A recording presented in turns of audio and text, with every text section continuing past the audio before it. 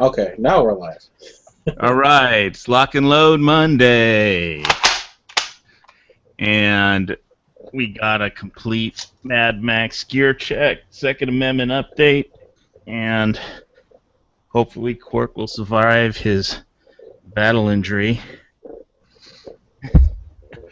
from the I will. I've had worse slide bite. All right, so I guess Matt was talking about some Second Amendment stuff.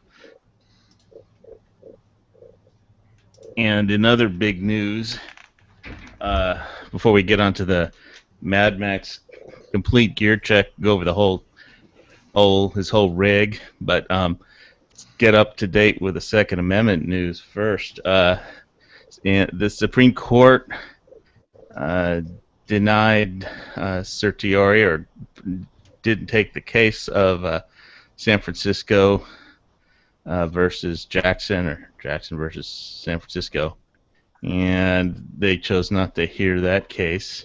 When you deal with these cases, like I don't know if this was the one where you have to, I think, if you're in your home in San Francisco, they passed a law where you have to, put your gun in a safe and disable the trigger or have a trigger lock or something, unless it's on your person. So I guess the only rational solution is to have your gun holstered and have it on you at all times, so you take a shower or take a bath or, make love to your wife or something, you have to have your gun on, otherwise you just have to be in your safe. So, and where it can't do you any good. So, I mean, but I'm unfamiliar with this case, so well, Yeah, I take it that all the appeals were done by Jackson and not the state or not the city of San Francisco. they appealed to the Ninth, and the Ninth turned them down. The Jackson appealed to the Ninth for a temporary stay, and anyway, they turned him down, I think, and went to. It's been relisted on the Supreme Court over and over and over again, and Justice Clarence Thomas wrote a dissent. Basically, trying to read the tea leaves on this thing again is really where the Supreme Court is what it's about is, and I think it means that the Supreme Court doesn't have a 5-4 gun majority, so in spite of the facts of the case, where it's kind of where the Supreme Court justices, I think like a 2 or 3 court panel heard the request for certiorari to be heard, for the whole case to be heard before the Supreme Court. They were making fun of the San Francisco lawyer for so if somebody breaks into your house, you have to go open at 2 in the morning, you have to go try and find the combination to your safe, open the safe. Meanwhile, some guy's breaking into your house and doing something illegal to you or your property, and so they're pretty much making fun of him. But I think that this election that's coming up is going to really matter, and so you just can't pretend that not voting or not winning an election. I mean, this country really needs a Republican in the White House, no matter if he's not a perfect person. We just can't have Hillary, but Hillary will be the shit hits the fan scenario. Did this ruling go on to also state that hollow point bullets were not allowed in San Francisco? Oh, jeez, I'm gonna have to go over the exact. I heard on a story that they also ruled that hollow points served no sporting purpose, and that there was somehow associated with that ruling a ban on hollow point ammunition in that district or area. I'm not real familiar with it, but I mean, that to me is one of the first times I think I've ever heard this. I mean, I'm surprised. Another thing they have is, I think, like in San Francisco, you can't have like a gun within like 1,000 yards of a school, but there's nowhere in San Francisco where most of San Francisco is within 1,000 yards of some school somewhere. But anyway, it's a metropolitan city. But Yeah, and in New Jersey, hollow points are illegal. At least in handguns. I don't know about anyway, handguns. we got some real interesting stuff. I'm gonna do a couple screen shares here.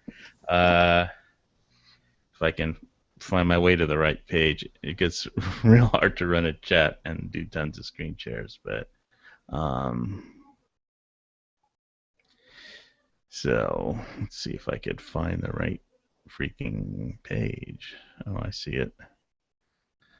So we're gonna end this screen share. Okay, so Jesse, there's this Chuck store, I guess 20 miles south of Chicago or something, and Jesse Jackson and the Brady campaign did a protest there against Chuck's guns, and this is one of the protests. It's like pretty. You have to get used to getting the right page. You can see like a fence there where the police have everybody, all the pro-gun people are behind a fence where and basically Jesse Jackson walks up to the door, and all the anti-gun people with the signs, the Stop Bad Apples or something, are out on the other side of the fence. So I thought it was a pretty, the I Love Chucks and the people against it. So I thought that was pretty telling. It looks like, at least from that picture, picture is, very, well, I'm just trying to figure out the right word here, very misleading, because it only shows, 5 or 6 that are there for Jesse Jackson. And, no, there's more. Yeah, exactly what I'm saying. This picture is not. Well, I have more pictures, not just this one. So just give me a chance to share more of them. Okay. I can't share everything all at once. I just wanted people to be aware if they saw that it wasn't just 5 people out there protesting against it. Yeah, here's the Pro Chucks guys, the guys for the gun store. I like that. Blame gangs, not Chucks. Stuff out great game crime. You don't need that religious sign. Yeah, so criminals something. I can't read that sign. Well, it's handwritten. Yeah, something about concealed carry on the bottom. Yeah. Criminals, something in green that I can't read. Something in blue I can't read. Yeah. It says something in black I can't read. All right, well then we'll stop this one and move on to where's our Jesse Jackson pictures. Let's see. I know we all want to see him. Well, I want to see his turnout. Chuck's had a good thing. It just, for me, guns and religion don't have to mix.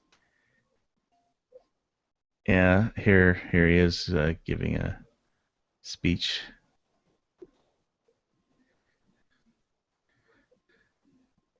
Please, and then a picture of a guy's face. Okay. Stop bad apples. Yeah, so apparently somebody bought a gun from Chuck's and sold it to somebody who shot somebody, in Chicago. And the guy on the left straw purchaser, okay. Yeah. Shocking, Well, most people know that in Chicago there's probably a gun for sale on damn near every street corner for, they've got terms for whether it's been used for a hit or not already. This is the typical rhetoric we'll see in Chicago, is to blame a legal, law-abiding business for the actions of irresponsible criminals. Chuck's is, I guess, the only place they could physically find to stand in front of. I'd love to see them out on some street corners trying to help some people out instead of demonizing the business. Yeah, my friend in Chicago actually shops at Chuck's. Yeah, here's Jesse Jackson. He's walking up to the door basically, and read the article if I can find it. It was on guns.com. Then this happened 2 days ago. So I'll just read some of the article. The Reverend joined the Brady campaign's initiative Stop Bad Apple Gun Dealers this morning outside Chuck's gun store in Riverdale, Illinois. The store has been targeted by gun control advocates for its proximity just 20 miles south of the Windy City, nearby the Indiana border. And past studies have traced roughly 20% of crime guns found in Chicago back to the store. Chuck's was the subject of a Brady protest in September when the initiative launched. So 20% of the guns sold through Chuck's ends up used in crime? In another state, yeah. And you can trace 100% of drunk drivers back to distilleries. I mean, it's a mute point. Well, you could trace them back to used car lots. So I'm just going to see what 20. You can use. You can trace 100% of getaway cars from bank robberies to Ford or Chevy. You know, so, or their dealers. So. Here's what somebody said. I wonder how many guns bought at, like, say, Cabela's. You know, do that. A big national chain. How many of their guns ends up being used in a crime? What percentage can we trace back to Cabela's? Another woman whose child was killed with a gun traced back to Chuck's claimed at night the store owner opens the back door for unscrupulous gun deals. Quote, a bag of cash for a bag of guns, she said. If any of this was true, they would have Chuck arrested and probably in front of a judge, I would think, very quickly. It's all just typical. The ATF would be in there so frickin' fast to be pathetic. Absolutely. They don't think a call from Jesse Jackson wouldn't have the ATF surrounded the place. Yeah, well, anyway. I just thought it was a story people should know about. But yeah, it's a good story. I mean, I think it shows the divide between people targeting inanimate objects or places of business versus people's behavior, and it's at the core of society's problems. And unfortunately, Chicago has become a petri dish of poverty up there, where those people really don't have a lot to look forward to in life, other than the big job opportunity of drug dealer, unfortunately, or gang member. It's a real shame. All right. Did you want to talk about that? What was you were talking to me about? What was the gun issues on Matt's chat? Or? Oh, one of the new, I guess, fresh releases for the 2A community is the import-export law. I think it's called.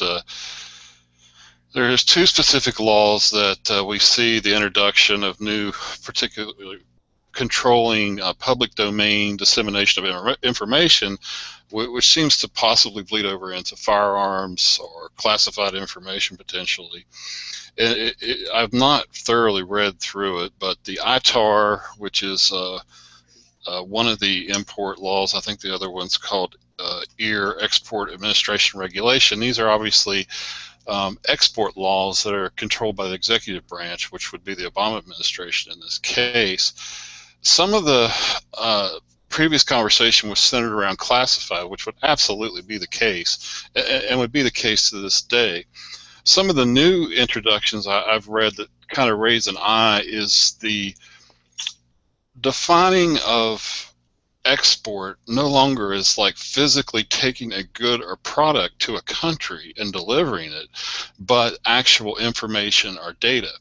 So now the publishing of data under this this publication could be considered exporting.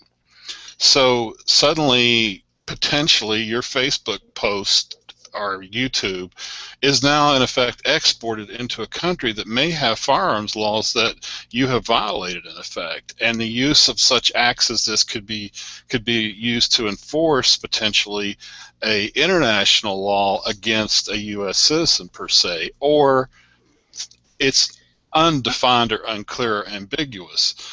So what seems we're losing here is a jurisdictional nexus of, you know, what jurisdiction laws you're subject to. Potentially, and this is one of the fears of the people who look at the U.S. Constitution as the supreme rule of the land and suddenly find themselves coupled to another country's laws that have now legal claim to violation.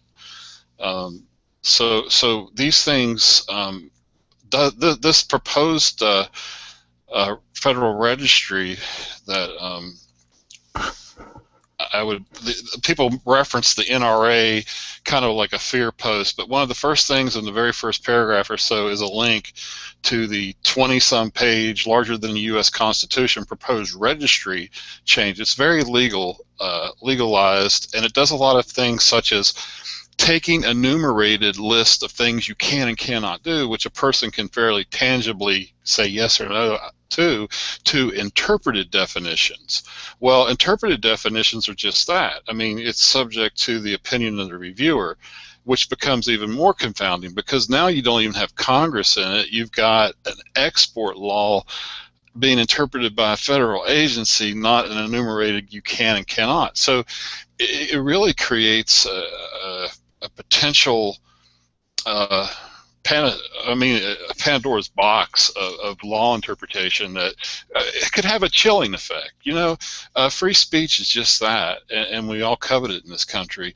And suddenly, even if maybe you're not violating something, you could very well be chilling free speech. Just so I understand, this isn't related. This is partially related to 3D printing and stuff like that, of sharing the design plans. It very well could be. Yes, I think that then now they talk about data, technical information. Absolutely, all of these things come into account with the way this reads. It definitely starts talking about defense. Let me see here. I'm trying to do this on the fly a little bit. I wasn't really well prepared. It talking about defense items. Well, what's a defense item? I mean, we know basically classified data is a pretty well-defined piece of information usually, although one might ask, as the previous chat did, where classified at what period in time? Is it declassified? Is it available legally now or not? It really creates confusion around even that term. But the redefinition of introduction of defense items as a term is, well, a firearm could absolutely be categorized as a defense item. You know, that definition is vague, and then it's once again subject to interpretation. So defense as in personal defense, home defense, or I think it's talking like the national defense. More like military defense item. But it would where does that line start and stop? And it's all this is an executive order or executive regulation, or that doesn't require comment now or something? Or this is a request for comment that's out right now under the Federal Registry. Let me give you the number here. It's Federal Registry, Volume 80, number 106, Wednesday, June 3rd. Proposed rules 31.525. I put a link on the internal there at the beginning of the chat. Once again, I haven't had time to read through it, but what I have read leaves lots of ambiguous, subjective terms. It starts talking about harmonizing. The word harmonizing is used. When you start talking about harmonizing, what in the hell does that mean? I mean, so, once again, you need to be a lawyer and know what all these other laws and things are being referenced. That's not a legal term. I've never heard that used in a legal context. It's talk about harmonizing with other laws. Let me God, once again, I wish I had. I think they're the Beatles or something. I guess it's a. The I Beatles. think it's a feel-good term that makes you think, well, we all want to harmonize, don't we? I mean, it really, yeah. That one word just kind of took me back to see harmonizing with other, because I think what they're trying to convey is there's lots of different rules and lots of different regulations, and some of them are kind of contradictory to one another, or don't necessarily work together. So they use the term harmonizing with, well, rather than us enumerating what this new import-export rules and laws will be, we're just going to make them harmonize with other laws. It sounds like Obamacare when Nancy Pelosi said we have to vote for it to find out what's in it. Exactly. It's well, that's kind of the problem we get into.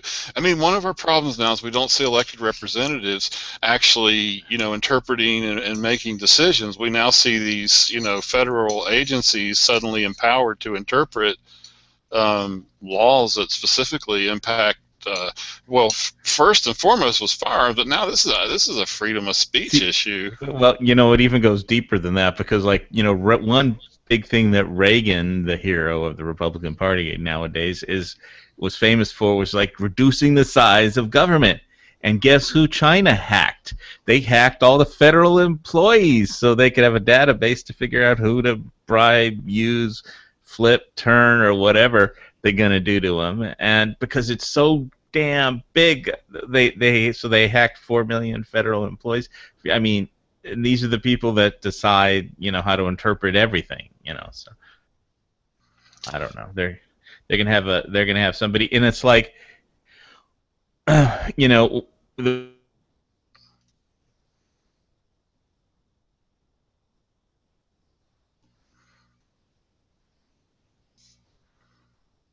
Oops.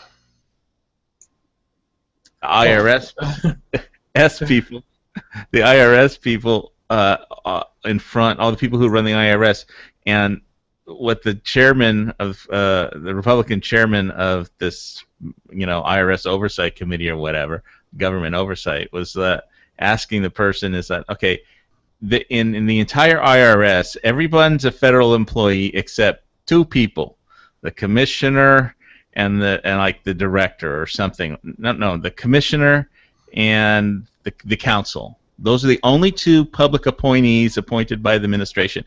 And every request that Congress makes for a Freedom of Information Act, which is the subject, is like, how come we aren't getting all of our Freedom of Information Act requests? Everything, and they're behind on Freedom of Information Act requests from the IRS, and the whole thing with Lois Lerner and stuff. Every time that Congress makes a request, it doesn't go to the director in charge of the Freedom of Information. It goes to the IRS counsel, so the political guy makes the decision on if and when to give it to the actual director of in charge. So it's like you think that if the Congress makes a request, they would send it to the IRS and it would go to it doesn't land on the directors of Freedom of Information. It lands on the political appointees. So you have these only two people at the IRS are political appointees, and those are the people that make the decisions on the Freedom of Information Act request from Congress. So it's like a check on. It's like they're limiting what Congress's ability to oversee what the hell they're doing and to get information. So. And this is where Congress has really failed the people. I mean, to continue to allow such delegations of authority is absolutely repugnant to the Constitution and the way it was structured. I mean. All right. So, is there anything else we want to talk about in this gun control stuff, or we can get to Mad Max and our Yankee Marshall minute? That's all. I really didn't have a lot to bring to it other than the fact that I think if you read in, you really owe it to yourself to try to read into it and look at all the use of interpretations, harmonizing some of these terms that basically, once again, it may or may not do something, but it has a chilling effect, and it really puts a burden on the individual to have to try to understand that. And redefining public domain. There's a lot of things going on here that, ignorance of the law is no excuse. Good grief. That was the whole thing with the San Francisco decision, and that's the whole thing with the Peruta case, is that they're burdening the Constitution and they're burdening the public,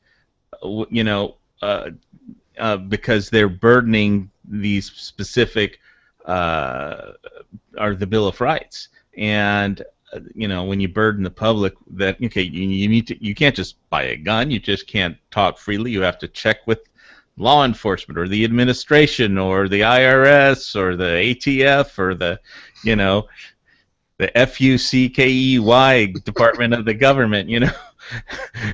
It's just And I think that's why you see the NRA kind of came out, and there was some talk about, fear or whatever, and it all kind of boils back to what you just said. I mean, it's burdening. And I swear to God, I try and follow everything that's happening in gun community on Second Amendment rights. It's one reason I like gun channels, is that people kind of follow it, and if something happens, somebody will post a link, but I can't keep up. There's people trying to, now the First Amendment, the Second Amendment, they're just, well, it's like a cyber attack on the Constitution. It is, in fact, the affront. I think it was brought up in Matt's chat too. Is we're seeing this fire hose of attacks, and it's kind of the Overton window effect. Keep pushing and pushing. If they try 20 things but they only get one of them, they keep doing it. But like you kind of brought up too, if the administration changes or the makeup of the Congress changes, suddenly these things that we kind of know now are a little far-fetched in the current makeup of our government suddenly become go-to items, and it's really why we need to be on the offense and not the defense, which is a theme that I think the community is picking up on. But we really need a Supreme Court ruling. Things like the sporting use clauses, the NFA. This is all. We need to win an election, and when Judge Ruth Bader Ginsburg retires, we need a president that can replace her with a strict constructionalist, instead of, another leftist. There's no problem with liberals, but leftists is what we're stuck with half the time. So, well, at least somebody that doesn't go to another country and trash the Constitution is something not to model yourself after as part of their job. Actually, what I would do is I would ask every Supreme Court nominee if they watch gun channels, and as long as it wasn't Yankee Marshall, then I'd vote for him. Well, I don't know about the Yankee litmus test, but I think if they just agreed to hear out common sense and not be so ideologically driven, good grief, the Supreme Court is another D or R battleground, I guess. It's dividing us. It's not serving us. Okay, that's all I had to say. Thanks for giving me the opportunity to talk about that, and I'll probably do some more research into it, maybe be able to speak a little bit more intelligently to it the next time I bring it up. But sounded good enough to me, but if something happens just like today, I can't be prepared for everything that happens every Monday first thing. Especially since I was trying to mostly talk about Mad Max's gear rig. Right, that's the problem. This fire hose of new things.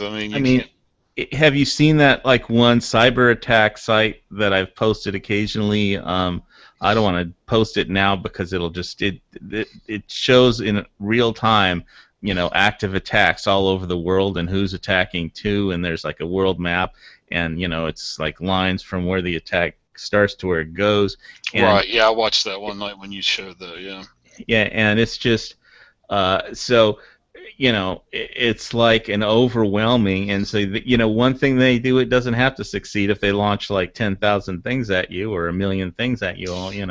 Well, I mean, look at the TSA, just this recent news. I mean, how effective they're being at guarding and doing their job. It really raises an eye of suspicion as They to fail 99.5, no, 90, what, 95? 96, 95, 96. It's 95.9% of the time, or something like that. Yeah, which is, I don't know if that's better or worse than any other government agency. But well, that's the problem. I mean, think about, okay, the solution is always when there's a failure is to make them bigger, right? I mean, we'll throw more money at it. yeah, more money. I mean, that's always the solution. More money, more people. Imagine if you had to subject your internet post suddenly to an online approval process for one of these export acts. You'd be 2 years getting a response, and they tell you we need more money and people to make this more. We lost more the paperwork after 2 years. Good grief. Anyway. Yeah, well, I think like being on the offense is what the U.S. should do. They need to tear down the Great Wall, Cybernet. Great Wall of China. They have a wall where if somebody types democracy, the police show up at your door. So we just need to offensively just tear that thing apart, with and then the government will fall. But you have to attack the Great Chinese Internet Wall that they built. It's not it's a tit for tat thing. If they want to throw all those cyber attacks at us, then tear down the internet I think wall. part of it is showing your hand too, because you don't want to. I mean, just like the Stuxnet virus we used, I think over in Iran. Yeah, I mean, see, a lot of that code gets reharvested and used, so you really got to keep your cards tight to the vest, because anything you release, they get their hands on. Yeah, well, Stuxnet was this very specific, virus that only worked on. If it was on a Siemens industrial control module, so because that's what Siemens control industrial modules can run the centrifuges, and they run all kinds of things. They're just standard industrial computer modules, and so that's what was infected. I mean, with the Stuxnet, but. I don't want to get too far. Yeah, we could go way off into the weeds on this one, but the bottom line is I understand the desires there, but I don't know. Cyber warfare, I guess it's a new horizon that we'll have to deal with, and China is definitely poking at us. Yeah, well, so let me put up some Mad Max stuff for fun, because he had a lot of cool gear that I found a thread that pretty much covers everything, and there's some shocking surprises in there. So let me do some screen shares if I see if this works right, because I'm gonna be moving through a kind of a costume thread on all this stuff. So I'm just gonna present this thing to everyone. So we were talking on Sunday's chat. G-Webs has a I Hate Guns podcast or whatever, and it was all about I think Stone Guy had visited the Atlanta Blade Show, and so, but he didn't have this one. But I was just on the external in that one, talking to the guys on YouTube, which, by the way, I cannot do when I'm hosting a chat because my entire laptop would blow up, if I tried to do that. So I apologize if you're out there on the YouTube side. But it was actually fun talking to a lot of people there. But so this is the knife that he had. It's not the Schrade. It's actually a Pacific. What am I thinking? It's not the Schrade. It's Chris. Is it Chris Reeves Pacific? And it's not that Schrade. But you can get this. This is a Spec Ops sheath, and he was hanging upside down. You can kind of see there. They wore it down a little or aged it. But and you can hang that. But the Spec Ops brand sells this one, and the actual Chris Reeves Pacific knife that was used. I'm gonna dig it up. But find another page. I'm gonna have to. It's really hard to find all the Mad Max stuff, anything now, like in a online Blade store, because everybody bought it at this point because the movie's just out. And so it's a Chris Reeves Pacific model. It's like a $325. That's the discount for it. It's SV30 steel, and but you can get, I think, the actual full size Spec Ops brand. It's called Spec Ops brand, their website, and they have some cool stuff. I think I bought some stuff. I didn't. I probably, that's a pretty heavy knife though, but the steel is really good. It's got some choils. Let me. Where's my? Did I link Blade HQ? Because they have some pictures of it anyway. I think I'll just stick with the costume and we go back later in this. This is a really long thread of is that the Glock? No, that's something I can't tell. There's the sheath again. Is that it? Nope. Is that the Chris Reeves? Yeah, that's the Chris Reeves right there. Pretty sure it's SV30 steel, so it's a really good steel and it'll hold an edge. It's a great knife. Yeah. Okay. Oh, here's this thing on the back. It looks like that's something that I don't know if that's the one that this. Yeah. Okay. He also has this tubing. That yellow thing. It looks like he's using that to like scavenge gas or something. And I thought that was pretty interesting. It looks like a hydration bladder that he's using to scavenge gas. As you can see, there's this tubing. It's medical tube. They shot this in Namibia, so they had like medical tubing, and but they only had a little bit, and so they had to actually got some fish tank tubing, and and they had a couple medical doodads that they put on the end of the tubing. So I think they use it for a transfusion in the movie, and also to, but I think the purpose in a survival situation would be to do tubing. But I think the really cool thing about this thread is pretty an awesome thread. Going over some of the stuff. Missing rivets. That's a Mosin Nagant. Okay, his rig is actually a South Africa battle rig. And that's something I wanted to talk about. They took off 2 pouches of a South Africa battle rig, and somebody hates Glocks in this thread, so whatever.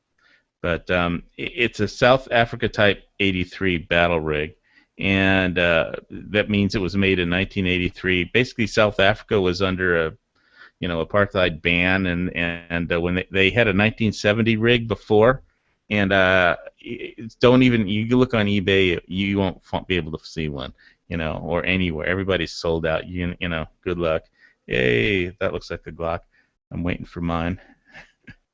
So he's got that thermal undershirt there, some leather pants, and those are the Rossiter biker shoes from Australia. He actually has some Under Armour shoes that he's wearing too. So somewhere he changes shoes, but whatever. It's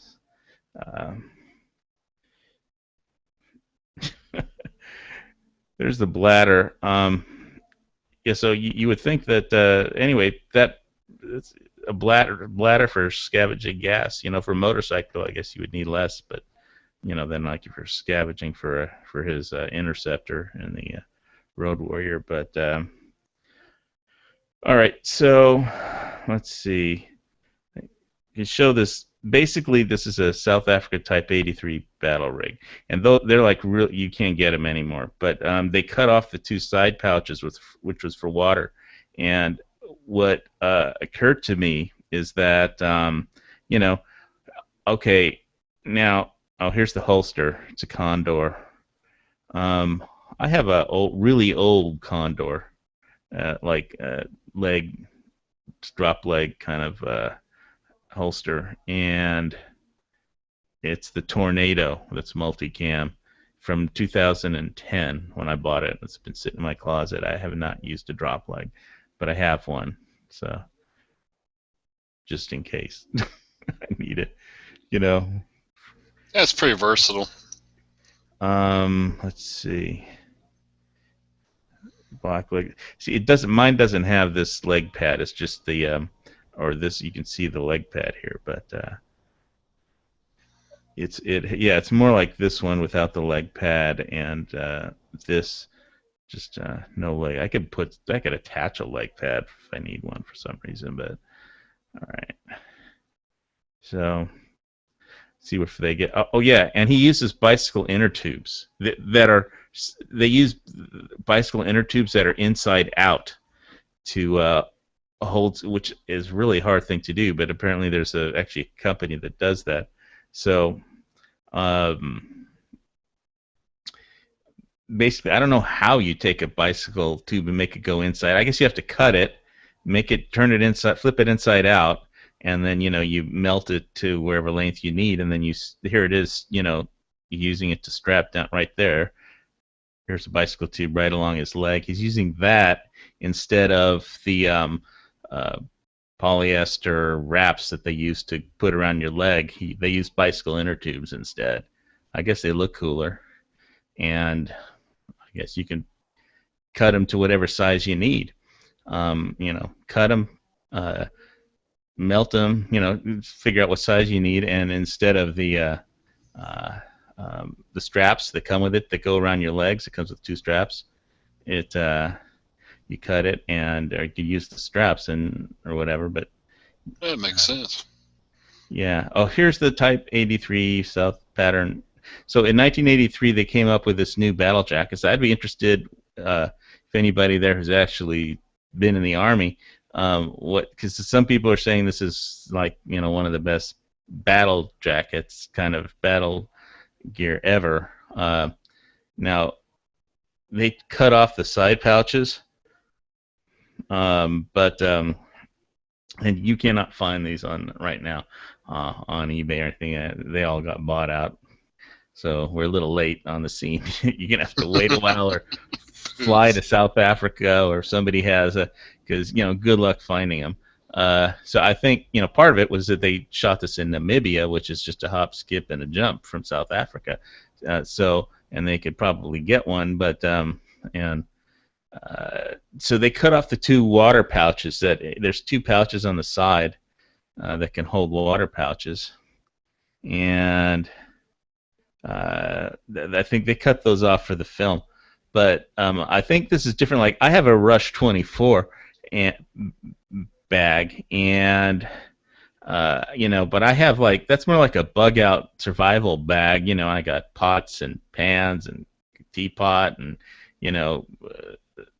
it's two different types of stoves, and I have all kinds of stuff in it. But it's not like a battle rig, where this is because he's fighting in this long car chase, and it looks like he has you could have a hydration bladder in there in the back part, and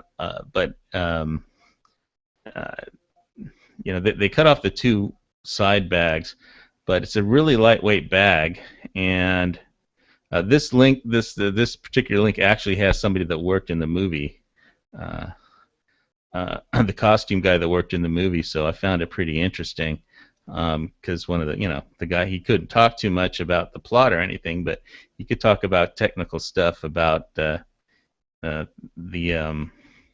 so here he is with some Under Armour shoes, which aren't the Aussie.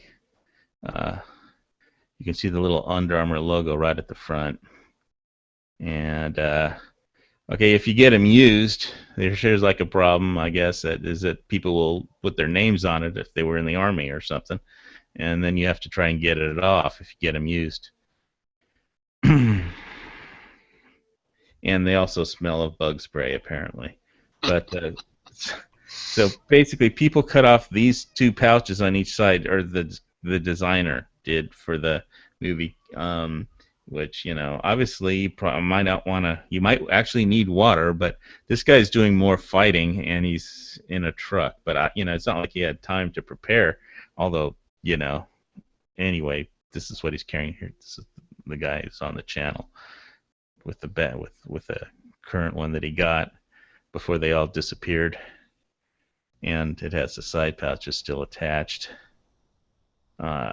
Anyway, I found this thread really interesting, and like I said, one of the actual costume tech person from the film was on this thread too.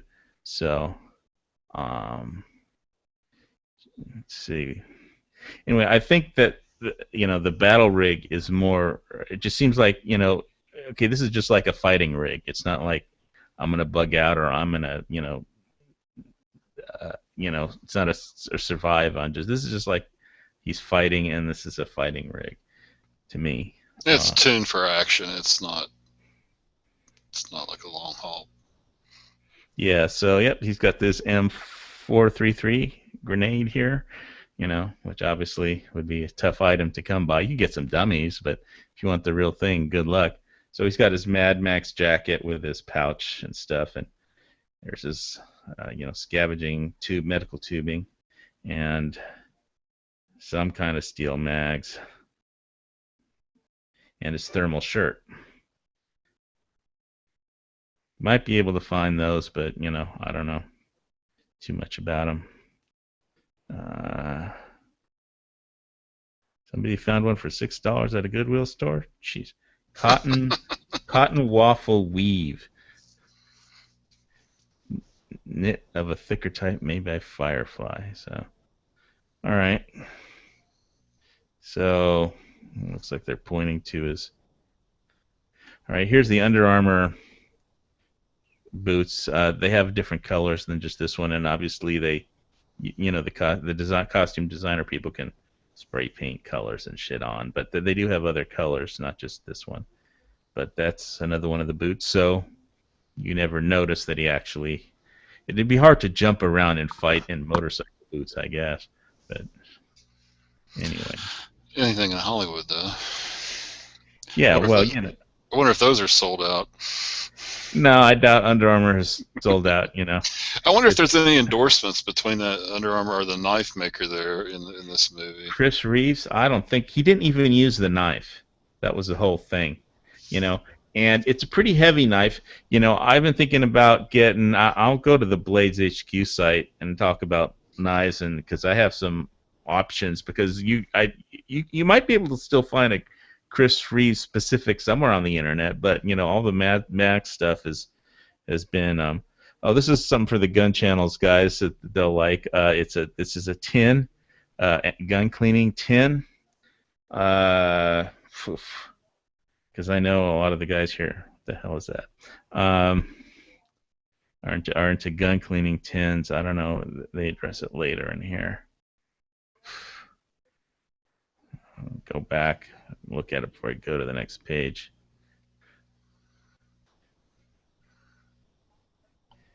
Oh boy! All right. Well, there's a drop pouch full of stuff. AK-47. I don't recall seeing. Oh, there might have been an AK-47. I can't remember. Let's go back up to that tin. It might be on the next page. If it's not here.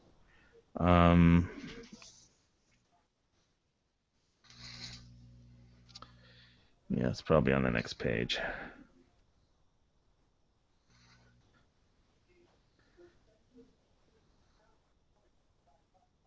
All right.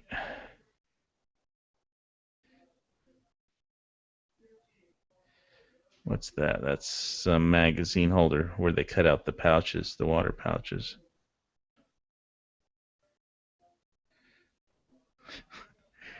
They really go into detail on this stuff.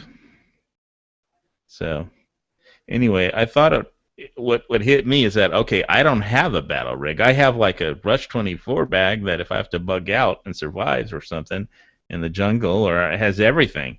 But I don't. If I have to, like, let's say even if you're gonna bug in, what if you have to go rescue a family member or a friend or something? What if you have to go out and just fight your way from point A to point B and back?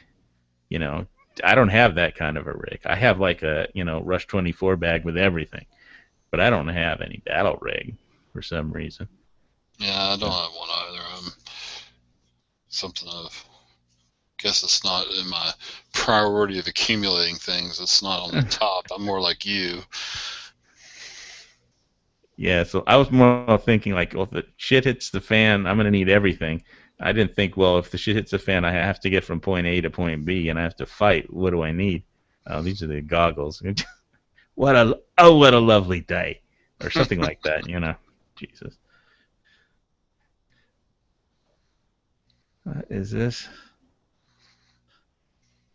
All right, somebody's. I don't want to put other people's stuff on here. The shoes, so that, yeah, you can see they take and wear and throw on a patch, leather, aged leather, to make it look old or different or something, stylize it. They were dealing with the leg brace. Here's like the leg brace, except they take out the original parts and put in old different parts. That's a really nice site. Well done breakdown of this box. Yeah, I'm glad I found it. What's the name of it again? ThePF.com. THERPF.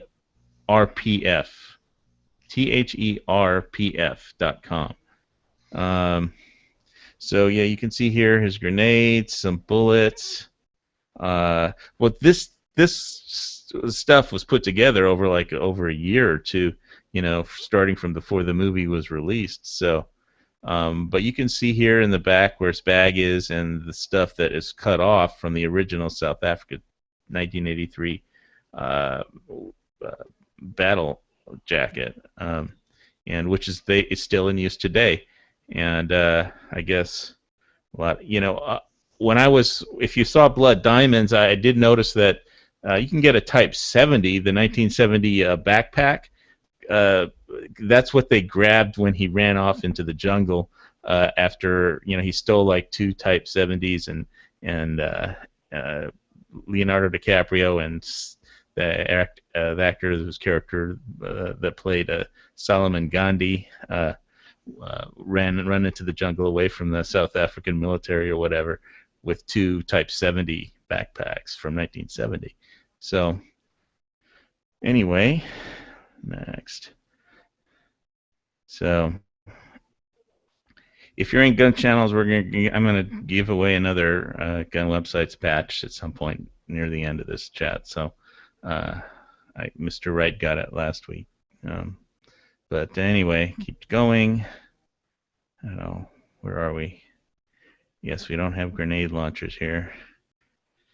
Let's see, lower pouches. So a lot of stuff that they used was adapted, and from, parts of other gear, No, I think that makes it more authentic. I mean, because everything in that situation would be adapted. Yes, little parts and pieces that are sewn together,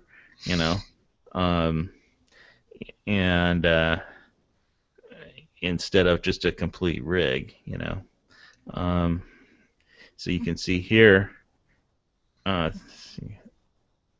they took off the bottom part of this, put a grenade out there instead. I'm sure you could find dummy rounds, but good luck getting a real grenade or a launcher. Yeah. Unless you're a props department, who specializes in firearms, in Hollywood you aren't going to get one of those. But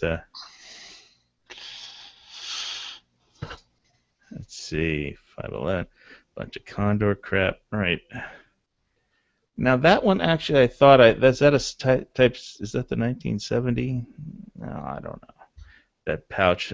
There's a couple of South African pouches still left on eBay, but but they're like for the 1970 ones, not the 83.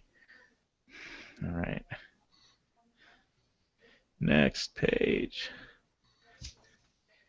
So yeah, I guess this means at some point, if I can ever find a South African battle jacket, I'll put together some kind of battle rig because I don't have one, But there's probably a cache of them out there somewhere that will get uncovered and hit eBay. well, there's nothing on eBay now. They're all sold out there because there wasn't any huge demand until this film came out. Right, and there's somebody at a thrift store somewhere in some country sitting on a bunch of them that hadn't seen the movie yet to know better. Well, if the movie has been out in South Africa, I mean, if anybody on Gun Channels has a friend in South Africa, it's time to make one, man. Oh man. Okay, here it is. The kit, the ammo or the gun cleaning kit in a tin. Here it is. I thought the Gun Channels guys that are into ammo would really like this one. It's a rope. I don't know. I'm not an expert on this. What does it say? Unused. Let's see.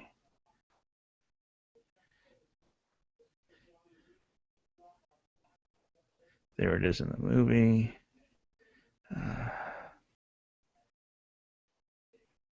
UK. Here it is. Search eBay for. It's a Bren gun cleaning kit.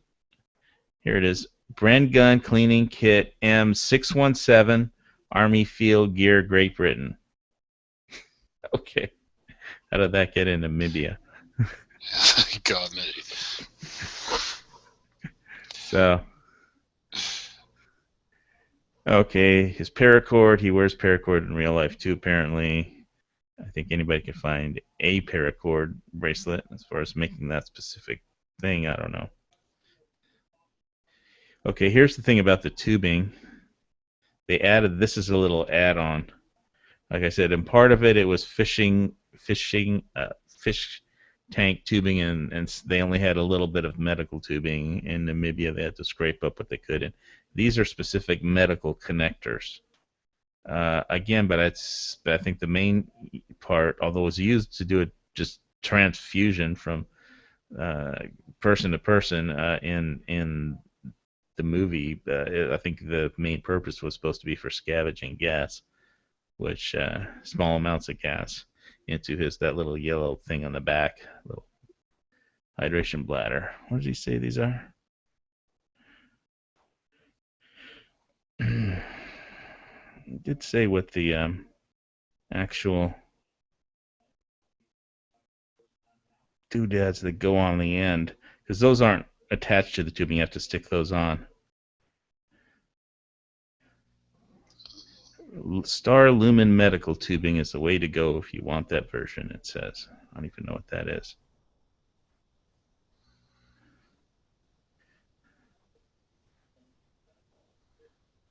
I know we have to get the tubing right.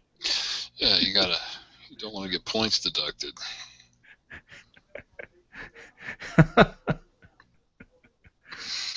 Yeah, I think on the original Mad Max, I was pretty much focused on the guns. So on my first chat on Mad Max, so what the hell was that?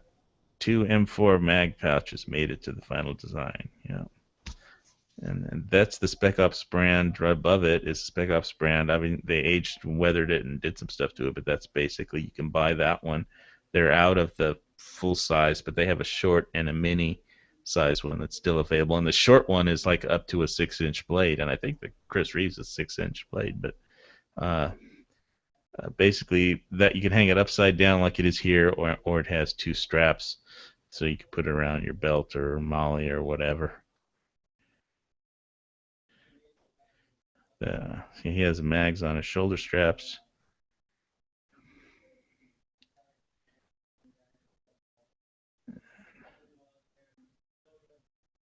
Yeah, so this particular site was developed over years, so it started before the film was released. So it was actually before it was released, then. Okay. Yeah, and of course when it came out, they started getting excited and getting more stuff, but it's well documented. Man. Yeah, I thought it was real interesting, so I thought I'd share it with everybody on Gun Channels that's into the stuff or like the movie or something.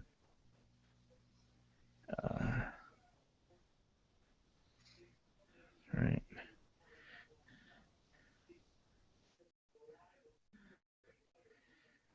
More goodies to add to the battle jacket.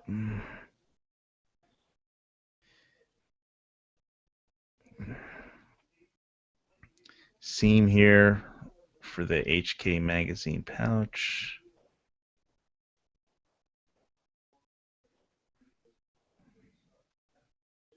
A lot of linked rounds. There was I think a dummy round. Looks to me M433 dummy round.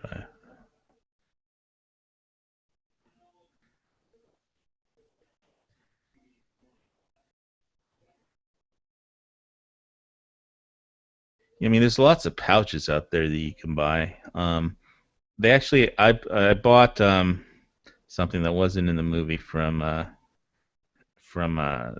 Spec Ops brand. They had a really good, like for $9.95 on sale, this a flashlight pouch that had like instead of a drainage hole on the bottom, it had this like there was a grommet and a blue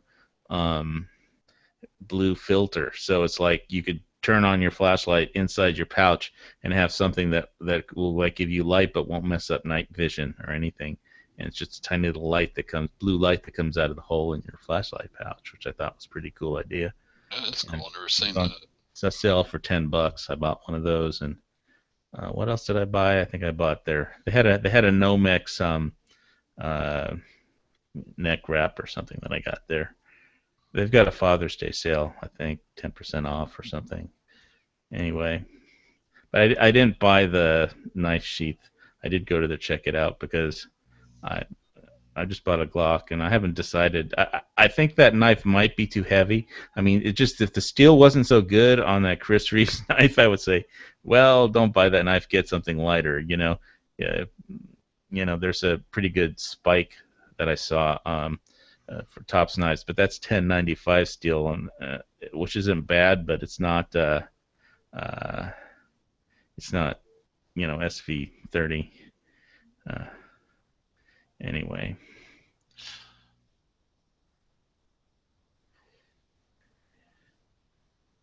let's see, he's having an argument with Yankee in this scene.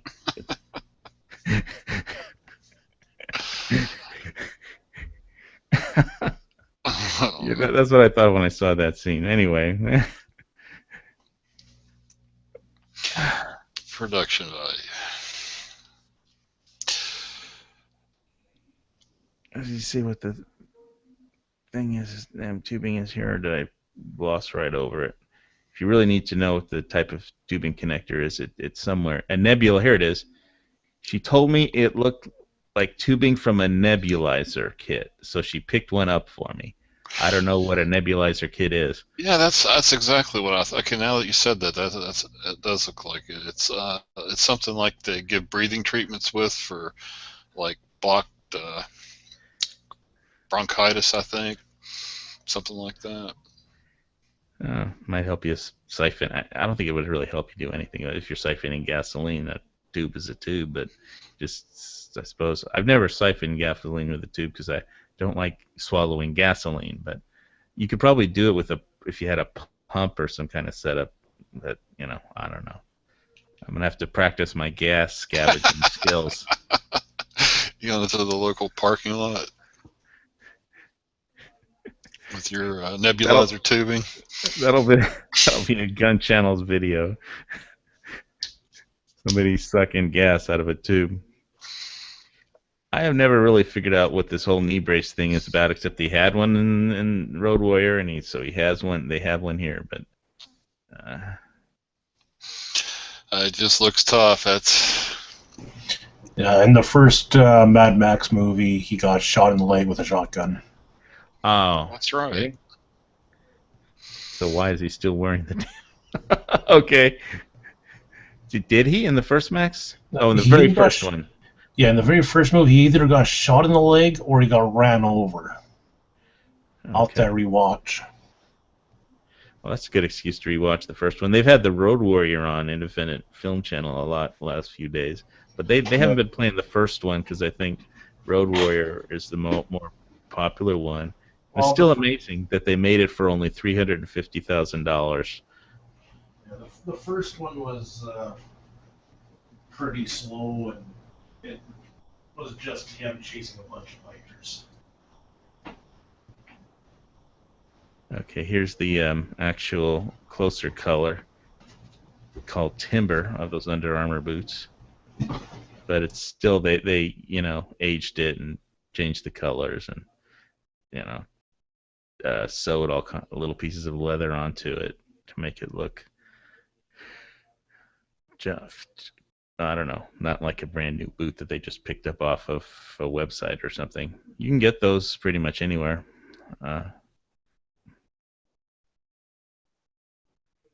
Condor bags. Yeah, so if you guys actually want one of these, you just have to go to South Africa and buy a battle kit and then take it apart. There he is that with his Glock? I can't tell there, but whatever. That's not a Glock. That's something else. Is that a Beretta? Yeah, that's like a 92. Yeah. So when do you take possession of your Glock? I got a week to go. I'm in the 2-week waiting zone. Halfway through. You're in your cooldown period. My cooldown, so I don't get mad. I don't become Mad Volcano Squad.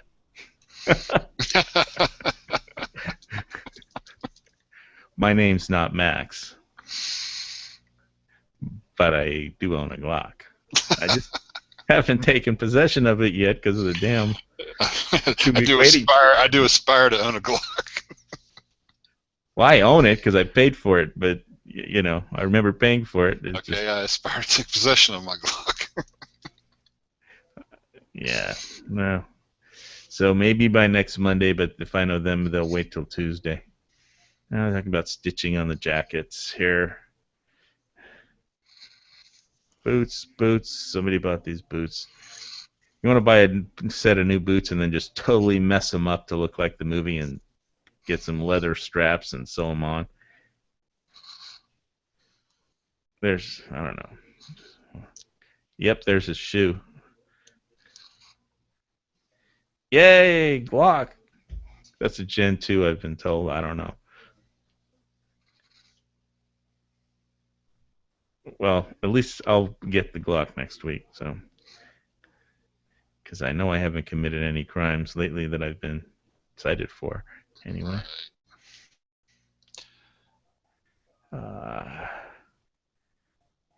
Here's the battle bag. They take off some of the. So if you want to get one of these, you're gonna need a sewing machine, and you're gonna have to do some. You don't want to stitch this stuff by hand. You're gonna have some scissors, some razors, some X-Acto blades, some sharp, cutting objects, and if you want to redesign it into a battle rig, just right for you, or you could go with the way it is. You don't have to look exactly like Mad Max, but you can see that people are just having fun doing this stuff. And like I said, it'd be cool to have some kind of battle rig and not just a bug out forever kind of a rig. Oh, it serves a purpose. I mean, it definitely. Because I know I wouldn't want to carry my Rush 24 bag. If I had to fight, I wouldn't want to carry my Rush 24 bag full of everything. They'd hear my pots and pans clanking a mile away.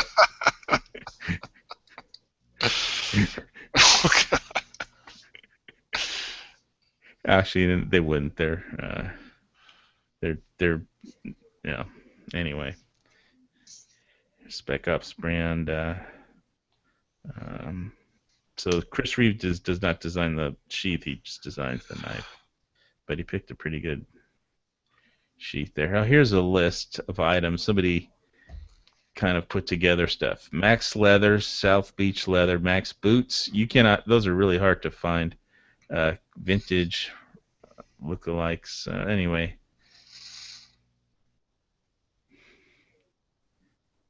Oh, there's something about the paracord. I was looking today when I was looking for, or yesterday, at the Chris Reeves knife on Blade HQ, and they had some battle ready cord or something. It was like 7 strand, 265 pounds per strand or something. The total weight that it could was hold was like 2,700 pounds or something like that. But it sold out before I had a chip. I blinked and it sold out. So I think there's 2 on Amazon left or something. But I generally like Blade HQ because they have free shipping, and Hawaii shipping can kill you. So, um, but I don't. It sounded like really cool, tough paracord, and it's with more. It can handle more weight than just 550. But I don't know. It seems like it'd be something worth getting. It's like battle cord or something. I think it was called. I want to get on Blade HQ. I'll link a picture of it or something. But going through.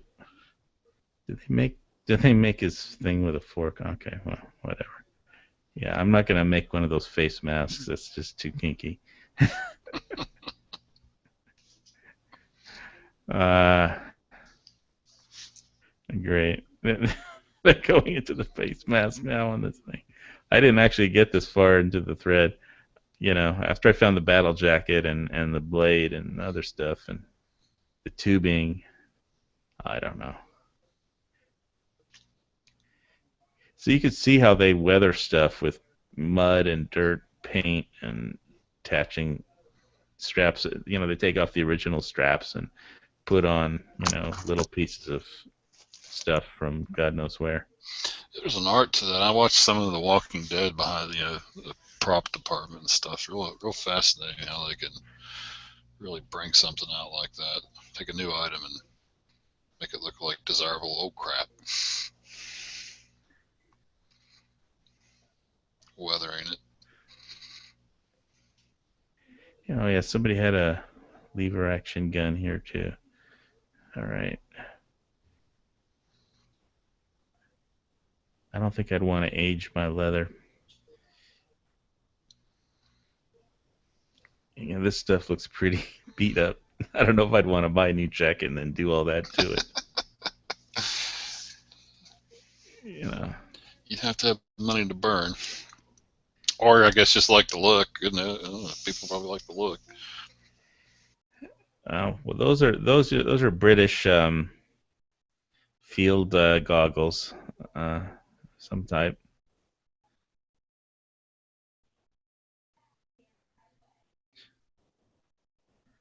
I think they'll probably make that mask at some point. So was I think the guy that played this character was in the original Mad Max. Uh, I couldn't really get into the characters of this, but I think it was the biker guy from the original or Road Warrior, anyway. But you can check the casting on that. I'm not 100% sure. What was the reason he had a shoulder pad? He had a shoulder pad in Road Warrior, but I don't know why. Some of the people had football helmets in there instead of, I don't know. I think it's just armor enough of whatever they get their hands on in the situation. Yeah, I mean, do they make Kevlar shoulder pads? I mean, they don't in the football because you might hurt somebody with it. I don't know. What do I know about it?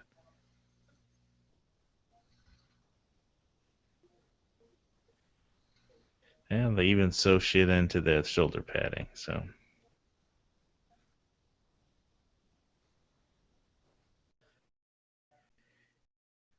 Stitching, single stitching.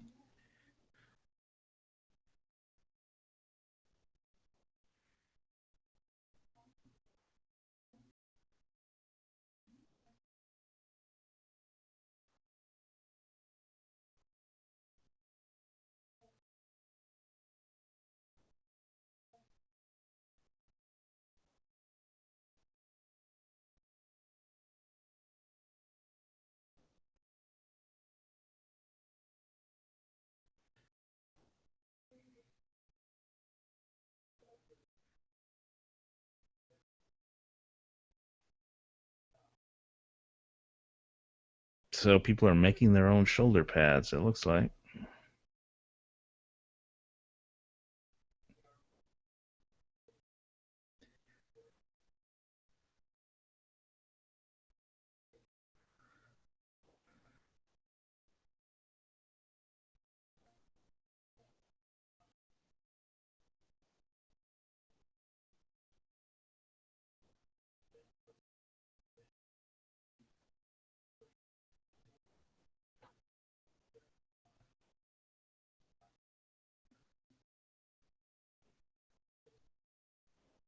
Yeah, well, I think they pretty much covered everything.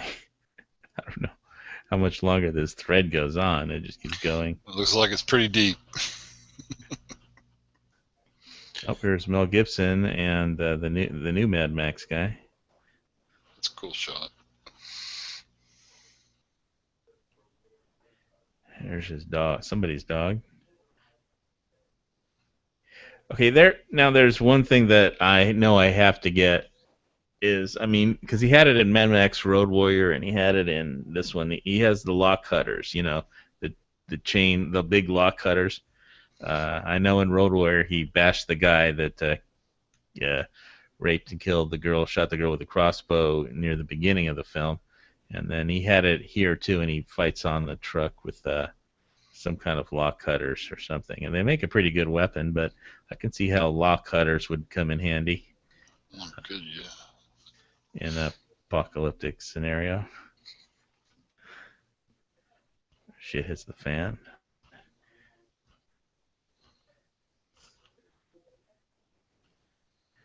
What the hell is that? Stripped down dirt bike. Stunt doubles. No, stunt doubles here.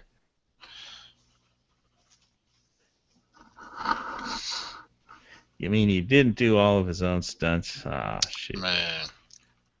I'm disillusioned. You mean it's not real? Thought it was just one take.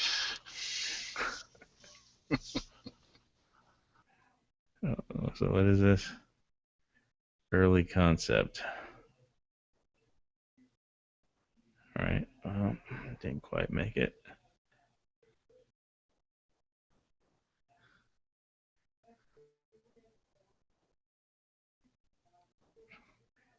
Wait, he's in here. I gotta go back one page. Actually read this stuff.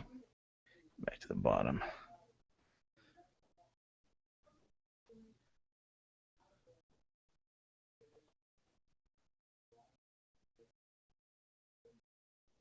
Valkyrie is wearing Max's belts from suspenders from Beyond Thunderdome. Okay, well, whatever.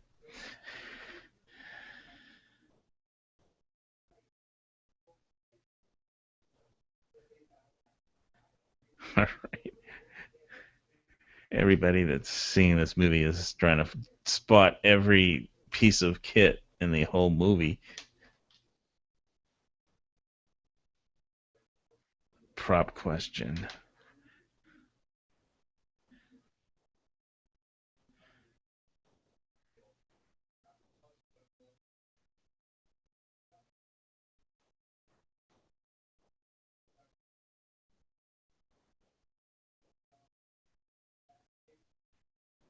Swedish Army rucksack. I don't think that.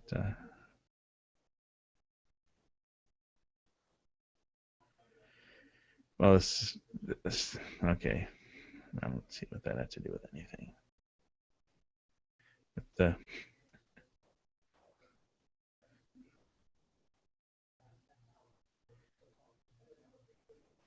yeah, I think sawed-off shotguns are pretty illegal in my state, so we can't have one of those. I'm sure they're working to repeal that, though. Yeah. Oh, here's the dog with a. Is that a dog with a Glock in his backpack? Or wait, no, Yeah. that's not a Glock. That's a Beretta. You can see the hammer on it. Kind of tiny on my screen. It's a little thumbnail. It's hard to see. All right, well, whatever. As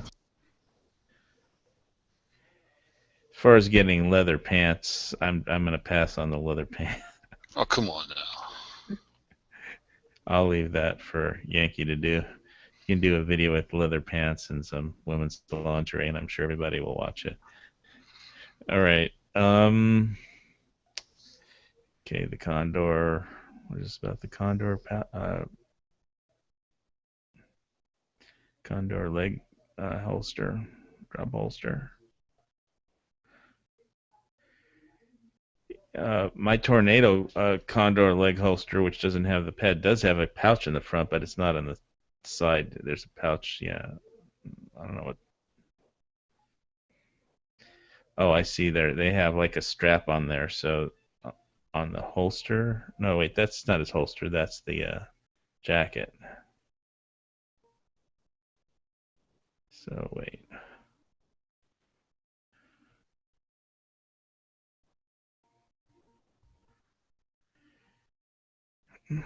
All right. Well.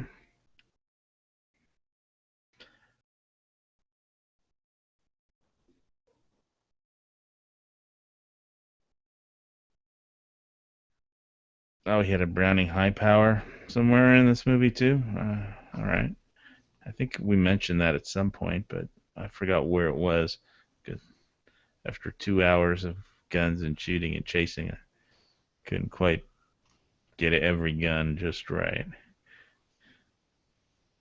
Yeah, I think somebody said that there was the Bobgasm somewhere in the movie, so it must have been. that was when Bob flew over to Namibia. Had to throw in his 2 cents. All right. There's Biker Bob when we need him. All right.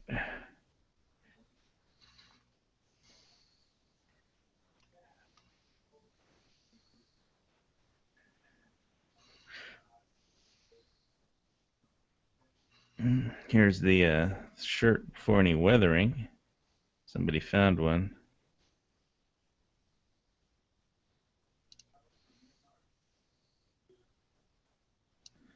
It's like an interesting thermal shirt. Now he's got to mess it up and cut it up and throw shit on grease on it. Airbrush it.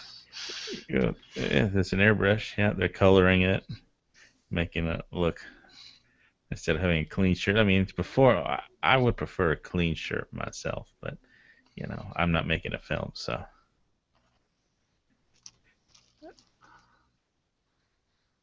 On the other hand, you don't want to show up to the apocalypse or go I was to going to say, I mean, jungle, you know.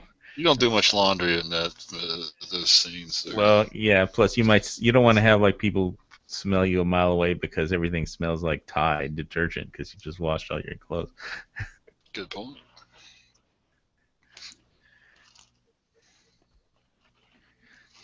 Oh, here's something on the guitar. Somebody made a guitar with a flamethrower on it. Oh, awesome. They could probably sell those. I think it'd be illegal to sell those things. I thought... A flamethrower? You can't sell flamethrowers, can you? I'm not sure. You can make them. Yeah, maybe that's what it is. I saw somebody that was making something like that they were going to try to sell, but they probably have to have a license for it, I'm sure. I was going to say, did I hear somebody's hopes slightly raising?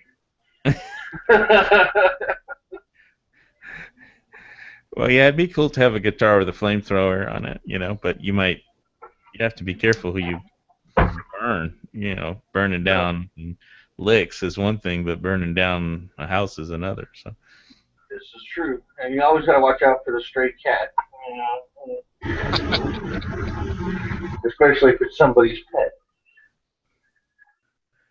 All right. Well, I think we're at the end of this particular thread, believe it or not. So I can hit up Blade HQ and get a closer look at the knife or the paracord or some other ideas of knives. But did you guys see the Prepper 101 video today? They had Troy Knives is coming out with it was a guy from Naked and Alone, and he's got his SCX Skull Crusher Extreme knife. It is pretty badass. It is pretty badass. That guy is really intimidating. I mean, he's really, really aggressive. Just tell. Wait, so what was in this video again? I mean, Oh, it was another YouTube guy. He always Prepper Minded 101. His name's Chris Tanner, and he was at the night show, and he ran into the guy from Naked and Alone, or Naked and Afraid, or whatever. It was one of those Survivor shows, and this guy was a vet. You know, he's a big dude. He looks like he's you know, just an aggressive type, personality, which you gotta expect from somebody who does that kind of stuff. But he had a knife design. It's called the SCX. It's called the Skull Crusher Extreme, and it is a bad mamma jamma of a knife.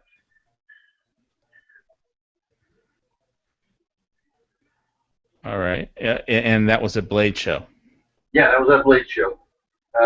It's today's YouTube post by Prepper Minded 101. All right, and what was the company that he had that made this? I think it was Troy. Troy. Okay. Yeah, he had a bunch of knife makers go over metals and stuff with them, and then he wanted to develop a blade that he could use as a survival/fighting blade. And this thing is huge, but it is bad. If I can find it, I'll post a side link, unless, of course, you can find it faster than me, which you probably can't. Yeah, well, I got so many screens up trying to share stuff. It's just like not even funny. So here's the Chris Reeve specific on Blade HQ, and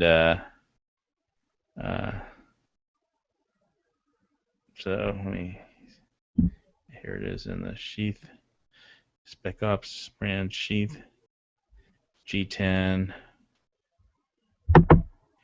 And hey, can you mute yourself when you're not talking? Because it did. Oh, sorry about that. Yeah.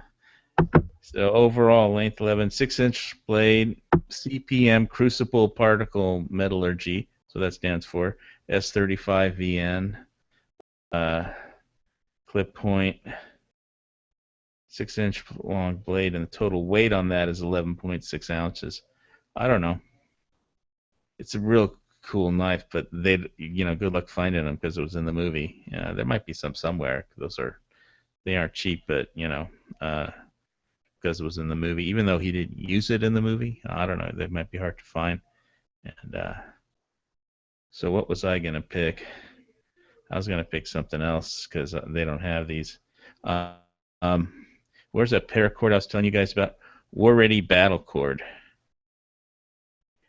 Just thought I'd bring this up. It's 7 strands, 350 pounds per test core, 2,650 pounds total. So it's stronger than regular paracord, and they have it in. Of course, they're out of stock, so it was like out of stock the same day it appeared that it got bought out. They have it in different patterns. So I don't know. I think this stuff will sell out pretty fast whenever it comes in because it's got a higher rating for how much weight it can hold. But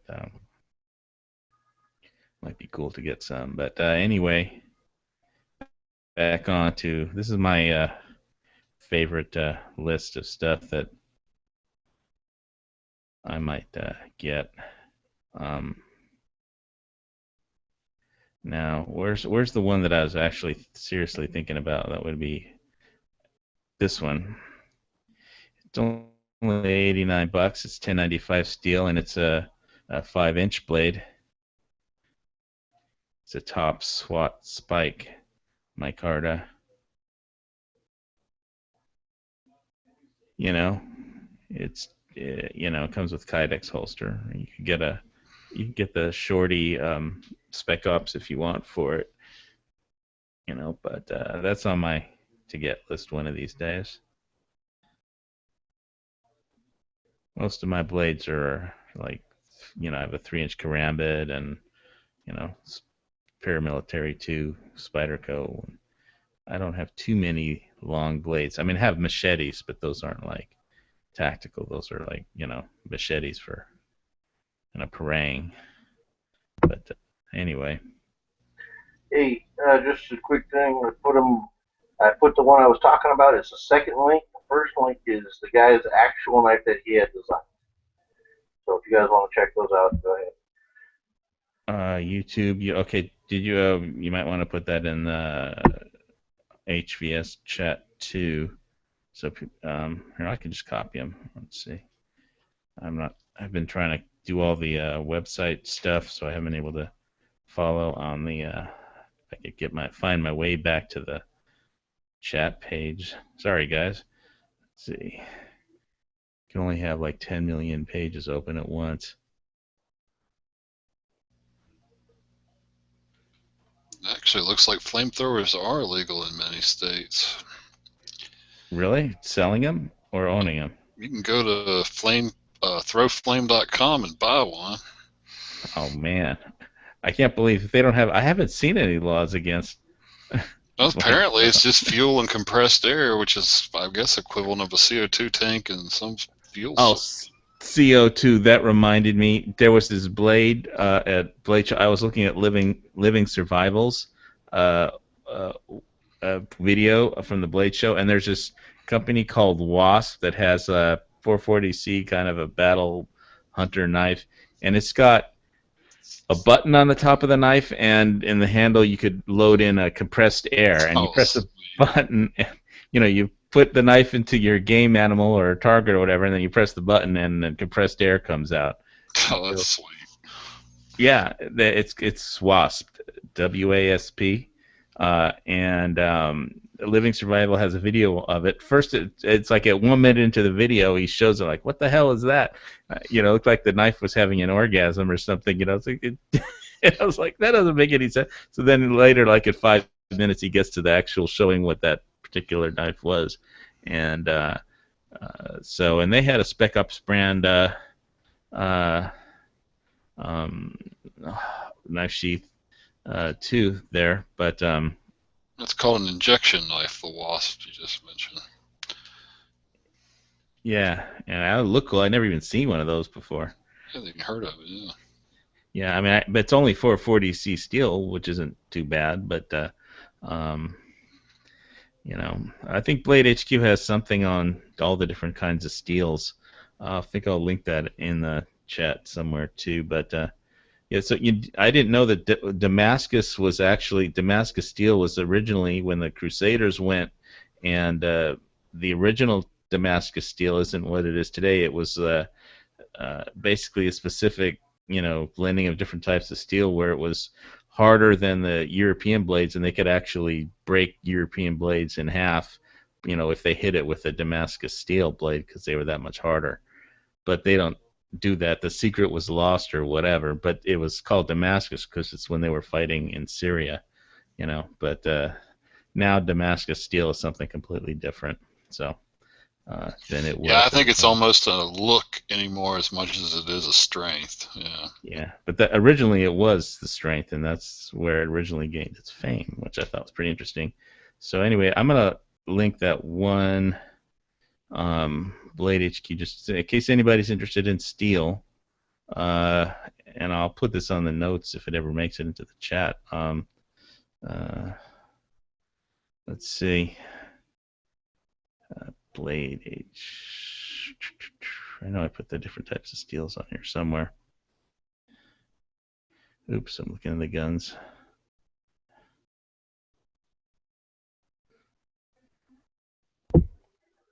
So how long has this chat been going on today? I don't know. We started after Matt ended, about 5 or 10 minutes after Matt ended. Never enough ammo. Let's see. So 4:30 to 6. That's about an hour and a half so far. Oh, right on. Yeah. I went shooting today. You went shooting today? Yeah, I went shooting with the family. I was gonna video it, but they're like, no, we don't want to be seen on your damn channel. So my family's not one to jump in front of a camera. I can understand. Shot my Ruger P85 today. Shot flawlessly. It was beautiful. Shot my mom's SR9. That was actually the first time I actually got to spend some time on it. It was actually, at first I thought it was a little more poppy than my P85, but I quickly overcame that. And then I shot my sister's PX4 Storm compact, and those do not have the rotating barrel.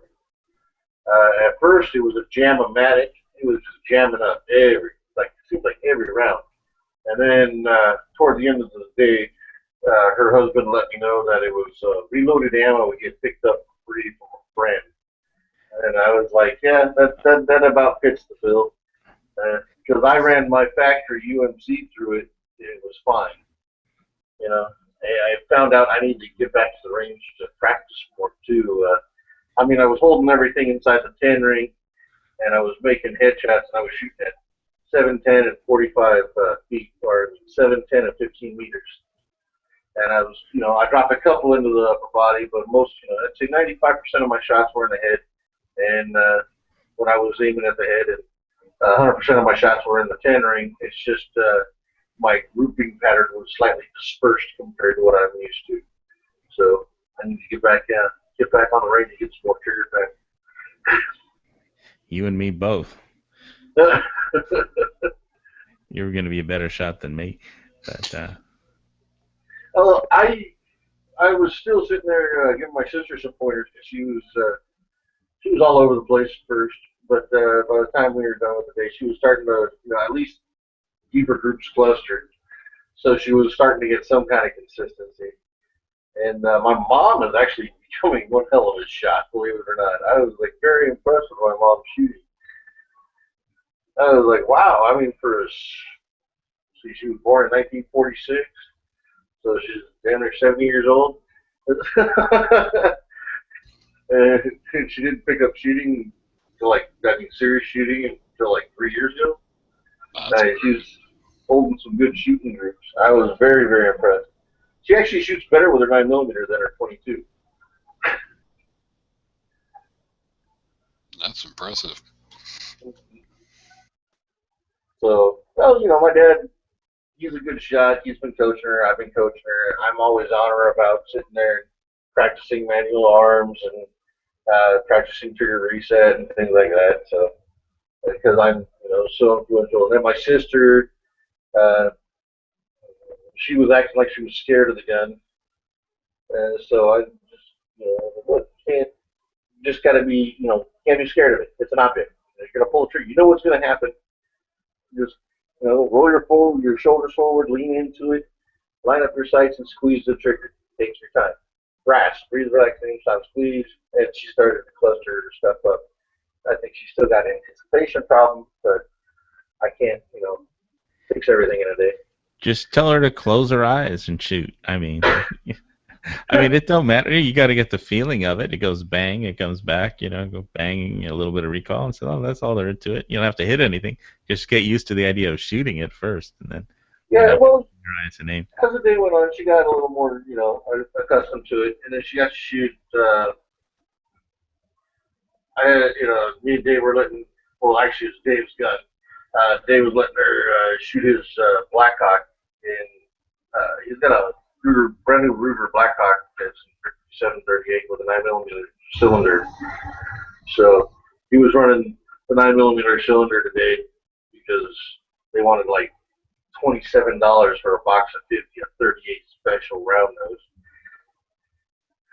So we were like, oh, it looks like we're shooting 9mm because we brought a ton of that. So it was pretty cool.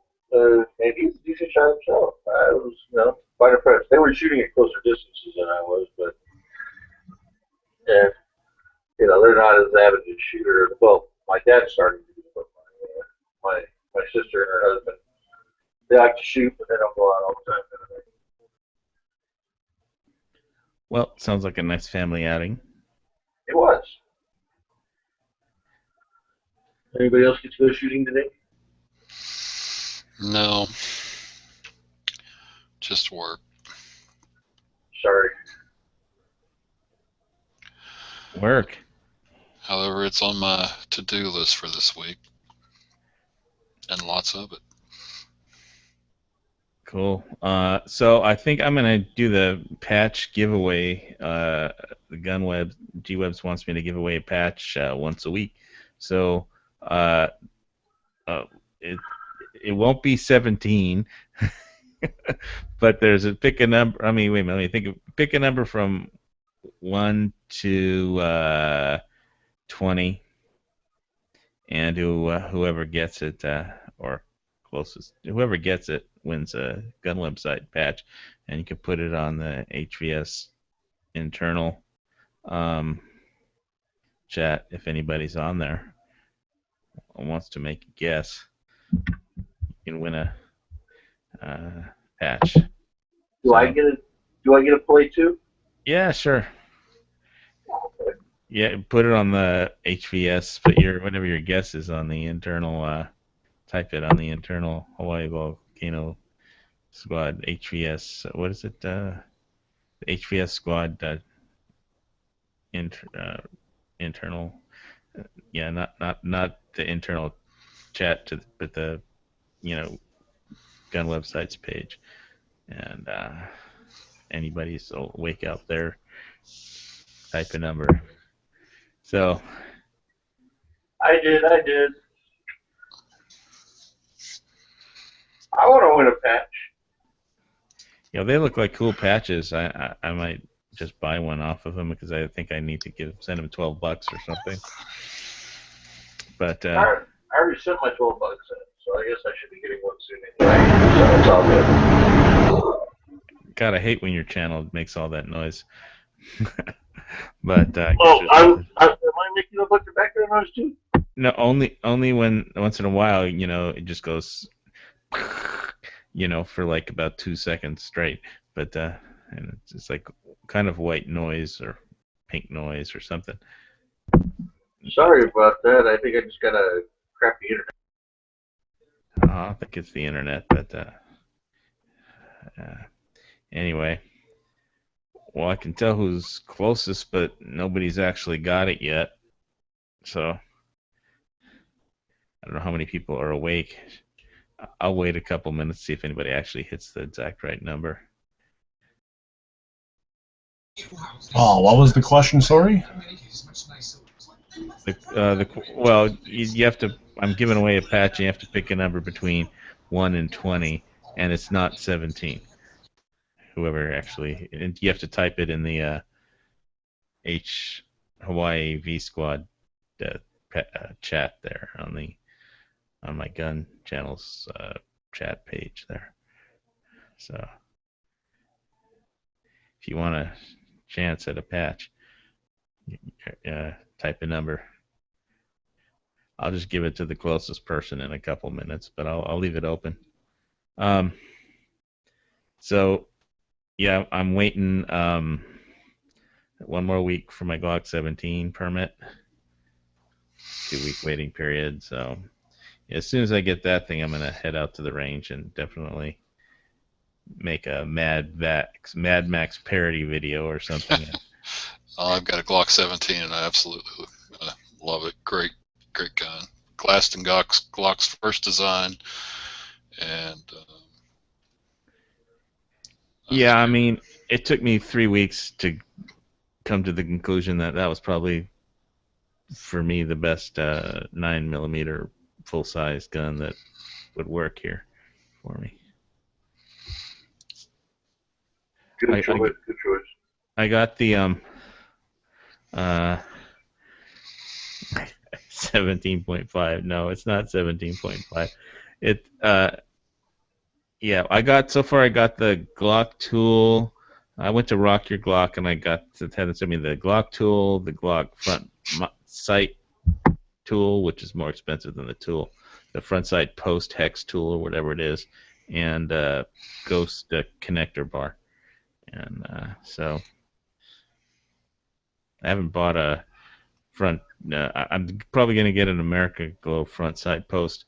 I need to figure out which exact height I need to get for it.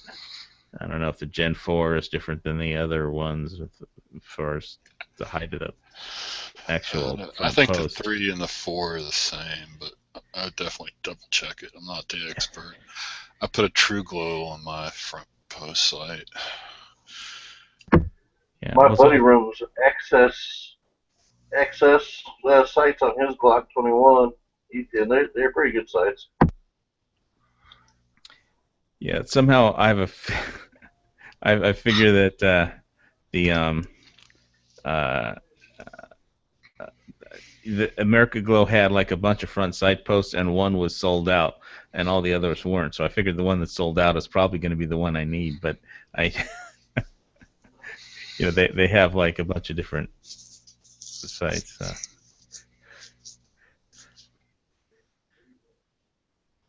So yeah, we're still doing this giveaway. If somebody wants to, nobody's hit it yet. It's just a Gun Channel's website patch, and I'm supposed to just. How far off am I? Nobody's hit the number yet. I can't give guesses or hints. Doesn't want the gaming commission coming down on him. Yeah. Can I just guess the number out loud? What you can't type? You didn't type something in the? Oh, I put 2 guesses in. I put 19 and 18. Yeah. Well, you're only allowed 1 guess, and they're both wrong. So. Jay, can I come in under an alias? Oh well. There's always the next time. If I answer Moon Foods question, then that'll be like giving a hint. So. The reason I say can I just say it is because I went to go put in another guess, and I closed it in the page on accident. So. Oh well. Okay, so if you're out there on the YouTube side and you haven't checked out Gun Channels, go check it out. It's free to sign up, and they have all kinds of crazy people on Gun Channels, but a lot of people know a lot about guns are on Guns Channels, which isn't too surprising. So if you need to learn some stuff, there'll be plenty of people here who share their knowledge and stuff, and on the way there'll be plenty of people who, well, should I read my Yankee disc? Well, if I give it the closest number, G-Webs, then that'll be then there will be 2 people and not just 1. If you want to give away 2 patches, we can do that.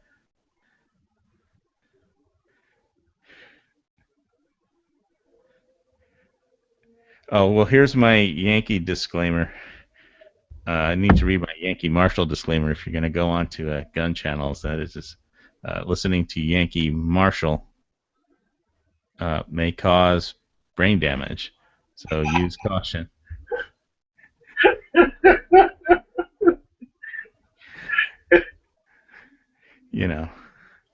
But anyway, there's the disclaimer on that.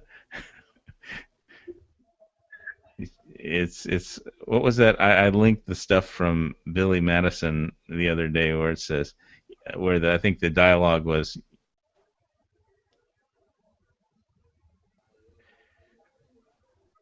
right. Oh yeah, G-Webs. It was nobody's got it yet. So I mean, how many numbers are left? Is anybody not guessed? Please put in a number.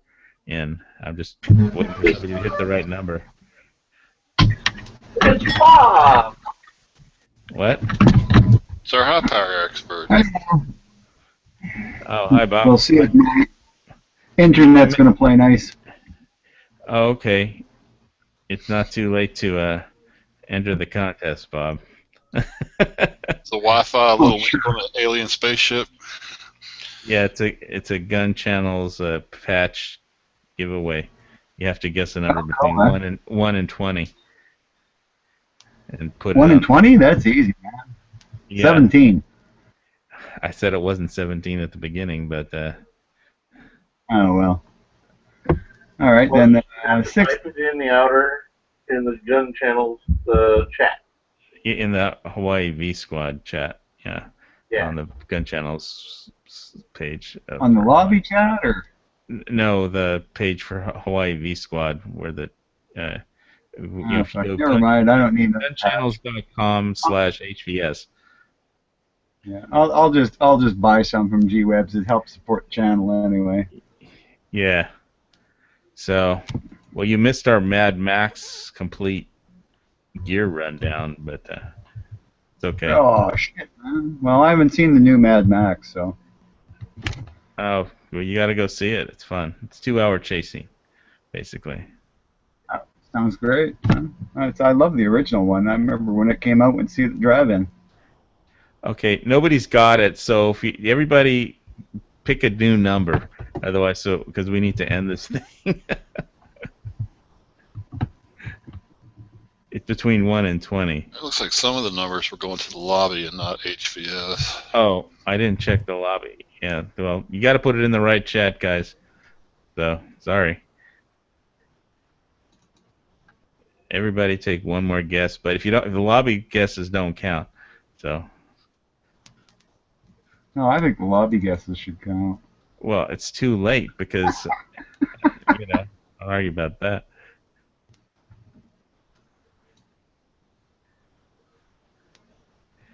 Still nobody's got it. 3.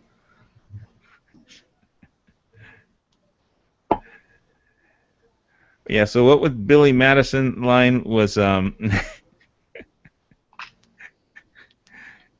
Billy Madison line was nothing that you have said in your inane babblings contained. How many guesses are you gonna take, Flashmaster? Nothing that you said in your inane babblings actually contains a cogent thought or rational rational argument. Everyone, in Yankee Marshall's case on the internet, is now dumber for having listened to your chat. Well, yeah, we're on the second go around. Oh, you linked to Billy Madison. Good, thank you.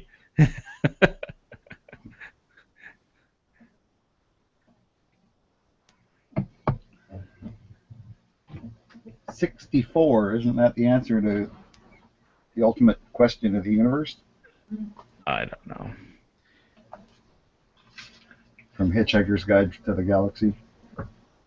Man, this is like the hardest patch giveaway I've ever had. I mean, there's like gotta be like 20 guesses and still nobody's gotten it. Well, then somebody's not reading, right? Because if they've made 20 guesses, Well, they all have. I think they picked the same number that somebody else picked or something. I don't know. Yeah, see, I don't know where your chat is at, so other than in gun channels. Yeah, well, you want me to? Oh, is everybody put in a second guess into the gun channels? Okay, I'll do that. No, into the Hawaii gunchannels.com/HVS chat there. We'll find it then. Damn, it's hard. I quit at 3. I put 3 guesses in. Then I walked away. I'm like Flath out there who decided to start off at 1 and go to 20. It's still missed. He should have bloody well won by now, right? Okay. Digital got it. Digital got it. It was 5. So I took a million guesses. Flath should have got it after his first 5 guesses, right? I stopped at 4. Oh, yes. One more. Just kept at it, man. So Yeah, but that's cheating, and I don't like to cheat. It's not cheating. It's just giving multiple answers. so if like it's a multiple choice question, it's A, B, or C. You pick A, B, and C. Could I put D, all of the above? Okay, so digital wins. So Right on digital. Digital. So hit the email me site at or name and then email me your info, delivery information. Then I will forward it to G-Webs because that's how we wanted it to do it. Unless G-Webs already has your info, and I know Mr. Wright got one last week, and so there's an email me button at the top of the Hawaii V Squad page at gunchannels.com/HVS, and I still haven't found it. you could just send me your mail delivery info and what name we put on it, and I'll send that to G-Webs, and you won this week's patch from the Lock and Load channel and from Gun Channels. So, Yay! I had a special picture just for your lock and load thing. I stole it from I saw it on the side of my friend's car, and I had to get it. It's I want you to lock and load? Yeah. All right, well, let me present to everyone then on that one, so, because Oh, I found it. it's this one, right? That says, I want you to lock and load? Yeah, it's Uncle Sam in Battle Gear. Oh, thanks for thinking of me, man. Yeah, I was like, that would be perfect for Monday Night's podcast. I gotta get that. So it took me like 15 times to take the picture right, and then I had to crop it, and I tried to put on a border so it didn't look too obvious to crop, and then Yeah, I found it. It's this one, right? That says, I want you to lock and load? yeah, it's Uncle Sam, Battle Gear. No, thanks for thinking of me, man. Yeah, I was like, that would be perfect. I'm hearing an echo, guys. I gotta get that. So it took me.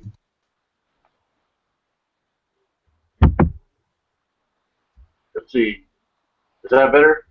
I think I had this open on another page too. I'm not sure.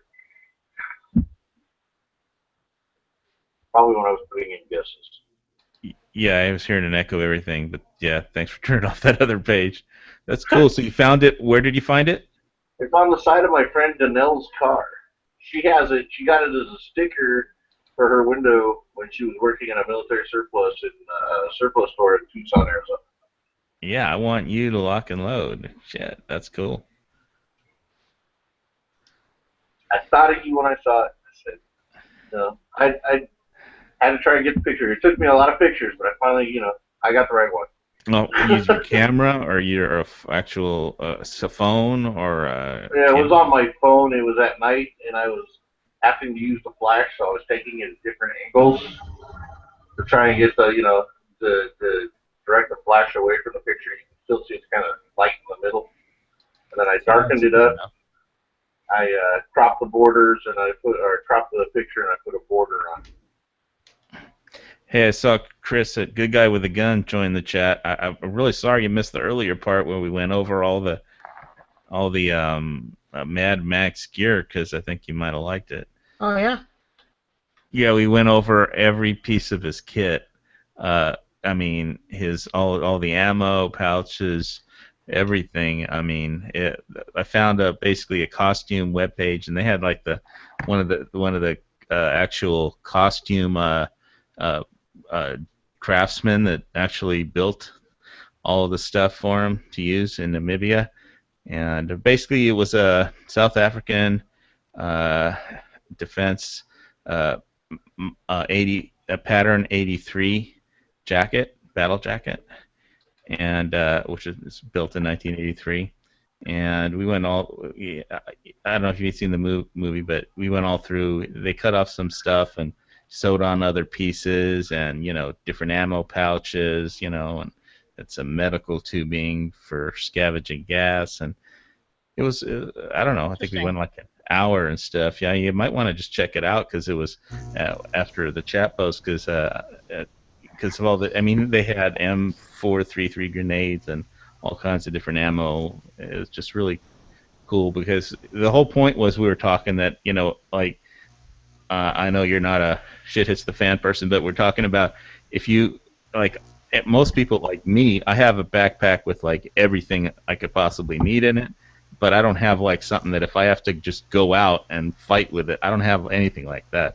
I don't have a battle jacket, to get from. If I have to go out and like pick up a relative or a friend or something from point A to point B and get back, and I don't have like a rig like that, which is what this was. So. Huh. I mean, have you seen Mad Max yet? Nope. Oh, okay. Yeah, me neither, Chris. Well, you live in Canada, so. We get movies the same time you guys do. You know, we're on the Well, same but you haven't continent. seen it. What's wrong with Canada? Because I don't go to see movies. Oh well, yeah. I haven't been to see a movie in forever, but this one came out and like absolutely positively had to see it.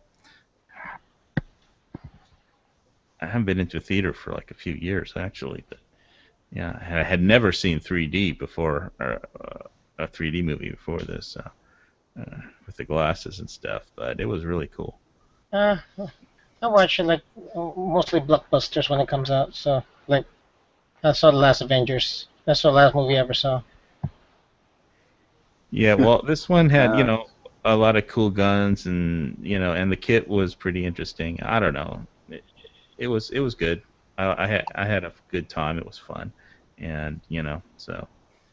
But I like the idea of the apocalyptic vehicles. I mean, that's what I get a big kick out of.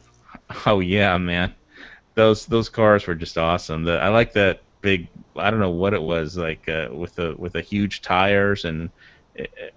What was that one with the huge tires? That it was like a ZZ Top car, which was that a 33 coupe or something? I don't know what it was. Well, that was a ZZ Top car, so yeah. I'm not a car expert, but I don't know. If we could get one, we could go through all the cars on the next chat.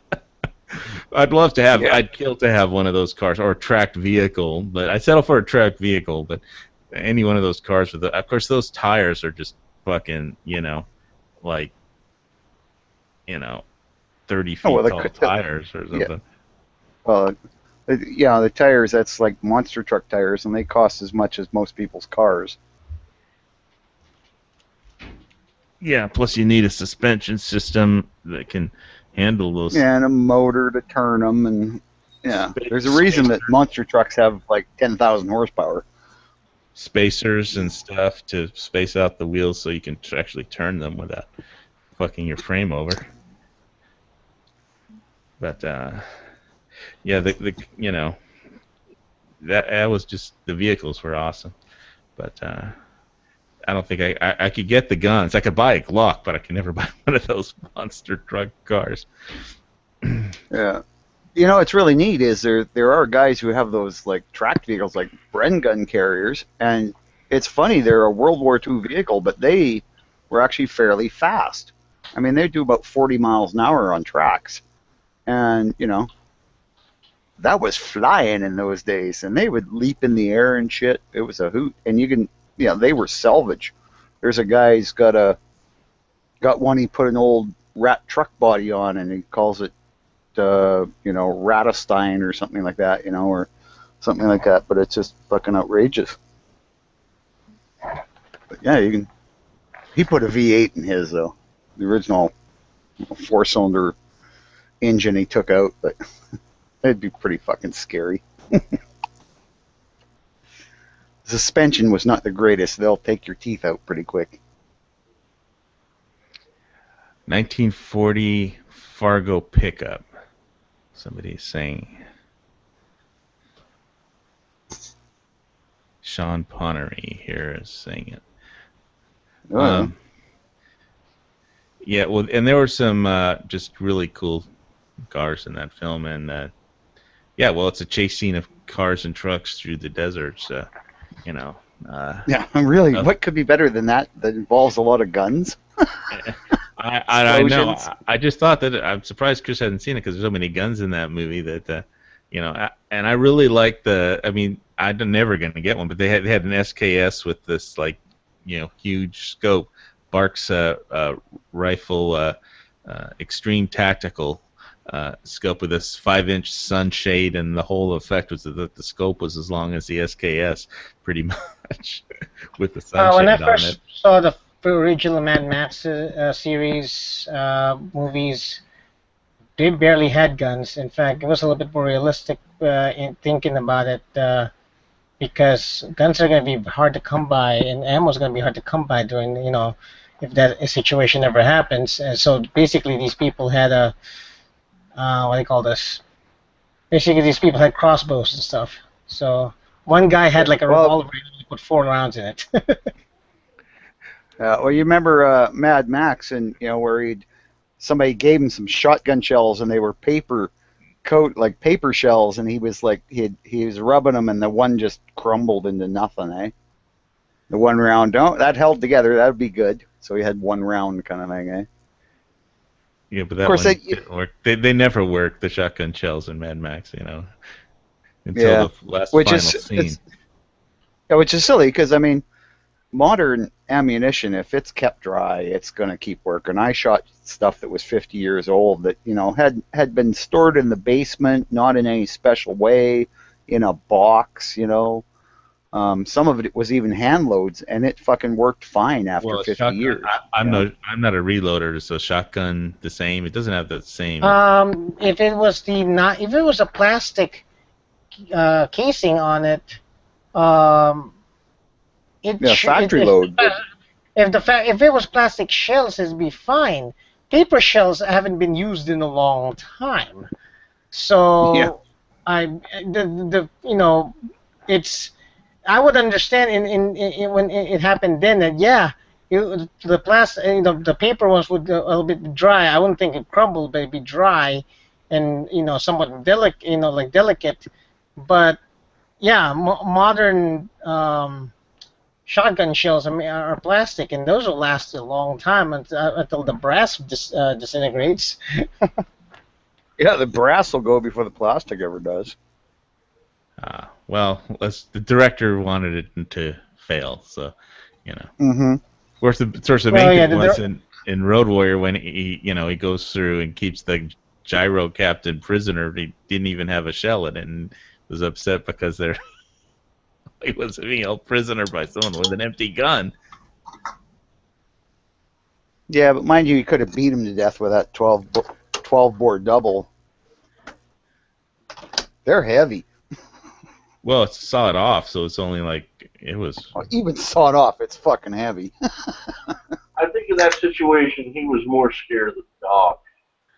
Yeah, the dog was that too, yeah. Great character in that they used it as a character. It was a character in it was really, the dog handler must have been great. I mean, the dog should have gotten a Best Supporting Actor award, in my opinion. They don't have an award for because when he had the toggle or dog bone with the shotgun, it's tied to the string of the shotgun trigger.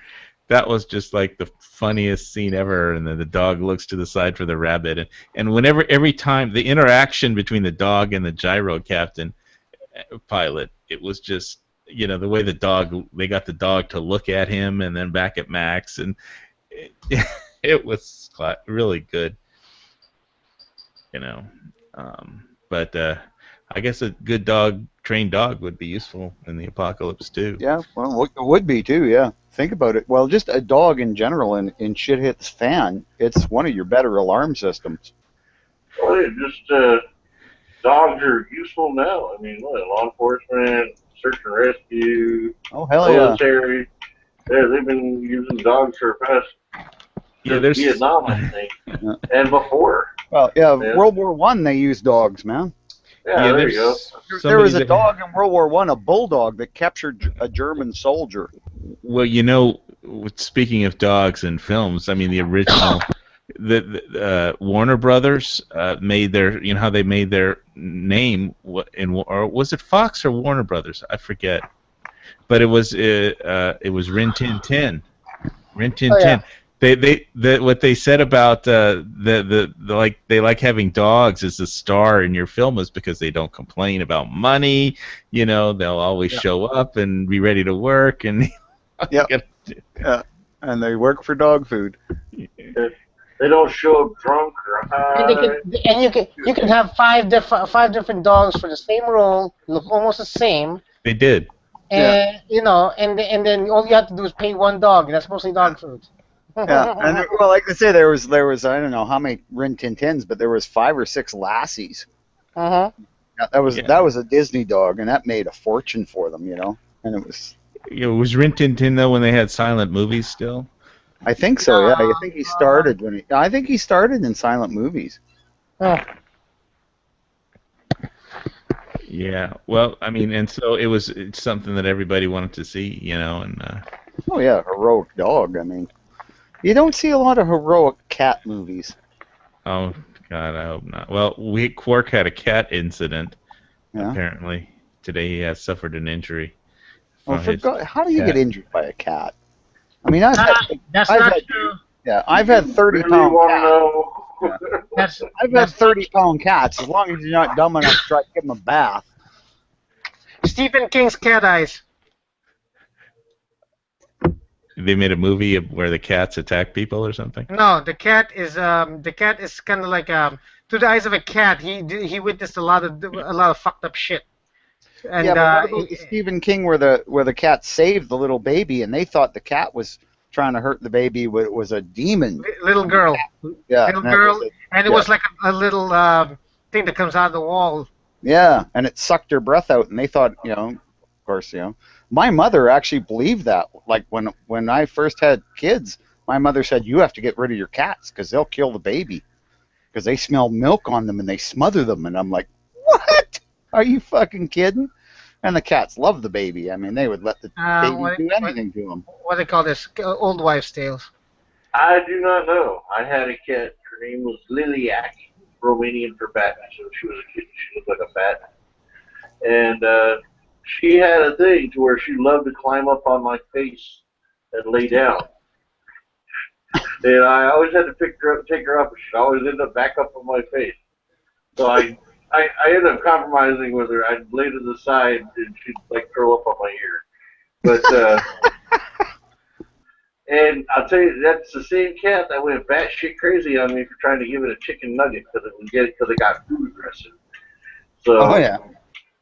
Well, those cats will flip on you for the smallest reason possible. I mean, it was freaking hilarious. Yeah, some will. I mean, I had like I say, my cats. We used to put my kid in a jolly jumper. I don't know if anybody knows what those are. They're like you got a bungee cord and the kid's in a harness and you hang them from a doorway and the little baby can bounce up and down in it. So it's good for their legs and it entertains the hell out of them. And I had cats that would go and lay underneath the baby so the baby could stomp on them. I think they mostly thought they were getting petted, but Well, I don't imagine the baby was trying to hurt them. Oh no, hell no. It was after they started crawling that the baby got really nasty, and the cats would just tolerate it. I've got pictures of, the baby chewing on the cat's ear, and the cat just lying there, okay, whatever. I just thought of Mini-Me from freaking from Austin Powers when you said that. Yeah. No, we don't chew on the kitty, Mini-Me. Yeah, when they're like just crawling babies, you can't even tell them that. They're just like and they drool all over them and yeah. But I had cats that were so tolerant they would just the ones who would tolerate it would stay, and the ones who wouldn't would just get up and go away. But yeah, I had a couple of them that would tolerate that kind of crap, and it was just like that's not. I never thought that was like a normal type cat behavior, but apparently it is for some of them. Well, I know that cats can mess up dogs because they have claws. If they're not, they have claws that can totally just screw up a. Yeah. Well, that's if the dog goes into it like, oh, hey, how are you doing? Let's play. Oh, if no. the dog goes in it for the kill, and it's a good-sized dog, that dog is going to kill that cat. There's actually, I've seen news reports of a dog, a pit bull, attacking a woman's poodle, and her cat came out of the house and drove the pit bull off. I'm not doubting that. But my mom and dad's dog, Sam, God rest his soul, he's dead now. He used to run around and he was a jumper. And all the stray cats in the neighborhood would get up, they'd come over and they'd get on the fence and they'd start messing with him. And he'd jump low, so they'd come down a little further to get closer to mess with him. And he'd just jump up and snatch him, whack, and then just shake them, break their neck, and throw them out. Yeah. Well, yeah, I mean, a big dog will do that, especially if they catch a cat unawares, kind of. Once they get hold of the cat's fucked. Well, the dog's gotta have to be a dog with killer instinct or be pissed. We had a border collie when I was a kid. It was a half border collie, half something else, and one time it went to our neighbor's house, which had like 13 cats or something, and one of the cats messed up its nose pretty bad by clawing it, because I guess he was just being friendly. And then from then on, he didn't like cats. And so one time in the backyard, we had this kidney-shaped pool, and there was a cat on the other side, the far side of the pool, and our border collie kind of saw it, and she took off after the cat, and the cat ran and jumped up on top of this about 9-foot cinder block fence, and so the dog caught up to it. The cat thought it was safe up there, because it did a 9-foot jump. So their dog was determined. So the dog jumped up, grabbed the cat's tail, and pulled it down off the fence. And but the cat had better balance and recovered quicker than the dog did from a 9-foot high jump. And so the cat jumped and cleared that 9-foot fence by about at least 2 feet and just jumped completely over it. Yeah, I'm not making that fucking mistake again. Well, no, I'm living, staying at my sister's place, and they've got 3 chocolate labs and some kind of mutant little dog that's, I don't know, supposed to be some kind of house dog, but it thinks it's one of the big dogs. So anyway, it travels with the big dogs. But they only have 1 cat on their farm, and it's an old female, and she has a litter about every 6 months. None of the kittens ever survive. Like, the dogs kill them, eh? But they don't bother the big cat, but they kill kittens. No, that sucks. Yeah, I know. It's kind of like, man, that's kind of nasty. I think what happened was our dog had it in for this cat because it had messed it up once before, and I never seen our dog, like, it just tore around that pool so fast. I never seen her run that fast. She was like in full attack mode, and then when she got to the cat up on the fence, she just jumped as high as she could and grabbed the tail. If she had as good balance, the cat just had better balance, and I don't know what happened to the cat when it jumped over the fence, but we never. Yeah, I'm sure it landed, unless it landed in the neighbor's pool or something. But well, cats can swim so well they can actually land in water and be out of it before they get wet. I've seen it. I saw this. There's a YouTube dog trainer that has a YouTube channel and a website, though, that is really serious, and he trains either drug dogs or actual defense, attack military kind of dogs for the government and for people. But he's dropped it serious about how to train your dog and stuff. And for this guy, I mean, most people buy dogs for a couch lap pet, and that's cool, but you can get them trained, to actually serve a function, but it's not free or anything, Yeah. Well, I like a dog for hunting, and some dog breeds you get will just naturally hunt. I mean, I had a golden doodle that would just naturally point and fetch, and like he was just really into birds. And if you knock something out of the air, he'd go and get it for you and bring it back. So that was without training. Yeah, there is one more use for a dog in a defense scenario. Emergency food. Yeah, that's not even funny, Chris. Oh, that's I said actually emergency. Oh, well, you know what? Then you could look at your kids that way, too. No, hey. I see that. That's wrong. I mean, you dog tastes like Oriental food. Right. And your wife would probably last a lot longer. All right. Well, you just got divorced, so I'm going to leave that one alone. But anyway, Quark got injured by his cat somehow to his hand. I don't know exactly what happened, but he said he didn't know how long he could last in the chat because of his cat injury, and I know he had gallbladder surgery. Oh, hey, that stuff is no joke, dude. My Well, it can be friends, my bad friends' cat, infection.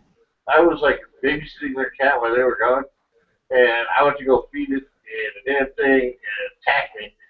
And it shredded my freaking hand. But my hands, within by the next day, they were so swollen I couldn't close my fingers. I literally had to drive to the doctor using my paws. Yeah, we And have. it's like I was on antibiotics. A cat mouth or a cat scratch or a bite. Yeah, they're way worse than dogs. Yeah, there's Cat's AIDS. They're worse than rats. I think there's a specific version of Cat's AIDS. What is that? That's a TV on in the background. Yeah, somebody's in the background about bacteria. It sounds like a female. That's Darren and his wife. Oh.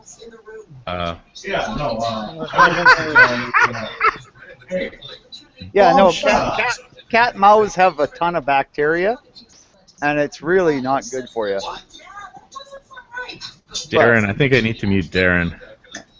Or we could just ask me, the woman who graduated from Harvard Medical School. I hit the mute button. You could just ask me. Oh, well, I mean, you know. True. Anyway. But the point we're making, yeah, cats bites are not good, and I shouldn't make light of the fact that Quark if you got bit or even scratched. When you think about it, cats get all kinds of fucking crap under their claws when they're burying their shit. Dogs don't worry about that. I mean, they wipe their bum on your carpet. Yeah, well, cats are survivors, you know, and they're hunters, you know, and Well, also dogs' mouths are 75% cleaner than humans. They have 75% less bacteria than human mouths. Oh yeah, I always let my dog lick. If I get a wound that's not too bad, I'll let the dog lick it and go, that's good. Well, they also spend most of their time licking their ass, but anyway. Well, you know what? Oh, Cats got clean little bums when they show them to you. You would and a cat know, does. Bob, He likes to do that. No, anybody with a cat knows the cat will the cat get in your lap and turn around, lift his tail up, and go, look at my butt. Yeah, they like to put their butt in your face for some reason. I don't know why. I think it's probably they want you to scratch their ass. No, I think it has something to do with sex, but no, and dogs. Dogs like to sniff bums. I mean, how many times you've had a girl over in a short skirt and your dog goes running up and goes, "Hi there! Oh, look, you're open for business." I can't mute them, guys. I can't mute them. Mute who? You know what I'm talking about.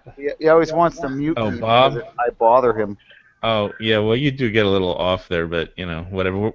Our main chat topics are all finished, you know. I mean, I'm not going to go reroute through there's a thread that we started with on the Mad Max costume that we went through, and it was like a 20-page thread, and we completely went through, like, every item, everything, so don't want to do all that again.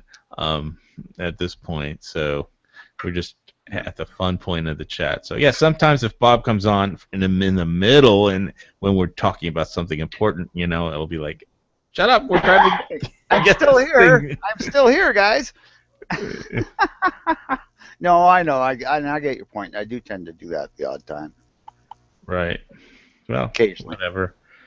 I'm pretty easygoing because we're not talking about anything too important. I like. Did he get bit or scratched, or was it his own cat? Was another cat in his No, it's his own cat.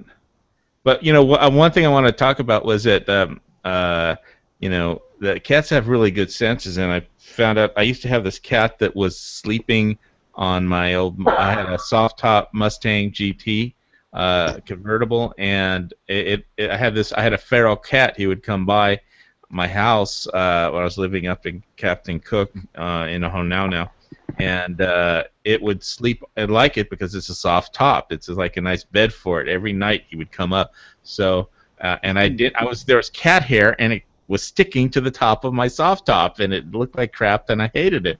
So I set up took 5 empty beer bottles, and put fishing string to, you know, connect them all, you know, in a X and in a square all the way around. And so at night when I set that up, the cat jumped up and got caught up in the fishing string, and there are all these 5 bottles, and the cat go crashing to the ground. And I wake up at here like 1 in the morning and hear this, and beer bottles crashing everywhere. But you didn't put them through one of your windows. I don't think the cat. I don't think the beer bottles would do anything. No, they're all connected. Off the top, no. Yeah, it wasn't. The windows were right under the top. If the cat got caught up and it started thrashing around, jerk one of those bottles, and just sheer momentum of it being flung around, could have that's possible. Yeah, if especially if you were using Corona, they use thick glass like Corona bottles. Well, I think it was Mike's hard lemonade bottles, pretty much, actually. But I think the point was that I figured out that that's a pretty good, perimeter alert is fishing line and beer bottles. Hell yeah! Or beer cans. If the cat can't see it, then who? Human isn't going to see it. Yeah. Oh, for true. Yeah. Mind you, the cat's jumping from the ground, so it can't see what's on top anyway. It just knows it's always jumped up there. No, it wasn't jumping from the ground. It was jumping. First, it would jump onto the trunk, and then it would jump from the trunk where you can see the line. Jump up to the. But it did it at night, though. Yeah, so. not at dark, though. Yeah. But cats. Fishing line. I've heard that before. Like, fishing line is a really good perimeter because. I mean, it is basically fucking invisible. I mean, they make it that way so the fish don't see it. So if the fish can't see it in the water, in low light, we aren't, and most other animals, I guess, aren't going to see it, eh? Yeah, so it's a really good, all you need is some beer bottles and some fishing line. You got a good perimeter on them, so that's something for the shit hits the fan. And, use it as tanglefoot, too. That's true. Yep. Throwing some fishing hooks onto it. Well, yeah, even without hooks, I mean, line is so strong these days. I mean, you buy some 18-pound line, and it takes a hell of a lot more pressure than that to break it. If you're trying to break just a couple of inches of it, like you wrap that stuff around your fingers and try pull it apart, and you're gonna cut your fingers. That's true. Mm-hmm. So imagine that wrapped around your ankles, and you're not wearing boots. You had good luck running away if you had get it tangled up in it. If you had to tie it down to some rocks or something too. Yeah. And then you got to try to get it off your feet, and you can't see it, and it's like, oh fuck yeah, that's a good idea. That would work really well. Just anytime you get a big tangle line from casting wrong, just save that. I'm going to put that in a bag. When shit hits the fan, I'm going to spread that all out around my place. Yeah, well, I got fishing line in my bag, my Rush 24 bag. But one thing that was in the Mad Max gear was the battle backpack, which is just for fighting, and I haven't got that, but I think I'd even put in fishing line in there because that is really light, and there's no reason not to throw it in there. Well, yeah, if you're going to set up a fire position or a sniper position, why not have that tied up behind you so if somebody comes rushing you to try to knife you or something, they're going to trip or get tangled up or, rattle a bottle and warn you. That just makes sense, yeah. Good idea. Yeah. Chris, what are your thoughts on it? Who? Go ahead, Chris. Yeah. Who, me? Yeah, go ahead, Chris. About what? Fishing. We were talking about fishing line and as a perimeter.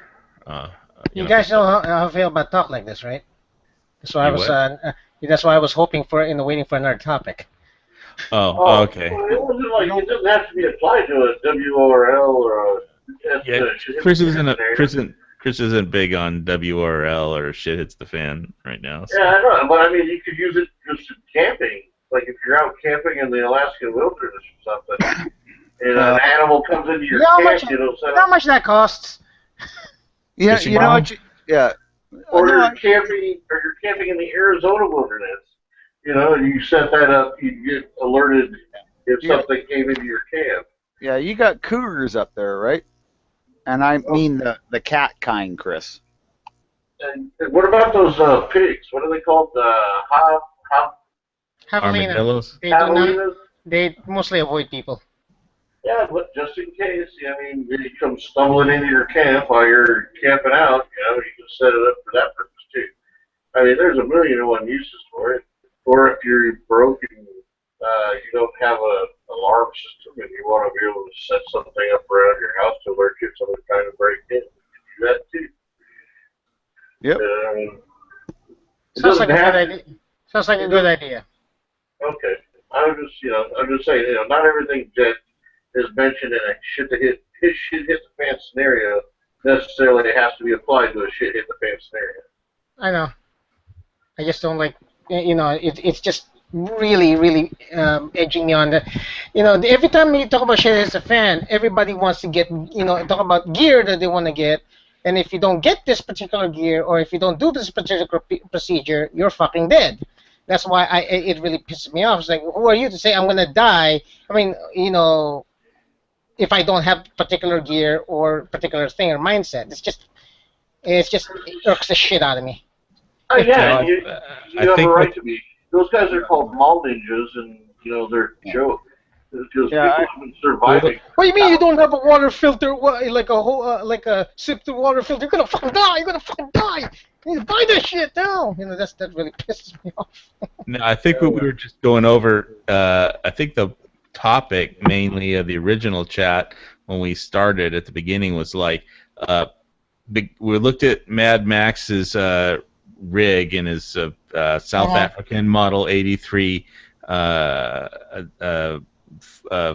fighting vest, and it was like, a regular, like I have a Rush 24 bag with just like everything in it, but I don't have like a fighting vest, like at all, like just a battle vest, what I would take into if I had to go out from point A to point B to get a relative and then get him back or something. If I had to go out and fight, I would not want my Rush 24 bag with all my pots and pans and everything else in there, And so we were just looking at his, because he does fighting throughout the whole movie, and he's not really bugging out, so it's just all we were, went through his entire rig, and all 20 pages of, they had this particular site detailed it from like they started a year before the film was released, and they got the costume, tech designer who actually did it on, and they went through every piece of kit that he had, and so it was interesting, to go through and see how they modified,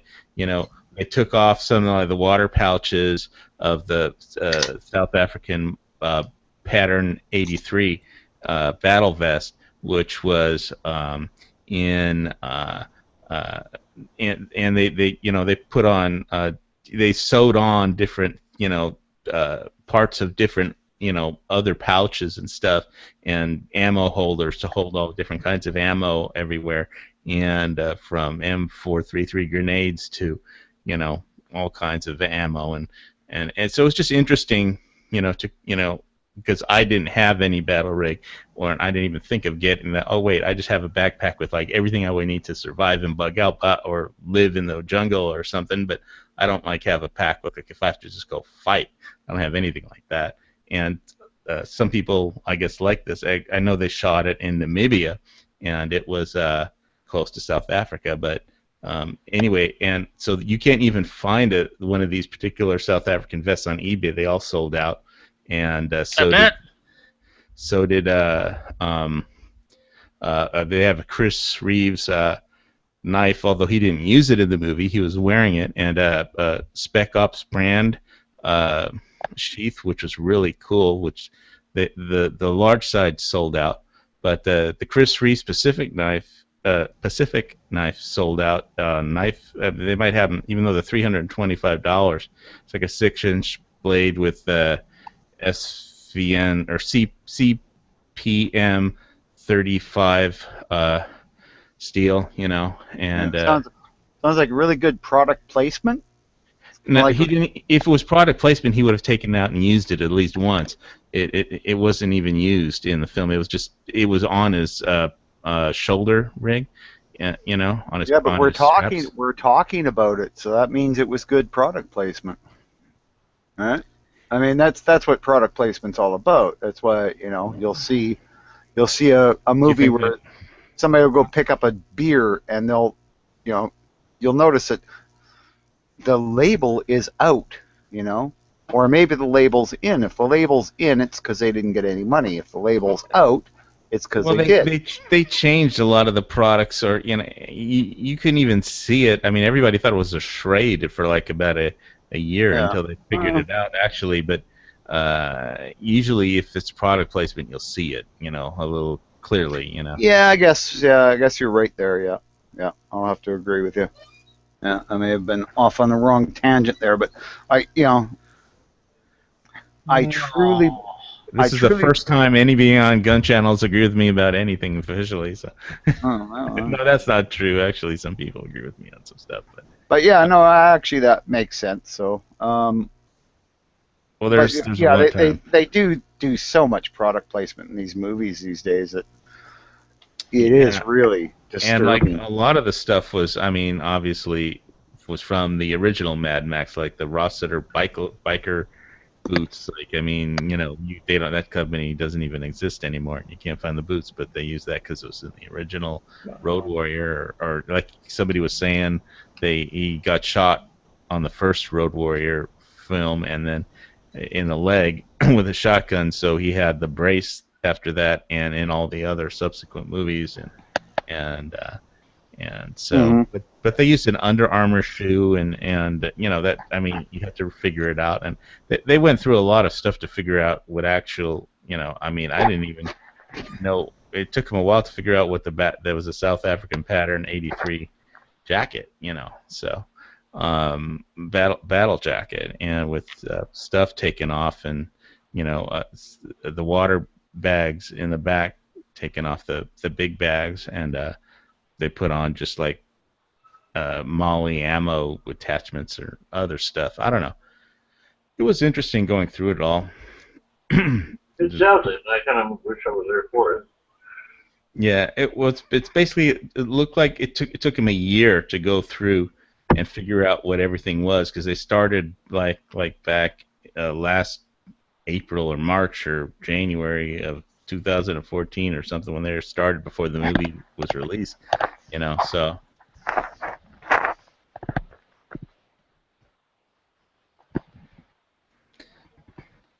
how long ago was the movie released?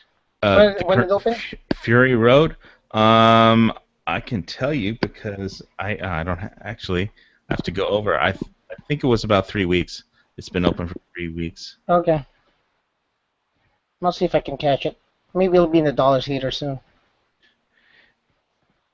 Yeah, I saw it in 3D with the glasses, but It's a little late for me to watch a movie. Usually I'll catch a movie like the first couple of weeks, but if it's something like that, I usually just go to the Dollar Theater.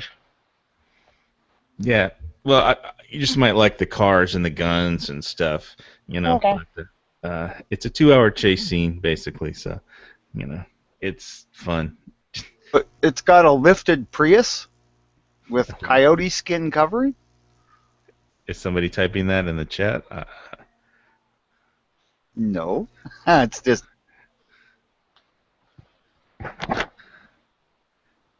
Exactly. Sorry, Chris, I had to. Don't do that. No, I had to do that. Sorry. Okay. I wasn't paying attention. Yeah, really hard not to poke Chris sometimes. Well, try and keep it civil on my chat. You know, you guys can fight on. Oh other no, chats. I was very civil. Well, whatever. As long as everybody has fun, you know. Anyway, yeah, it's a fun movie, and I thought it was worth it. And I don't know. So we talked about all the Second Amendment stuff. We talked about the San Francisco versus Jackson, where the Supreme Court just didn't want to hear it at this time. So if you have a gun in your house, in San Francisco, it has to be locked up in your safe and have a trigger disabling thing on it, unless you're wearing it on your person. You have it on your person, so that means you have to like take a shower or a bath or with it. Otherwise, it has to be locked up. So you have to always have it on you, because if you don't, then it has to be locked up in the gun safe with a trigger disabling lock mechanism or something. And the Supreme Court didn't want to hear the case, and we were talking. Geez, there's some low-flying aircraft over this place. They're zeroing in on me. They know I bought a Glock, so they're afraid. Anyway. That's what you get for registering your guns.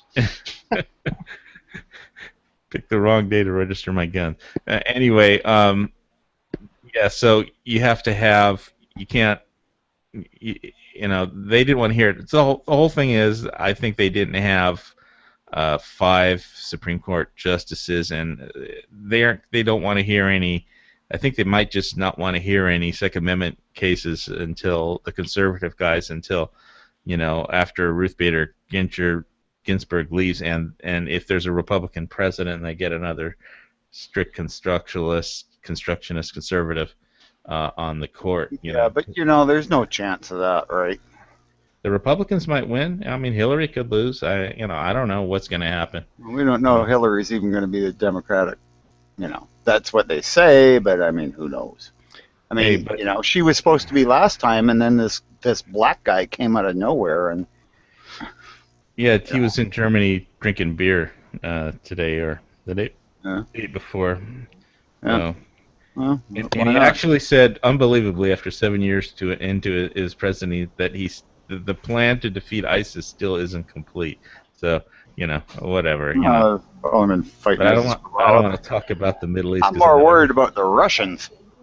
I'm more worried about the Russians. I think we have a real problem with the Russians, and everybody's getting all distracted by this fucking Middle East crap. The Ukraine has a problem with the Russians. If the Russians take over Ukraine, it'll be the worst thing that they ever do, because they'll take over all of its debts, and nobody will pay them anymore. I mean, it's like taking over. It's like taking over somebody that owes you $100 billion. And now. Anyway, but you don't understand what the Ukraine is. It is a huge food production area. It has a huge grain production area, and Russia wants that. Plus, they want the access to the Crimea, which they've just taken, which they shouldn't have. So yeah, somebody should go and smack them upside the head. We're smacking their economy upside the head.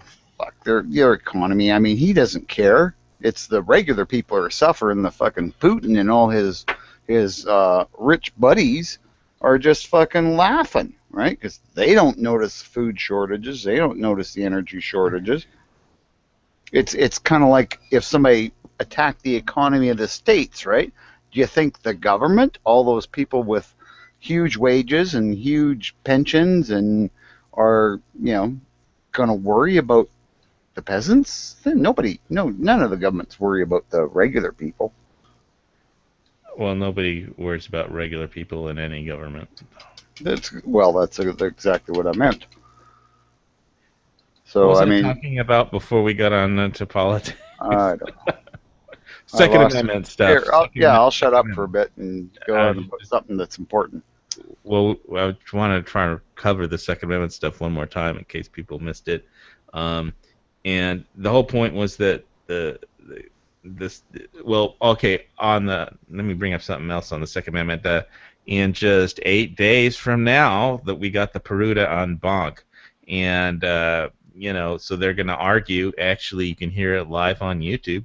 The Peruta case, the Ninth Circuit Court, United States Ninth Circuit Appeals Court, actually has a YouTube page, and you can hear the lawyers argue. Although, I think it's, they're going to overturn Peruta, and then it's going to go, people are going to file appeal, with Supreme Court, and they'll have to decide whether they want to take it or wait till after the election, and just keep relisting it or something. But you can hear the argument of the lawyers anyway. 8 days from now, and I'm sure it'll be in because now that the Supreme Court or Ninth Circuit U.S. Appeals Court in San Francisco, where the courthouse is broadcast live on YouTube, everything, that it'll be an interesting. People should listen to it. Listen to that one. I'll post that on the Gun Channel's main page, just the YouTube page, so that people know to listen to it.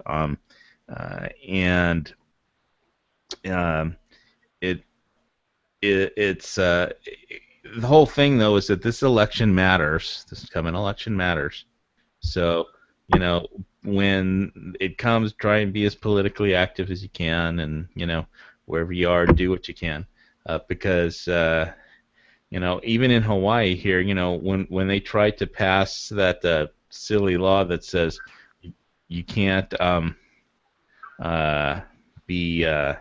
if you have like 2 beers or intoxicated, you're recklessly possessing a gun or something, and they can come and confiscate your gun. I mean, they got so many letters. They were shocked that actually anybody paid attention to what they were doing in the state court and state legislature here, but the legislatures were shocked how many letters and emails they got when they tried to do that. So, like, if I come home from the dentist and take a pain medication, I'm intoxicated. The way they wrote the law was that I was, breaking it. So now they could come and take your guns. We don't even have that shit here. Well, they didn't pass it. Well, the Senate passed it, but the House, sent it back to conference it and killed it because it was the last day of the legislative session. But they're going to try and bring it back this coming year too, but they'll have to rewrite it. But the point is that they were shocked that so many people, there were so many, pro-gun people that actually contacted them about it, that I think it'll make everybody in the legislature think twice before they do anything dumb like that again. And so, yeah, it's going to be really important who wins this next election, because we're going to get at least 1, maybe 2 new Supreme Court justices for the next president. So it's gonna suck for Republicans if they lose. See, right here, right now, we've had kind of the right wing, pro-gun. I shouldn't even say right wing. That we've had a pro-gun government for the last 12 years or so, but they haven't done shit. Hardly. They got rid of the rifle registry. Good for that. Was a kudos. I mean, that actually I think helped get them elected. Is they promised to get rid of the registry on long guns, and they got rid of it. But they're very fiscally conservative. They don't. They like to cut and slash, and they're also very hawkish. So we've gotten involved in lots of conflicts, which I don't have a problem with, because I think we should have. But it does tend to polarize the country, right? So we're lucky here, though. We have 3 big parties. We have 4 actual, parties with people who actually sit in the big government. But there's like a Green Party representative, and she's the only one. And then we have like a NDP, which is like really left wing, and a Liberal, which is left wing, but not so left wing as the NDP, but pretty left wing, but also friendly to business. And then we have the right wing, the Conservatives. So it's really great because the vote gets split for the lefties, right? And they're both anti-gun. They're the ones who were when they were in power, when liberals were in power. We're going to register all the long guns, and it was costing huge amounts of money and didn't do a damn bit of good. So they, when we elected the Conservatives to get rid of it. But this is what can happen, right? And you get the wrong government in power, and fuck, they can take your shit away like nothing. Here's the thing, though. Obama's left a bad taste in a lot of people's mouths, even his own supporters.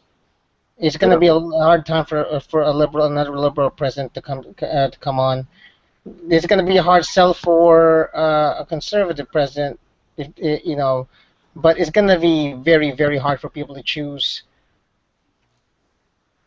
Yeah, but you guys do have independents, right? Didn't you have a Ralph Nader ran one year and everybody said? But they never win. But he's more of a filler. He's not even filler, Ralph Nader. Yeah. Or that Perón, and then there was Perón. Ross Perot. The dictator. Sorry. Perot. An Argentinian dictator. Sorry, became trying to be Ross president. Perot. Sorry. I know. I'm kidding. Okay.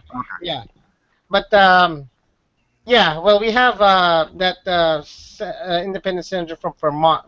Independent senator from Vermont trying to run also. Yeah. And now why? He's not too anti-gun. He's like 50%, 50-50. Yeah. Well. Then again, his state is Vermont, which is the next the other constitutional carry state in this country. Oh yeah, that's neat.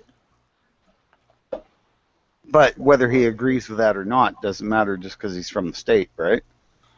His track record also is 50-50. He's had a lot of pro-gun bills passed, and he voted against a few other pro-gun bills. So he's got a mixed rating with the NRA.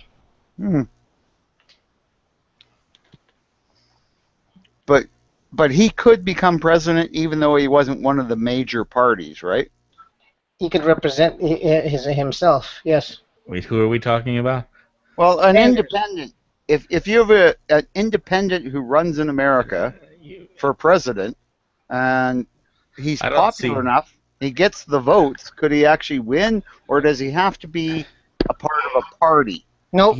No, but he doesn't have. He has to be a member of a party to raise enough money and have an organization to go, knock on doors and get out the vote and all that other shit that, I mean, what if he's buy advertising, What if he was just some pop star who just said to his huge fan base? This is in Italy. I mean, in Italy, it's like they voted in a porn star to the Senate.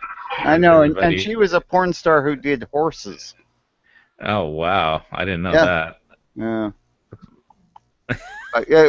Well, it's Italian. I mean, Italians are them and the French. And the Germans are pretty bad too. But anyway, what they say about Italy is that it's the Italian government is a anarchy moderated by bureaucracy. So. Well, I'm sure that Canadian politics are just fucked as far as I'm concerned, but Yeah, well, I mean, America's still a pretty damn good country. It beats a lot of the alternatives that are out there where you could live, but it's just, they're gonna be, I think we really need to, concentrate on preserving our Constitution and our Bill of Rights, as we move forward. And so when people talk about that, it's important to me. I know a lot of young people that, might, it takes a while to figure these things out as you go through life, so maybe Constitution is a basic foundation of all our rights and all our individual rights. If you can mess with the Constitution in any way, shape, or form, in any part of it, what's to stop you from killing any part of it? Now, granted, I don't mind losing the 18th Amendment, but that was just one of those nothing's perfect. But a lot of the basic stuff in there that has endured. What's the 18th Amendment? Was that prohibition? Prohibition. Yeah. Oh yeah, that was kind of stupid. The Volstead Act, yeah. So, but a lot of that, it's it's not like it's not like what do you call this? It's not like freedom of speech has let's just say this: the Volstead Act caused a lot of problems for the government, for the country on a whole. Second Amendment, First Amendment, hell, the Fourth Amendment, any of the other amendments have done nothing. That would cause a major major upheaval in government and country. No matter what the liberals think that the Second Amendment does, is just allow more people to kill each other. That's subjective. Yeah, well, we But covered it's turned out not to be true as well. I mean, we know that. We have the statistics now. As more states get to carry, the death rate, the shooting rate's going down. Again, subjective. Yeah, so we talked. Here's another thing we talked about earlier was the this protest just a little south, 20 miles south of Chicago at Chuck's gun store. I'll just screen share this stuff again. Jesse Jackson, had a rally against this drugs, a gun store, gun shop, Chuck's gun shop, where somebody said that somebody claims that 20% of guns involved in crimes in Chicago, 20% of guns that are found in involved in crime in Chicago were sold by Chuck's originally or something, and it's just outside of Chicago city limits, I guess. And anyway, so I have a few quick screen shares from this protest. You had the pro Chuck's gun store and then all the Jesse Jackson people there, and just have a few screenshots. I find it ironic. Jesse Jackson protests against guns when he lives in a fucking fortress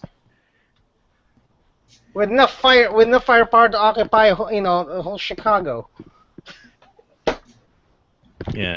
Well, he has to, because all those well-armed white supremacists are going to come for him because he's a black man who speaks his mind, right? That's exactly. how they write the license. You know what? The Second Amendment is allowing your folks to get armed. So is ours. So are we. And the Second Amendment was, has helped minorities defend themselves. So yeah, that's what the 14th Amendment was. Passed right after the Civil War because they wanted to, it's if you read the Heller and McDonald decisions, they wanted to take guns away from just black people, and then after they took the guns away, they would hang them, So. Yep. Oh, exactly, and that's why the NRA was originally formed to arm black people after the Civil War. At least that's what I've heard. And that it was the Republican Party that was mostly supporting arming the freed slaves and allowing them to have the right to own a gun, because they didn't until that stuff was written into the Constitution that made a black man free enough to own a gun, so he could keep from getting strung up. The Equal Protection Clause comes from is that black people had the right to own a gun just like white people, after, and they had to pass they tried to just pass a law, but they thought they needed a constitutional amendment after the Civil War, because nobody in the South wanted any black people to have guns because they just fought a whole war over it. And so anyway, here's the pro-gun people on one side of the fence and the defending Chuck. Blame gangs, not Chucks. Snuff out gang crime. I don't know what Exodus 2016 is. I love Chucks. I don't know. And so basically, Jesse Jackson walks up to the front of the gun shop and has a protest or something. Is supported by Brady campaign, But and let's see. Guy gets shot in the head once with an exploding .22 and survives, and now he wants to go tell us we can't have guns. Is it just because he's scared somebody will have a 9mm, and if he gets shot in the head, he'll actually die? Because exploding .22 caliber bullets are so silly, and yet they made such a big deal about the fact. Oh, the man used exploding bullets on Reagan, and and it was like, yeah, but they're .22s, and exploding .22s never work. So they weren't really exploding; they just fragmented. Yeah, well, and they were supposed to be, but that's the way the news was reporting them. They kept going on and on about exploding bullets.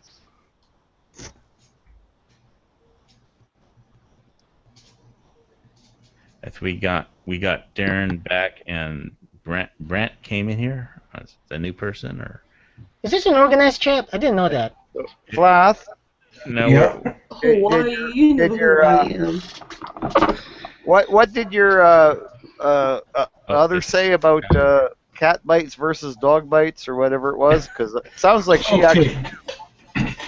Well, no. The microphone on this headset is very sensitive, so it's picking up her TV show. Oh yeah, that's sweet. But what I was saying was the cat bites and cat scratches is the cat claws contain so much bacteria that if not cleaned right away, the scratch can actually fester and go gangrene really quickly. Oh yeah. I worked with a guy, I'm going to say 3 years ago. He got scratched on the nose, and he actually lost his nose and half his cheek. Oh my God. Yeah, due to the fungus that the cat scratch. Oh, it was fungal too, so that Oh, my an God. antibacterial wouldn't have gotten rid of it.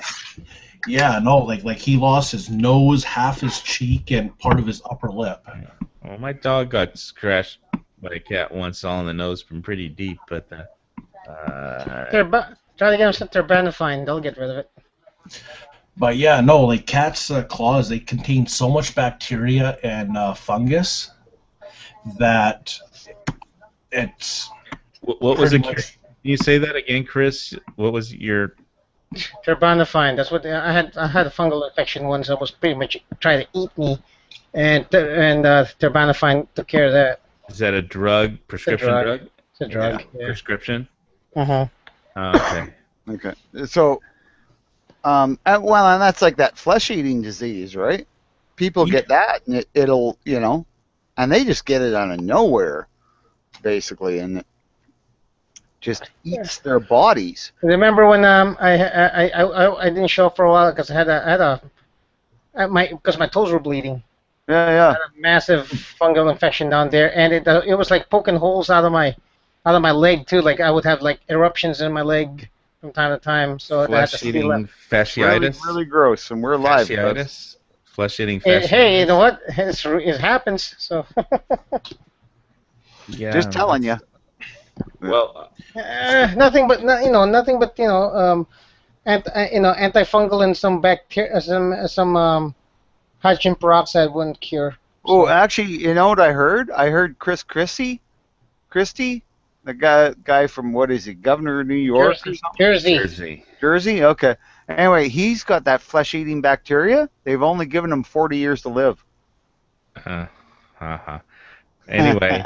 He's got too much flesh to eat anyway. Yeah, that's the joke. Anyway, there's another thing that you could get at like Long's or something called chlorhexidine gluconate. The brand name is Hibiclens, and that's what surgeons use to clean before it comes to operation. It's this little blue bottle, or you can get it from like Kaiser or if you have you can get a big bottle from a pharmacy for professional pharmacy, probably for not too much, because it's basically just soap, but it's chlorhexidine gluconate is the active ingredient, and it pretty much kills a lot of viruses and germs. I don't know about funguses, but like I said, they use that's what surgeons use before. What I always use on any kind of cut or anything is just pour peroxide into it, and that seems to work just fine, like hydrogen peroxide. It burns a bit, but peroxide or rubbing alcohol. Well, chlorhexidine gluconate. Yeah. Moonshine if you ain't got anything else.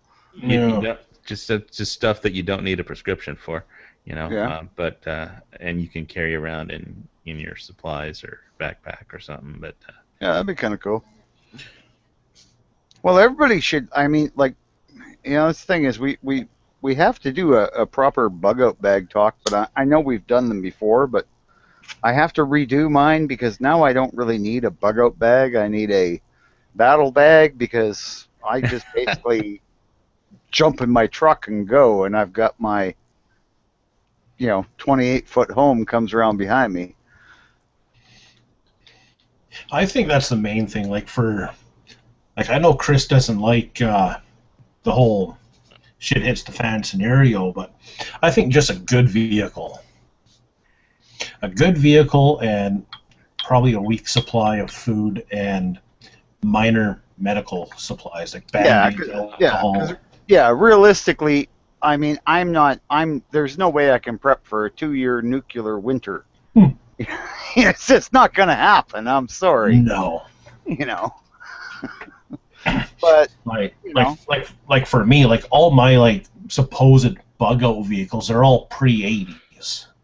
Yeah, I have a Chevy Blazer. Still, they don't make them anymore, but it's year 2000, and so as long as you don't get hit by an EMP, I think it's a great bug out vehicle. Somebody on Prepper Forums has a few mods on how to modify modify it to give it a few extra inches of clearance and stuff. But I think it's great because, to buy a car that does what a Chevy Blazer does as far as having storage in the back and sunroof and 4-wheel drive and all that stuff, an SUV, I mean, you'd have to spend like $60,000 for a new one, and you can get a Blazer for cheap, and I just dropped a new engine in mine, so.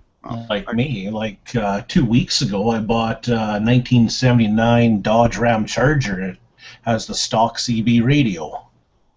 Oh, nice. Yeah. I was like, holy crap.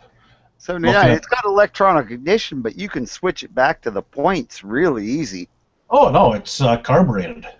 Yeah, but it still has electronic ignition, which will go out on a EMP. You have to switch it back to points and a coil and stuff instead of the electronic box on the firewall.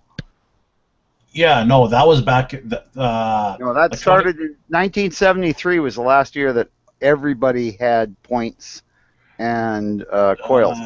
After that, everybody started. The Dodge Ram Charger, they were carbureted up until. Oh, no, I'm not talking about non-carbureted. Carbureted doesn't matter. If you've got electronic ignition, you're still going to get taken out by an EMP. The Ram Chargers, they were bare bones. They didn't have electronic ignition. Well, no, they probably did because it was cheaper. That's why they put it on everything. They actually cost less than points, and you didn't have to set the points every 3 months and stuff. It was just less maintenance and. Yeah, no, I've got every Ram Charger I've ever owned, except for my 86 and 89. Yeah. Those were electronic ignition, but my 70s, they were all. Well, easiest way to tell is you pull the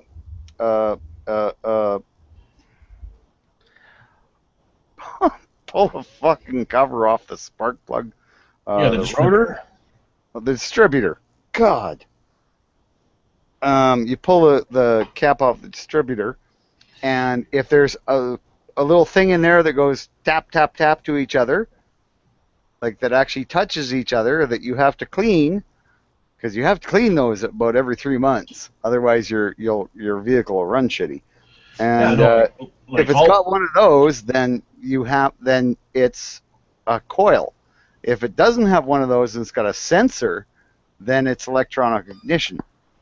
Yeah, no, the Dodge Ram Chargers, they were point system up until 1980. Before 1980, they were point.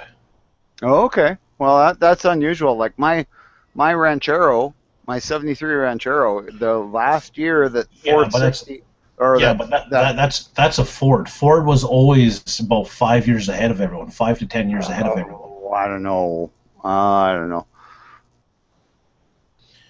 And then okay. Well, if that's a fact, then that's a fact. Yeah, but I mean that's like my last ditch bug out vehicle is my Ranchero, because it's got points, and it'll run no matter what. Unfortunately, it's got a 429, and it seats 3, and it's a pickup car, and has no ground clearance. So here's a question. I mean, because in Mad Max they had a lot of motorcycles. Do current motorcycles and dirt bikes have stuff that could be taken out in an EMP or. Oh yeah. Oh yeah, a lot of modern bikes. Since the 1980s. Since the 1980s. That's when they were pretty much all electronic ignition. Yeah. Before that, it was points, but there was lots of problems with points on bikes. I had a 1969 Kawasaki that had electronic ignition, so that's how early they were starting it. I've had a couple of 79 bikes, a Kawasaki and a Honda. Both had electronic ignition, but they also still had a Kickstarter. And then I had a 74 CB 360T was my first bike. I got that in high school, and that had an electronic start and a kickstart as well. I had, I had a Harley, the first Harley XLCR, so that was 76. It didn't have a Kickstarter. A Harley without a Kickstarter, and it was built on the Sportster, right? It was the first cafe racer. It was like Willie G. Nelson or Willie G. Davidson's first design that he'd done himself, and he did a cafe racing Harley. It was fucking shitty. It was the last year of AMF too, I think. It was the worst fucking bike in the world. It actually, when it ran, it wasn't bad. It only had 60 horsepower, so it wasn't fast, but it was pretty torquey. And it wasn't a bad riding position and everything, and it looked cool, but the fucking thing would not start for shit nor money. I don't know how many times I came out of the bar and killed the battery in about 2 minutes trying to start it, and then got push started up and down the parking lot of the bar by willing, drunken people coming out of the bar. Oh, I'll help you. And yeah, it wouldn't fucking start. I used to boost it off cars all the time. It was just pitiful. I hated that bike. Never owned a Harley since then. Well, in the movie, they're jumping bikes over Mack trucks, that are actually moving. So they have some pretty gnarly ass biker stunts in this one. Go ahead. Oh well, the stuff they can do on motorcycles nowadays is fucking crazy. When I first rode motocross when I was about 14 or 15, we were really stoked and thinking we were just badass if we jumped 20 feet. But that was before they had specialized dirt bikes, so we were basically modifying street bikes and but still, to see them do these double 360 backflips and shit, it's fucking insane.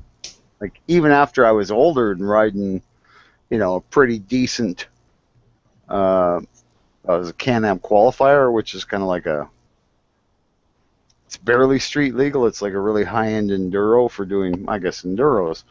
But yeah, I got racing this kid, and we were jumping big jumps and just leaping, and we were side by side, and we did about 6 jumps, and I realized my mind was about 4 jumps back, and I had to throttle back, and this kid just kept poop, poop, poop, poop, off the tops of the fucking berms, and I was kind of holy fuck.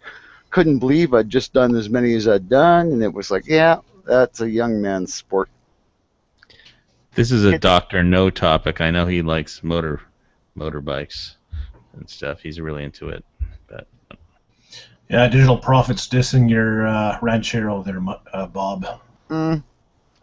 He can dish it all he wants. He ain't got nothing to run with it. I don't know. 71 El Camino SS.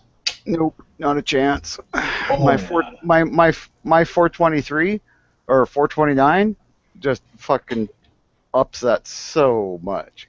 And his is a Chevy, right? So it's tinny and doesn't handle. No, Chevys are crap, man. Oh, El Camino, only way to go. Oh, Number one, it was never made as a work vehicle, so you couldn't actually carry much in it. You know, and if you look at an El Camino, the front part of the box is rounded. So that means every time you slam a sheet of plywood or something into it, if you're actually using it as a truck, you're going to punch holes through the fucking box. It's designed that way, you know? And it gave you less room, and it was just a terrible design. And they were built on car chassis, right? They were unibodies. They were not built frame, like body on frame, like a truck is, and the Ranchero was, right? It's got an actual steel I-beam frame, and then it's got the body put on top of it. So it could handle a lot more. Like mine's rated for 1,600 pounds. That's the same as a standard half-ton truck.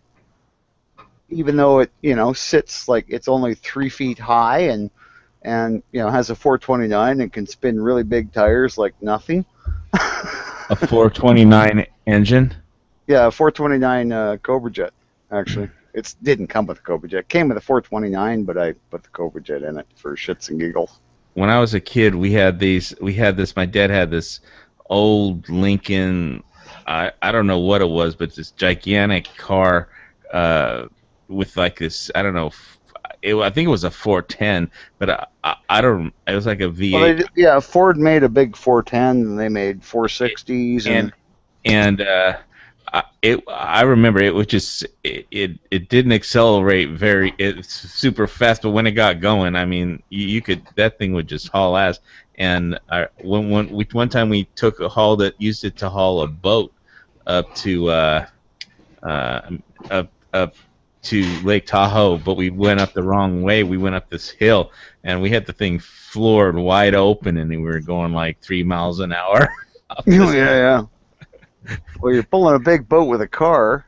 I know. Well, on the map, it was like, oh, look at this shortcut to Lake Tahoe. We can go this way. And then we didn't realize it was almost straight up a hill. But we made it, but, geez, it was like 3, 4, 5 miles an hour. Oh, it's still going up, though. That's impressive. Yeah. Yeah, usually they'll do that for a little bit, and then they just get hot and go, fuck this. Well, this was a big old, I don't know what it was. All I remember is it sounded like bum, bum, bum, bum, bum, bum, bum. You could hear it gulping gas, But, it didn't have any suspension. It couldn't turn, but, I mean, the thing hauled ass. Oh, yeah, my Ranchero won't go. Well, it'll go around corners, but you have to actually just kind of, when you come to the corner, if you want to go around it fast, you just throw it sideways and then punch the gas. And, so it'll slide sideways around, and get to where it's pointing the right way, and then it just accelerates, with huge amounts of tire smoke. I mean, this thing will make like a mushroom cloud of tire smoke, just sitting there, not doing a brake stand, right? You're not touching the brakes. You're just sitting in the street light, and you punch the gas, and it'll sit there and not move for seconds and just melt the tires until it gets them really, really hot, and then they start to get a little bit sticky. After you've lost about a year's tread worth.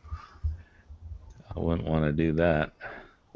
But I just do it all the time. But I got to tell you though, as far as motorcycles on the Big Island, I think last week, like every day, there was a death on a motorcycle in Hawaii on the news.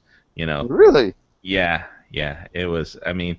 I know it wasn't all just the Big Island; it was all over the state. Yeah. But I got to tell you, the people here are stoned, they drive drunk, and the Californians who drive like they're on the freeway in California that move here and haven't been here long enough. It's or just people who are looking at their cell phones and stuff. This is it's a 1 lane.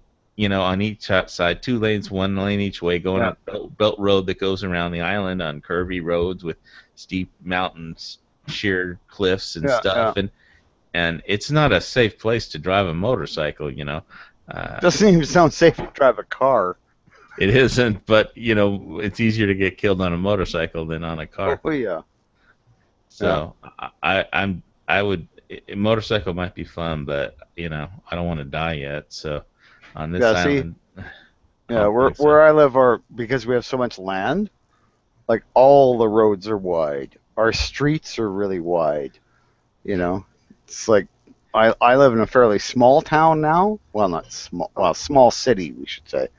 And like the main the 4 or 5 main roads that go through the city are 4 lanes wide because they were made so that you could turn around a great big grain wagon in the middle of the street. So they made the streets that wide. They said the buildings have to be this far back. We have to be able to turn a grain wagon around because that's all our business was.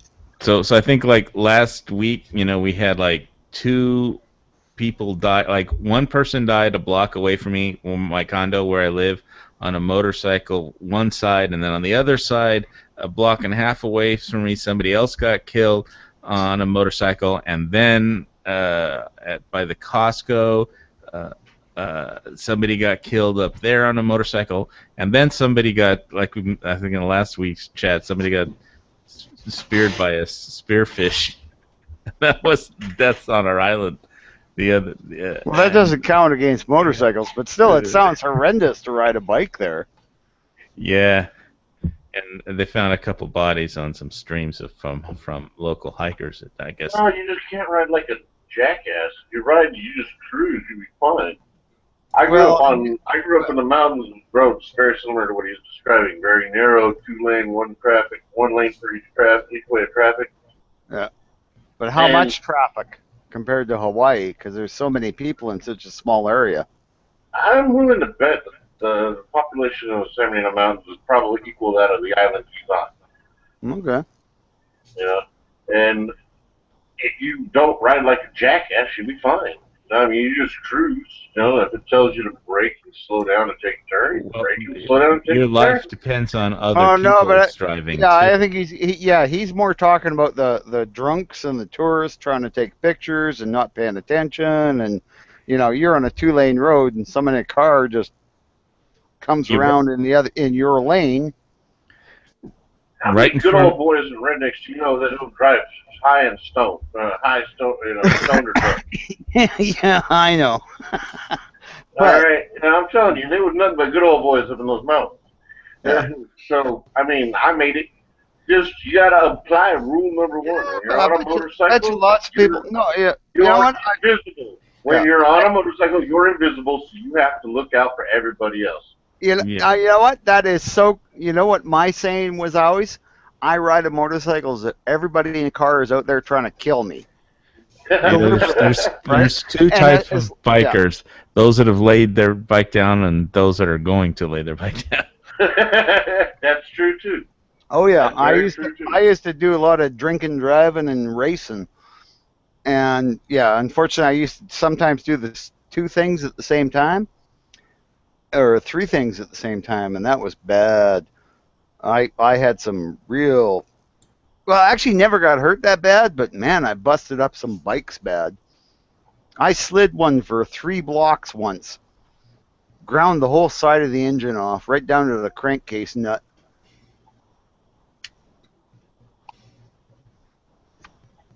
That's crazy. Yep. I got up and I went, oh, and my gloves fell off because there was no palms left on them, and my belt buckle, the Harley emblem on it, was gone. Because I bought the belt buckle when I had a Harley, and it was a good belt buckle. But the emblem was gone. It was ground off, like you couldn't tell what it was anymore. The knees were gone out of my jeans, and lots of skin missing. Toes were down to the steel toes of my boots, because I guess I just went sliding down the road on my hands and knees and chin, apparently. Closest I got to that was a moped when I was in high school.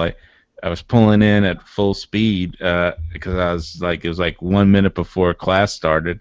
All the kids were piled up in front of the school or whatever, and I was going in the back gate, and there was an oil slick, and I hit the oil slick, and my back tire went out from under me at 35 miles an hour doing a right turn. So I just jumped off the bike so I didn't go down under it, and I guess my karate training kicked in because I just got my hands out in front of me going head first over and I just my hands got about, I don't know, were like 5 inches out in front of my head, and I did like 8 somersaults in like 3 seconds or something.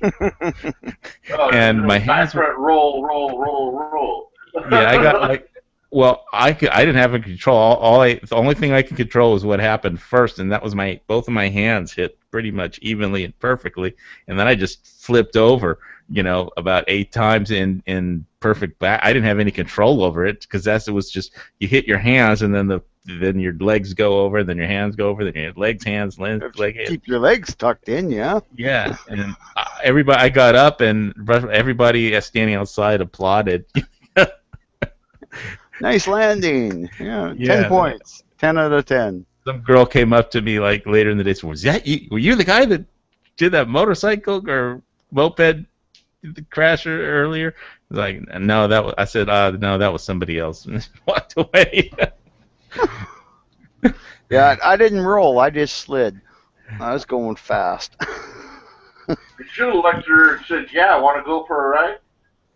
Yeah. Yeah, I was just too cool. I was playing it too cool, but yeah. I had to jump up, run about a block to pick my bike up because it was in front of traffic, and wheel it to the side of the road and go, "Oh man, is it fucked?" It was before the days of cell phones, so I had to find a pay phone to phone my buddy and say, wake him up, by the way, because it was like 2 in the morning. I was coming from the bar going to a party. And have to say, "Hey man, can you bring your truck down and pick my bike up? I kind of dumped it and it's broke." So he was like, "What? Who? What?" Eventually I got through to him and he said, "Oh fuck yeah, I gotta work tomorrow. I'll be there in 10 minutes." And he showed up and we threw the bike in the back of the truck because I was kind of worried the cops were going to show up and see me bleeding there and go, "You were riding this motorcycle." Man, I have to say yes. No, the rider took off running. I just thought I'd try. Yeah, but it was my bike, so I mean. I had a designated driver. I was tossing her. He jumped in a car and split the other way. But then I did talk my buddy into going to the party, so we went to the party with the bike in the back of the truck and party. So a poor bastard had to work at 8, and I think we left the party at 5. Yeah, but you were young back then, right? Mm-hmm. Oh, well, there you go. Oh, yeah, it's like 18, 19. You didn't need to sleep back then. Where I live, it was like the drinking age was 18, right? So at 18, you could go to the bars and watch strippers. It was like, fucking A, this is like heaven. Yeah, nothing like a guy going, going to change and becoming a man for, being given permission to go look at a bunch of naked chicks and get drunk while doing it. Yep. I mean, that's, really, when you turn 18, you go, I get to vote? I don't care. Well, when you're 18, you don't, right? Well, seriously. I get to go to a titty bar? Fuck A. I get to drink beer legally, right? Because before that, you'd been having to get a friend to pull it, and then, And it's 21 in most of the states, I think. But yeah, it is. Yeah. It didn't used to be. It used to be that. But you can go in the Army. Corps, it was like when I first went in the Marine Corps, it was like the very last years of, if you were 18 to 20, you could have beers at the E Club. But you couldn't have hard alcohol until you hit 21. Which is so funny. Well, didn't they used to say Indians couldn't have hard alcohol on some reserves? Don't sell whiskey to Indians or something. Yeah. Oh, it's the same in the Northwest Territories, up at Fort Liard. It's a completely dry reserve. Well, I can see a dry reserve. And if you're caught with booze, holy hell. It's like 5 years minimum. But peyote's okay. Peyote's okay, right? Because it's a religious drug. Yeah. Well, they don't have peyote up north there, but no, what he's saying is true. But that's on a reserve, right? And because they're a reserve in Canada, they're almost like their own country. So if they want to make a law, No, they are their own country. Yeah, that's Yeah. the same thing here in the United States. But in the United States, at one point, some reserves you could only buy beer that was 3.2%. That's all that they were allowed to sell to the natives on the reserve. Well, when they first put them on the reservations, we call them reservations down there. And when we first isolated them to their reservations, because we were the conquerors, we weren't allowed to give them any whiskey because they'd get all fired up and want to come kick our ass. And and then of course that would just increase more hatred between us and all that good shit. Yeah, another slaughter. I mean, it's a crappy thing, but that's just the way it was. It's not like that no more. No, it's true, and it was exactly like that. If you ever, there's this a TV show on Netflix called Strange Kingdom about this town of women in the Old West, and I think they're just over the border in Canada, so there is no law. And they actually make their own law and stuff, and it's a really neat TV series. Only lasted one season. But, yeah, very fucking entertaining. Very interesting. You got to watch the first couple of episodes, and then it's just like, fucking A. Like Plus, you get... that movie Jimmy Stewart was in. And Jimmy Stewart started this movie where he was some gunslinger, and he worked for some cattle rancher as a cattle hand or a foreman or something like that. It's a lot of. He's been in a lot of movies. Which one are you talking about? I'm trying to I can't think of the name of it, but they end up going up into Canada to get away from these other people, and then they end up having to come back and fight them. They're fighting in Canada. They're going around sniping people off and shit like that. Well, there used to be absolutely no law. Like, you guys had more law in the States than we had up in Canada before we got the RCMP, because it was just, nobody was here except natives and some people who came here, right? A lot of them came up from the States because we were populated on that border, or you guys were populated on that border, and it was just like you didn't have any gold rushes or anything up there. Well, we did, but that was in different areas. Like, we had it in the Yukon and stuff like that. But yeah, that's actually kind of where it was based. I think. Oh no, it might not have been the Yukon, but I know it was right over the border of Washington into Canada or something like that. I think into British Columbia, maybe. But I mean, there were gold rushes that were, bigger than anything in the Klondike. Hey, I just wanted to get this in here real quick. There's this website that, because people were talking about it earlier, were having problem finding 22 in some parts of the state. So if you're in the mainland, you can go to this website and called findmeammo.com and click on the Walmart ammo, and you just type in your zip code or your Jason zip code, and this website scans the Walmart stock. So it kind of gets in real time. If Walmart gets any 22 in your zip code in stock, even if it's not unloaded off the truck, it gets added to it'll get added to your inventory, and so you got a better chance of getting 22. It's a download from their satellite. Walmart has their own satellite. Yeah, well, I mean. Oh, yeah, several. So anyway, the point is that it's so if you want to get 22 in the States and you're near Walmart, this website, it makes it pretty easy, and I'm going to link it in the HVS. I'll throw it in the lobby chat too. So because some people have been saying it's getting hard to find 22 in some parts, or other people getting it to it before they do. So this lets you know when it's in stock. So all you got to do is type your zip code in, and that's a good idea, because if it shows in stock in their computers, they will actually do a rain check on it usually.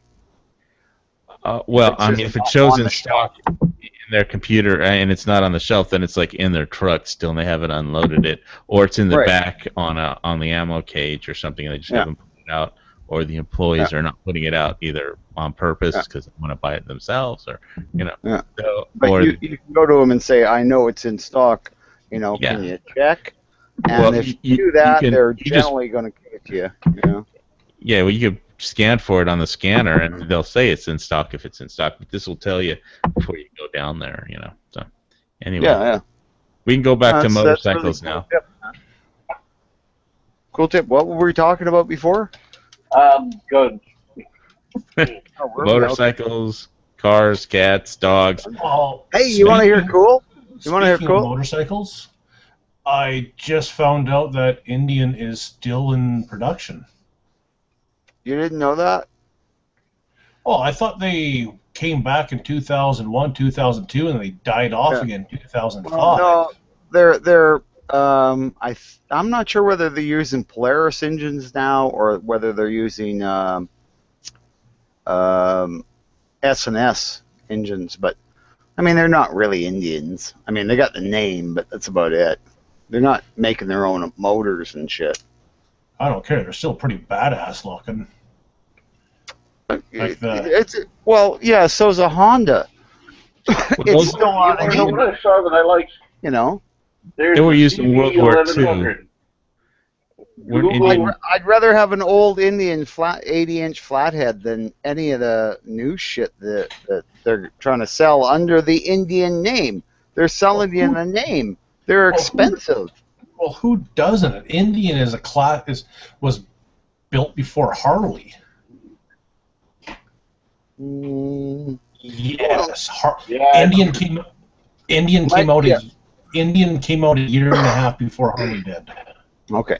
And I love the look. I've always loved Indians. Had a chance to buy a Indian 74, but the guy had started to chop it and he had lost half of the tank, like the gas tank. He'd traded it off to someone and he had cut the front Springer forks already. Was going to use radius arms from Ford on them or something. And yeah, so it was so butchered. It was just like, nah. You want to know the kind of bike I like? 2014 Honda CB1100. Google it. Yeah. Well, you know what? Kawasaki. It's not a sport bike. It's not a sport bike. It's not a cruise. It doesn't look anything like a Harley. It looks like it's a retro 80s Honda bike. Yeah. Yeah, it's actually pretty kick-ass. And they're quiet, so they don't annoy people. They're reliable, and they got 1100 cc's. But who wants a quiet bike? No one. Well, I don't. Who rides a loud bike is trying to make up for some kind of compensation issue. Well, no, you know what? Like, look at my. You also got to understand. I live in a town where there's like 3 of the biggest outlaw motorcycle clubs were born. Right, so I got all these wannabe bikers out here too. You know, I mean, it's freaking ridiculous the amount of outlaw motorcycle clubs and regular motorcycle clubs that are out here. I'm sick of freaking hearing Harleys. Yeah, and I really hate loud pipes on Harleys. I mean, you know, there comes a point where it's just like, come on, dude. Like every time you come around the corner, you gotta fucking hammer it. Like, Jesus, you're rattling the windows and the cups in my cupboard.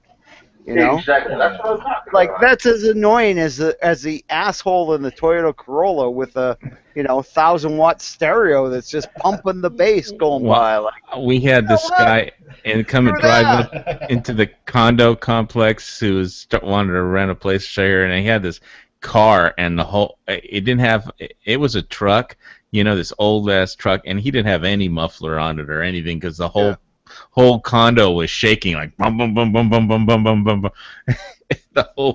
It was so damn loud, unbelievable. Well, like, I can see it if it's like not your daily driver. Like I watched a thing where it's like people do that just to it's like a phallic symbol to have the ground shake when you roll up in your ride or something. That's why I like my Kawasaki 1000, right? Because it's quiet until it gets to about 5,000 RPM, which, you shouldn't really need to pull it about 5,000 just to drive normally.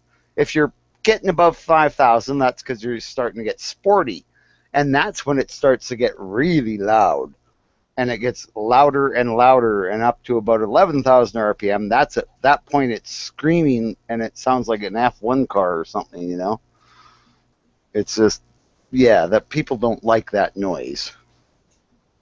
Well, I know up until the age of, what was it, 23, I cut I cut the exhaust right off at the headers. Good God, man.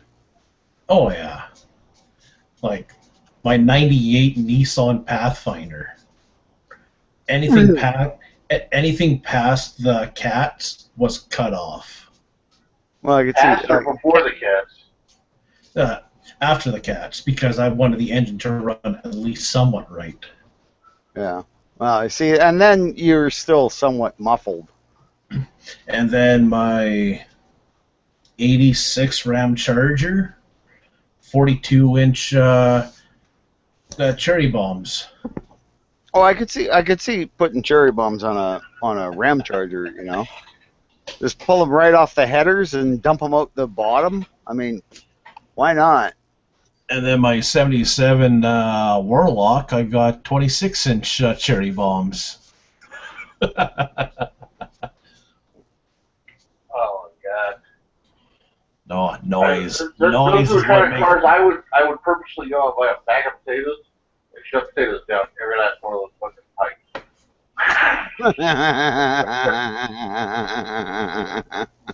I think the only vehicle that, the only proper vehicle I have an exhaust system on is my 2014 Chevy and my 79 Ram Charger for now. See, my 05 Dodge, I run the stock exhaust, but it's the original exhaust, so the muffler is pretty much getting hollow. So once you start running the RPM up to above, 4,000, it starts to get loud. And I like that, right? I like quiet when you're just being nice. Oh, like me, Get loud when you romp. Like all my trucks, like my Nissan, it was quiet. Like if You can't call a Nissan a truck, I'm sorry. my Pathfinder. You can't do because I'll tell you what, that Titan kicks ass. Oh, Titan is a piece of crap. Oh, I'll tell you what. I'll chain it to the back of my Dodge 2500. We'll see which goes further. Well, you probably make sure you have it on a tow bar because that way you can, when your Dodge breaks down, you can take the Titan off the lip, put your Dodge on it, and your Titan. Oh yeah. No, I'm talking. We'll chain ourselves bumper to bumper, and we'll both nail it and see who goes backwards. Nissan Titan is a piece of crap. It is not. It's an awesome truck. It's got that 5.6 V8 puts out more horses than any of the new fucking V8s that are out there. Oh, more horses. It's got more than 420 horsepower. My Chevy has a 6-liter, 4.25 horsepower engine. Like I got nothing. a 5.9 that's got that much. Oh, my Chevy just kicks ass. Yeah, and my truck weighs 8,000 pounds, so I got traction. One thing I see is I always see Chevys at the used car dealerships. I don't ever see any Titans. Well, that's because they're all like written off because the motor's just grenaded. Oh hell! Like up here, it's Fords. You see nothing but Fords with the EcoBoost at the used car lot. Oh, I know. Everybody was so disappointed in the EcoBoost, right? It was like Ford advertised it like it was going to be a V6. It's got the power of V8, blah, blah, blah. Everybody bought them and went, oh, fuck, man, this thing sucks. I think the only modern Dodge I'd buy is that half-ton with 5 liter or that inline 5 diesel. That's a neat little setup. I actually wish they'd put it out in the 2500. I think that would be a really cool Econo 3/4 ton for towing. Like if you're not going to tow, like my trailer's only 1,500 or 15,000 pounds, so it's not a big one. Oh, what they should do is put that damn engine in their Power Wagon. Then it might be a real fucking truck. They have a Power Wagon again? Yeah, they still have the Power Wagon. No, they quit it for a while. 85 or something, they quit making the Power Wagon. Oh, not the Power Wagon. Sorry, I was thinking the Ram Charger. The Ram Charger. The Power Wagon. The problem with the diesel in it is if they got the winch hidden, you can't. There isn't room to put the diesel in. That's why it doesn't have a diesel. Yeah, that's bullshit. A proper Power Wagon either has an inline six or a diesel.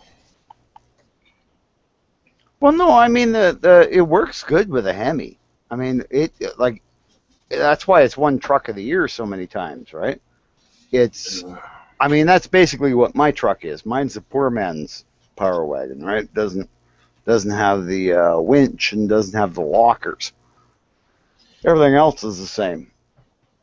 And yeah, the lockers are something that I have to get because damn it, I got stuck once. Pissed me off to no end. Because that's a Dodge. No, I got hung up on my hubs. Both my hubs were hung up on snow ridges, and you know what? If you can't fucking put the wheels to the ground, you ain't going anywhere. Which is cool about my my latest Ram Charger. I had no idea that Ram Charger had this feature, but it's an all-time all-wheel drive with high and low locks. You know, I can have mine in four-wheel drive all the time, but yeah, no, this you can lock all four wheels. This Ram Charger, the 79, is either high-low or is either high or low. Yeah. With high locks and low locks. No two-wheel drive. So if you go low locks, you'll have all four wheels driving at the same time. Yeah. That's cool. Like that's a full-time locker system. Yeah, no, like it runs. What kind of axles? Dana 44s, I believe, either 44s or 35s. Yeah. I haven't done an exact. Yeah. That's what I've heard about the Ram Chargers is the axles are half-ton axles, and there's a problem with that. You know, you start putting horsepower to them, they break, especially because you can lock all of them. Yeah, I know, because I was going through the owner's manual, and I'm like, holy crap, this thing's like all-time all-wheel drive. Like every other four-wheel drive Ram Charger I had was either your 2 high, low, and that's it. But this one here has 4 high, 4 low, or 4 high lock, or 4 low lock. Yeah, my Blazer has it's like all-wheel drive. It just kicks in four-wheel drive when you need it. It has that option. I mean, you can put it in four-wheel drive, but it has that sensor thing on it. But it's not actually four-wheel drive. Like, see, that's the thing is like when we're talking lockers. What a locker does is it means that your standard axle will only put power to the wheel that's got traction. Is how they're supposed to work. Well, yeah, like it only it'll only put power to the tire that has the least resistance. Right. So a locker makes both the wheels turn no matter what. They're both going to get power. They're both going to turn at the same rotation. No differential suspension. Well, I mean, your suspension will still work and everything. It's just both wheels are going to turn. Doesn't matter if one's up in the air or one's like piled up into a rock. It's going to turn. The best way to explain it is if you got a Dana axle with limited slip or full lockup, is if you do a brake stand, if only one tire spins, you got a, what is it called, a limited spin differential. Limited slip differential. Limited spin differential. So it's just the standard one that you get in almost everything, even four-wheel drives, unless you have lockers. Yeah, like the modern Chevys, they have electronic differential. So your wheel spin sensor, I guess, as soon as one tire starts getting more than 1/10 of rotation faster than the other one, it'll automatically clutch your differential, and the other one will gain traction. It'll pretty much lock up your axle to where both tires spin at the same time. Kind of. Yeah, kind of. What some of the designs do is they don't actually lock it up, but they will actually break the wheel that's spinning. Yeah. Well, I think your other wheel to you know, the biggest thing in off-road here in Hawaii is because of all the volcano rock, if you go off-road, is really ground clearance, you know. But they have laws against, you know, using spacers that if you put the tires too far out, then it's, you know, you won't pass your safety checks that you need or something. So yeah, same up here. Like your wheels can only be so far out from your fender wells. Yeah, yep. And so, you know, obviously that affects how big of a tire you can put in and still be street legal. But like you look at Bushwhacker and all that, they got the oversized fender flares now. Yeah. Which you can put a taller, wider tire on now. Yeah. Height here is not as big a deal. I mean, you can get really tall here. But the problem is no matter how tall you make it, you're only going to have the clearance between your pumpkins on your axles and your tires. So it all comes down to the tire height and the rim height. You know, there's where your ground clearance comes from. Because there's one other thing that you could get a couple inches out of too. But I have to go back and look at the S10 thread. But I think, you know, it's like when you go through lava rock, you know, it's like sometimes on my Blazer, I have to stop, look at the rocks, and see where I want to put my wheels to make sure I can get over. Because like I know the U.S. has a pretty tight restriction on, or depending on what state you go to, it has a pretty tight restriction on vehicle height. Like your headlights can only be so far above the pavement. Not in California. You got assholes out here jacking their trucks up trying to be super monster trucks. And, you know what I mean? They make it look like they're badass 4x4s, and they're only 2x4s. And those people take their trucks off-road, they don't even get dirty. Don't get me started on. Don't even get me started on lifted 2x4s. Dude, no, it's commonplace around here. I'm telling you, it's like everybody and their asshole brothers do it. Before they passed every single one that I sit down. They passed this law before they passed the law saying, you know, with relating to how wide the tires could be. We used to have these guys with skyjackers. You know, they're called skyjackers. The suspension they're like the skyjacker lifts. You need a ladder to get up to the car, but you know, it's like, you know, it's some parts around here, you know, it just gets real muddy, you know, and they get mud tires and stuff. You know, on the wet side of the island, you almost need that stuff, but I think they're not legal anymore. But they look really cool. It's just you need a ladder to get up into the cab. Like me, like I work in muskeg, I work in mud, I work in every type of situation out there. So I kind of know what you need, what you don't need. I think of it more as practicality. Me, I run, like when I'm working, my truck is mainly on the highway and dirt roads. That's it. So I don't need a lift kit. I don't need none of that. But my Ram Charger, my Land Rover, totally different. Those are my Make It Trail 4x4. My Ram Charger is probably going to end up being my Weekend Warrior. I've already priced out my 8-inch lift. I've priced out my 3-inch body lift. And I've priced out my 44-inch mud boggers that I need, which will give me a total of damn near about 12 inches left. How much? How much would it cost you? Okay, 8-inch Skyjacker lift is about $2,000. Okay. 4-inch body lift is about $300-400, and Okay. then my tires are going to be running me about $3,000 to $4,000. Okay, so for like $6,400, you're gonna make your truck ridiculously stupid. Oh, epic! I mean, how often? I mean, I understand you probably enjoy floor buying and all that stuff. Do you have big mud bogs to where you go mudding and all that? I got muskeg. Oh, okay. I don't know what that is.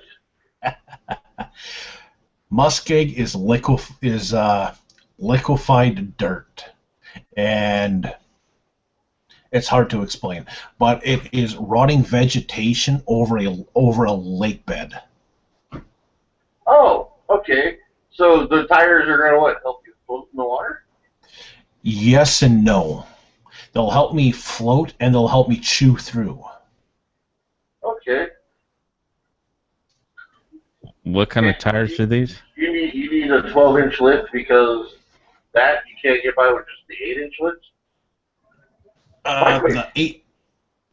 The 8-inch suspension lift and the 4-inch body lift. That'll help. The 8-inch lift will help raise my frame, and the body lift is just there for looks. Well, Okay, so better why off don't with you just one do of those the 8-inch body deuce lift and a or halves. 8-inch lift and leave your body where it's at? Well, the thing is, I got to go with the body lift to incorporate for the larger tires. Which you'd be better off with a deuce and a half, wouldn't you? Oh, I've priced some things out. I want one so badly, and I do have a license to drive one. You gonna install an escalator in your truck too? Get Stay in? what? You gonna install an escalator in there, or are you just gonna have like a little elevator to lift you up whenever you try to get in your truck? Yeah, maybe a step stool. That's Well, if you get a deuce and a half, you could actually just go through the river, and it doesn't matter if your engine is in the water. Well, most diesels will run underwater as long as they're getting air. yeah, as long as you got like a scuba pipe. Yep. Yeah. So I'm not worried about. There's no electrical on them. Okay, we're gonna see a Gun Channel's deuce and a half video here soon, I think. Actually, you know what? The first person to do it. Gun Channel's deuce and a half gets a free Gun Channel's patch. I'd rather have a Bren gun carrier. Yeah, I'd rather have a Bren gun carrier with a V8 Chevy engine put in it, because you get lots of parts for those. And hell yeah, you got tracked vehicle, go about 50 miles an hour. Hey. yeah, or you get bogged down in that whatever stuff he was talking about. Muskeg. Muskeg. We had a Well, yeah, that's why Look in your tracks and your gears, and you get stuck. Mad Max had a. You can, but it's pretty tough. I mean, those things will go through damn near anything. Yeah, but you know what?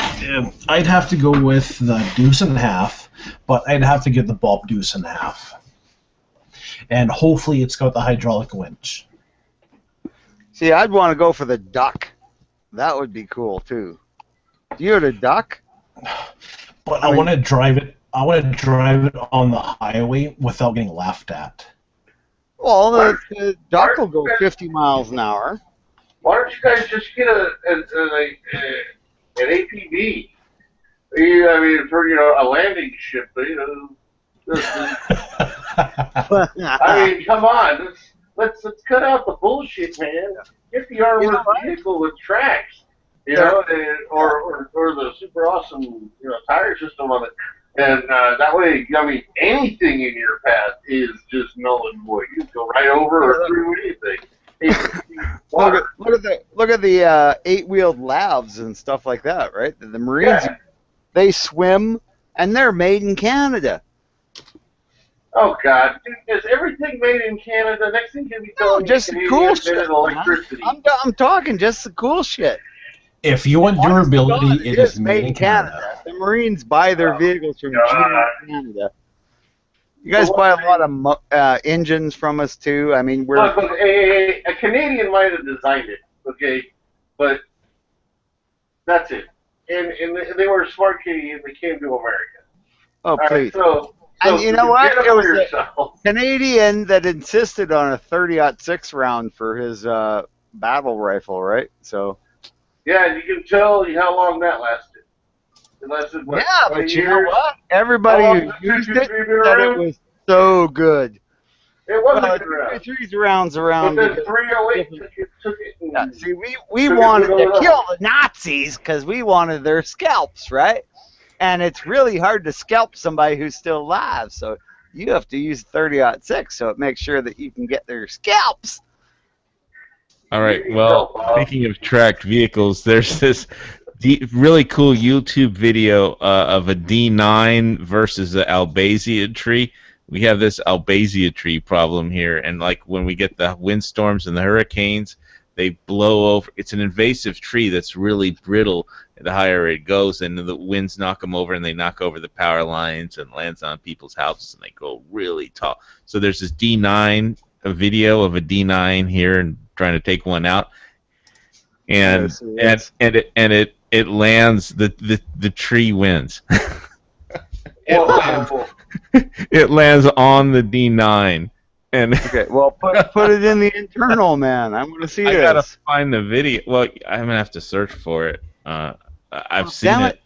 It's just look Hawaii D9 versus Albazia. Oh, Albazia please. tree. Just look it up and find it for us. I mean, geez whiz. Well, how If was we I were all supposed to know you were together- gonna talk about tracked vehicles and shit? Oh, what? Look, I'll go look. All right. Good God, if it's that easy to look for, just go look for it. Well, Bob, stop being lazy. You go dig it up yourself. Well, I don't want to do it. I'm old. Plus, I'm running everything off my phone. If I go look for something, I'll probably lose my connection. Albizia. I think that's how you spell it. Let's see. Yeah, we don't have a lot Here of it is. invasive species here. D9 Other than wild pigs. pulled here. D9 caterpillar bulldozer downs Albazia tree Hawaii paradise bark Puna Hawaii. Right, let me copy this link. This is funny. I don't know how you're gonna do this. How long have these trees been there? Well, they're forever.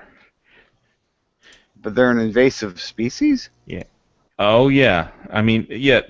I don't know. Basically, I don't know the whole history, but yeah, they're everywhere. And yeah, like in the last windstorm and for the last hurricane, they just took out everything. It cost too much money to take them all out.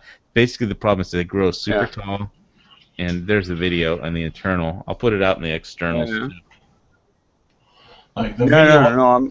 I'm looking at it. Yeah, it's like, and they're no good for wood or anything. They're just like really fast growing crappy trees. Well, they grow really tall. They look okay. They look nice, but the higher up, it's brittle wood. So when the wind blows, all the branches break and fall down on people, houses, and electric lines. Yeah. You know, so it's not a good wood tree then. I guess you could make pulp out of it, but Yeah, you can still burn you can't. Well, you could burn it, but I mean, it wouldn't be good for building materials because it's brittle, right? And some trees are made that way. Too many limbs. yeah, you can skip to the end and look what happens to it, but it's pretty funny. Yeah, why wouldn't they just cut it down? I don't understand why they're trying to push it down with a bulldozer. If you cut it, you can make it fall where you want. I didn't say the D9 operator was smart.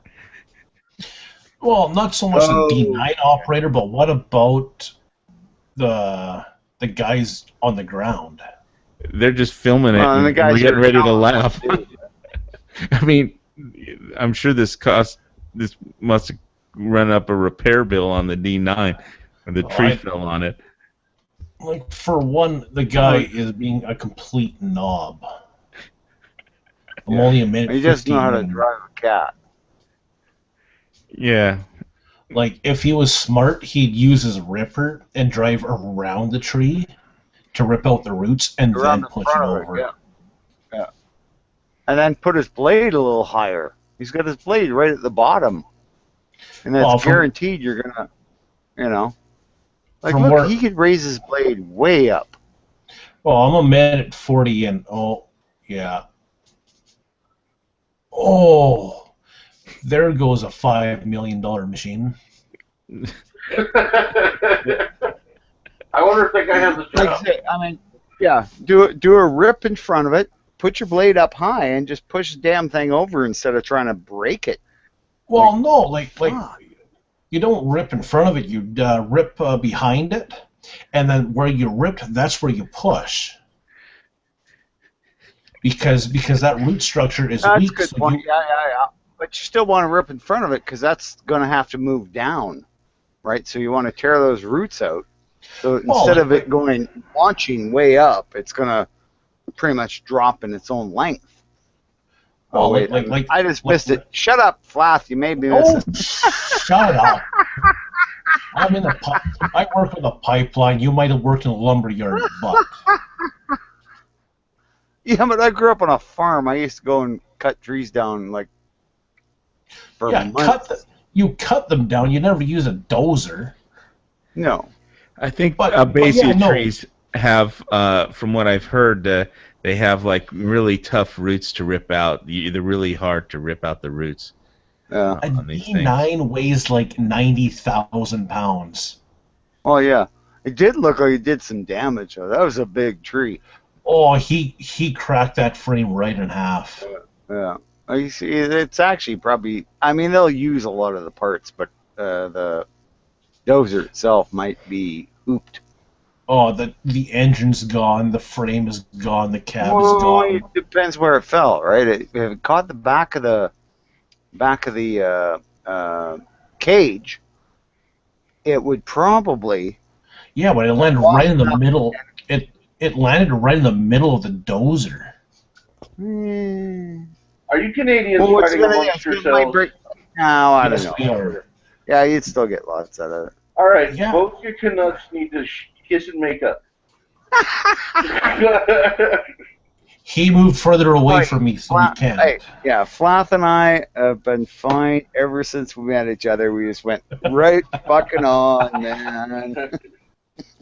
Yeah, it used to be Fellow Alberta Canuck. Saskatchewan rivalry. Now it's Alberta Manitoba rivalry.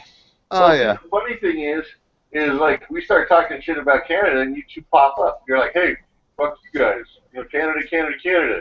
And then as soon as we shut up, you guys go back to fighting. Yeah, Oh, well, yeah, we're kind of like you guys in that way, right? Well, it's Yeah, like but- every but- country. But you know what? Me and Bob will fight, and the cops aren't involved. That's Cops so much aren't better involved. than the old days. when I fight, guys, the cops don't get involved when I fight. Of course, you know, nobody knows I was in a fight, and all evidence destroyed. But you know, are you smoking a doobie? Yeah, I got a shovel. Oh, that's a regular cigarette. All right. Yeah. Oh, he yeah. was Canadian. it's that's cigarweed. smoking one. Yeah, Disclaimer: you know what? Hawaii Volcano Squad is not responsible for anything that happens in Canada. The damn Yeah. price of my tobacco went up again. What are you guys paying? $80 a pack?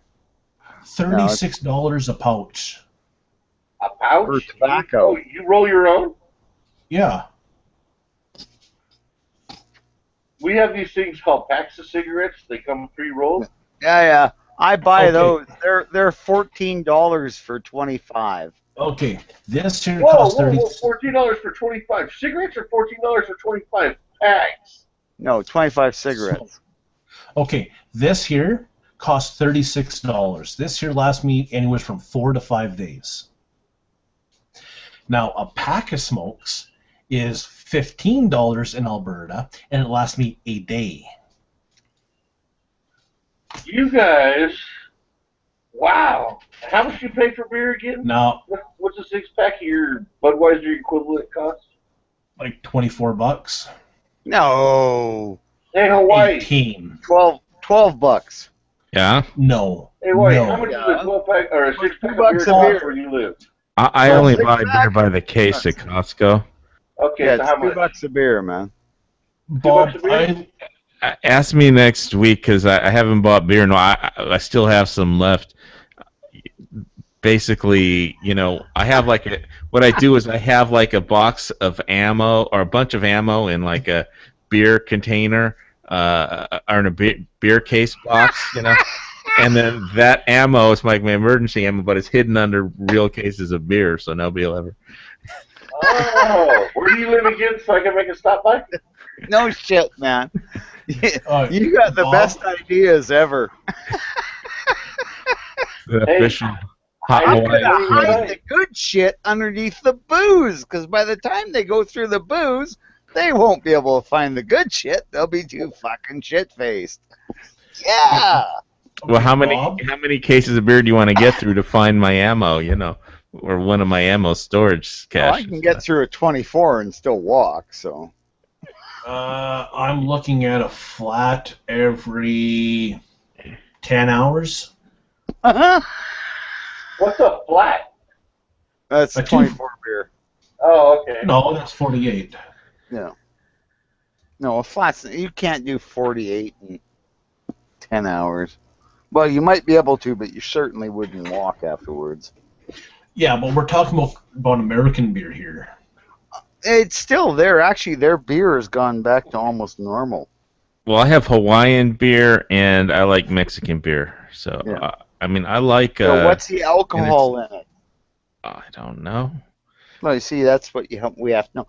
Because You want me to- American beer used to be Well, we have low IPAs here alcohol that I and like. it tastes really bad. But it's gotten better. Well, American beer still has to have formaldehyde in it, so by law. So Mexican beer doesn't. So I don't know. I like Mexican beer, but I still have some of the Hawaiian beers, the Hawaiian Brew Company, and they have IPA, Hawaiian brewed IPA, you know, which has higher alcohol, you know. But I mean, if I want to get blasted, I just do pitchers of margaritas. I have a Vitamix Yeah, and. if you went to a 7-Eleven and bought a 6-pack of standard beer, what would the alcohol content be on that beer? Hawaiian beer? I don't know. Anybody's beer, any American beer, what would it be? Budweiser, you know? In between 4.9 and 5.2. Yeah, because like Kokanee. That's gotten better then, because it used to be Yeah. 3.2. But IPA is very popular now among American beer makers, and that has. I can check my Hawaiian IPA for It's you. like if you 6 want. or 7%. Yeah, and I don't like that kind of beer. Actually, it gets I yourself love fucked it. up so fast. Yeah. Well, I usually don't drink more than 2 or 3 beers. So. Oh, What do you yeah. think of Newcastle? Lightweight, man. If you're not I- drinking 12, you're not really trying. Well, no, he didn't. I'm not really trying. Beers, he goes straight to the hard stuff, man. He's drinking like tequila and vodka and whiskey and shit like that. Oh, yeah. See, I won't drink any of that shit because it's bad for you. So who's the lightweight?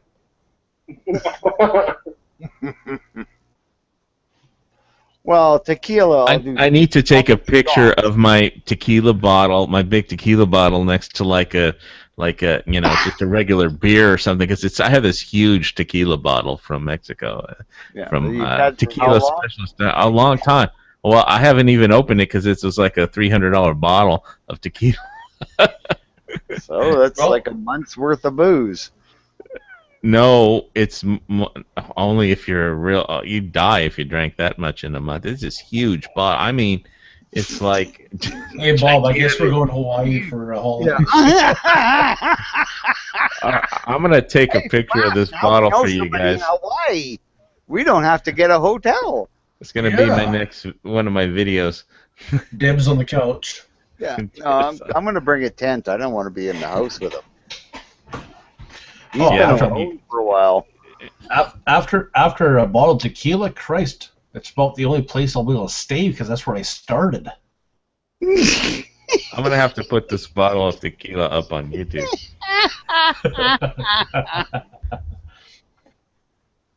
1 tequila, 2 tequila, 3 tequila, Yeah, 4. and you can put the bottle up after we show up. I don't know. It's like 3 feet high, or I don't know, it's like 2 feet. It's a 2 foot high bottle or something. I don't know. Really? That'd take us like what? What do you figure, Flath? A weekend? Well, with us true alcoholics, yeah, might last 24, 36 hours. Yeah. I'm thinking, yeah. If we're if we're not drinking beer, if we buy a bunch of beer, it'll probably last the weekend. Well, you're talking to a guy that drinks scotch straight. Yeah. Well, I drink. Well, that's how you're supposed to drink it, dumbass. I'm sorry, Derek. I did not mean to become so belligerent. And I drink it with orange juice. I drink Glenfiddich. Crown Royal. It's Crown Royal. That's Canadian, right? Well, that's Yep. whiskey. That's not really scotch. Well, it's good. Scotch I is like. whiskey. It's just Scotch whiskey. It's made in Scotland. I like Glenfiddich. I It's have a little bit Glenlivet. I have Glenlivet, and I've got Yeah. Crown Royal, and they're both pretty good. All right, let's just say I started this bottle at 6 o'clock.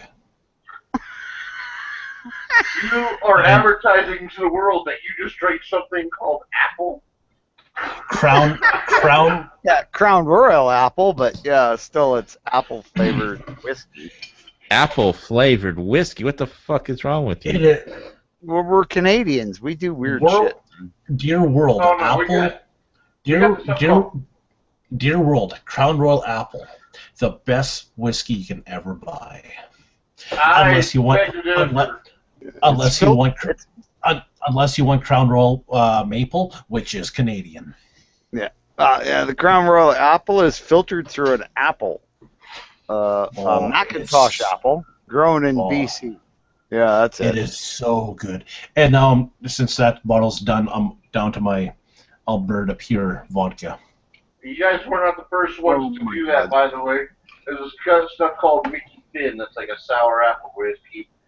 And it's an actual whiskey. Then you got, here's a real whiskey right here. Check Basil Hayden is a bourbon whiskey, but it is. Well, bourbon's not whiskey. That's just like what you get after you get. It's a type of whiskey, bourbon, rye, all that shit. No, it's what you got type left, of right? whiskey. It's like rye whiskey is kind of like what you got left after you make the real whiskey, and then you sell that to the poor people. No, I've it's got- a type It's kind of of what whiskey. you do with bourbon, isn't it?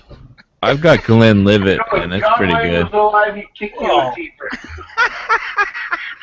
Punch you in the face. Well, and John Wayne was not. Because John Wayne was famous for saying to a bunch of students who were protesting him when he was supporting the Vietnam War, he was famous for saying, you know what?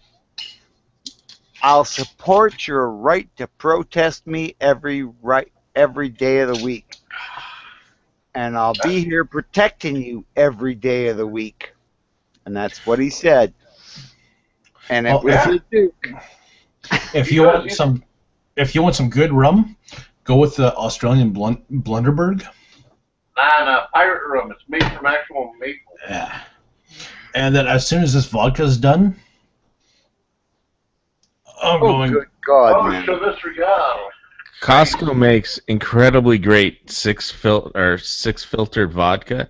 It's cheap. I mean, I can't believe how good it was. It's American, like what 6 filtered or 7 filtered, and it's like water. It's great. Is it the Kirkland vodka? Yeah, that Yeah, stuff that's- is great. Yeah, that's Grey Goose. Well, it's really good and it's really smooth, and it says it's just like 6 filtered or something, or it's, like Yeah, it's American Grey 6 Goose. or It's something. Grey Goose vodka, yeah. Yeah, no, it's your high-end Grey Goose vodka, just renamed. Well, it's And- good, It's Grey- good stuff, yeah. and it's cheap.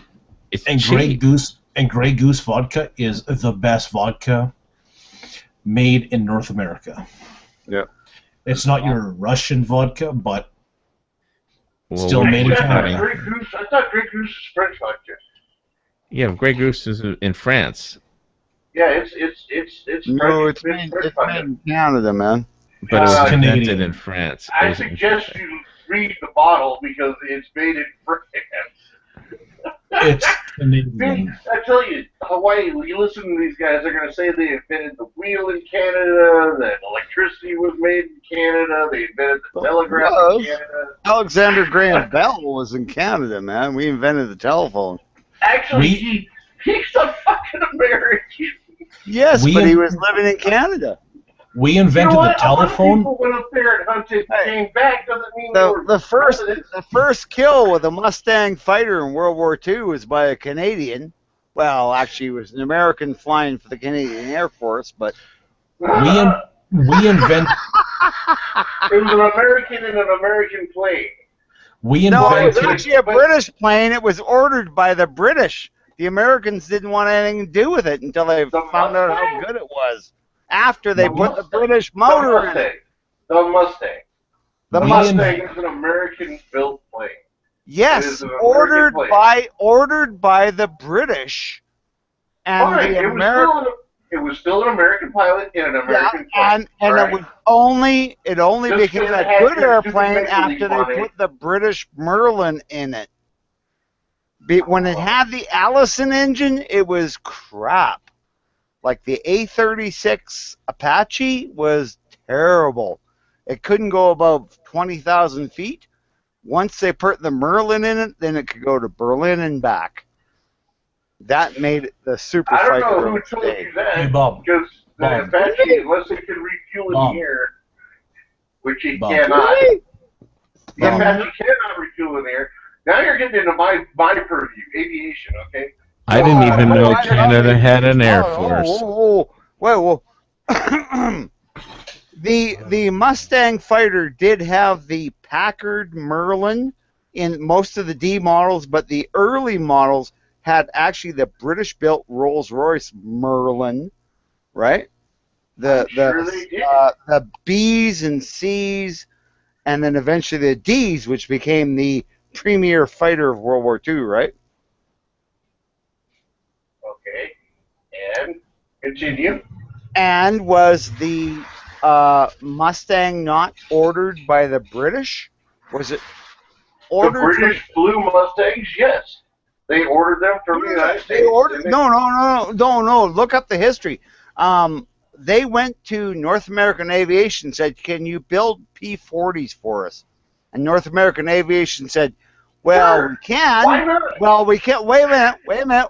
Well, we can, but you know what? We can build a better airplane in 100 days."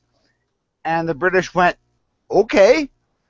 And American Aviation did. Well, it was probably 105 days, but before they flew the prototype Mustang with an Allison engine, with an American engine, same one that was in the P-40, it was only after they got it over to Britain they went, you know what, we could put a Merlin in this, which was what they had in the Spitfires and the Hurricanes, which had won the Battle of Britain, mostly the Hurricanes. And once they put that motor in it, that became the Mustang B and C model, which still didn't have the bubble With the canopy. help of the Are you Polish trying Air to Force say pilots. You're going to give credit to the Spitfire for winning the Battle of Britain? Never mind the fact that the Nazis had to fly from continental Europe over No. over the channel. Yeah. No, into the Britain. Hurricane. They were the laying Hurricane down with won it. gas. They had No, to they pop lost their the gas. Battle of Britain because they attacked the wrong target. If they would have kept attacking the air bases, they would have won. Yeah, well, everybody knows that, but they didn't They do were that worried because about by fuel accident, They- German bombed the They British. they lost So- because they were stupid. Of course they did. Hitler was running the battles, and he was fucking nuts. He had No, this syphilis. one was Goering. The Mustang is still a British plane. Yes. It's an American plane built by Americans. No. Do you guys go to some No, Canadian it was built by Americans. It was ordered by the anti-American British. propaganda Who class? cares? It was still made by Americans. It was Yeah, made well, by you know Americans. what? Americans flew Spitfires and Mosquitoes and We did. We Yes, had people and contract bullfighting. themselves, very similar to the way we did in China, go over to England as contractors and fly to help fight with the Brits, just like we did in China. And when the American guys popped off into the war, their contract were Look up. Yeah. cleared, and they went to fight for the U.S. Look up Basic history. reverse. Look up reverse Basic history. release. The Americans used photo reconnaissance Spitfires as well as photo reconnaissance Mosquitoes because they were better than anything they had. I mean, you got to remember the Mosquito could carry 4,000 pounds to Berlin, drop it, come back without. Well, you're talking about a wood plane firepower. now, right? Yeah, which the Germans tried to copy and never could, and actually flew for another, into the 50s as one of the fastest prop-driven airplanes ever.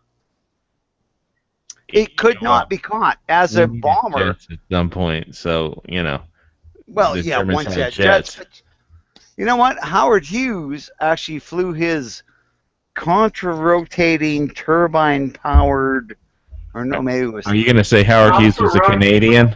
No, Howard Hughes was American. He was nuts, and he eventually crashed his airplane. But he flew a prop plane photo reconnaissance version of this, like uber advanced prop plane he designed at the end of World War II against American jet fighters that they had at the time, which I think were F-80. American jet fighters? Oh, American. There were no jet fighters in World War II for the Americans.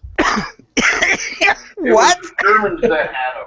The Germans were the only ones with jet fighter aircraft. Well, the Germans During had it, World the War II. British had it, the Americans were flying F-80s. At the end of the war, they actually had a squadron of F-80s, right? Well, the British had some kind of experimental thing. No. The British were designing the jet engine at the same time as the Germans. Oh, no. They actually had the Meteor. They were using a jet the Meteor, fighter to that shoot was it. down V-1 buzz bombs in 44. They were flying a jet in 42, if not 41. Actually, They I weren't think the fighter original one was in planes. 41. Fighter planes in 42.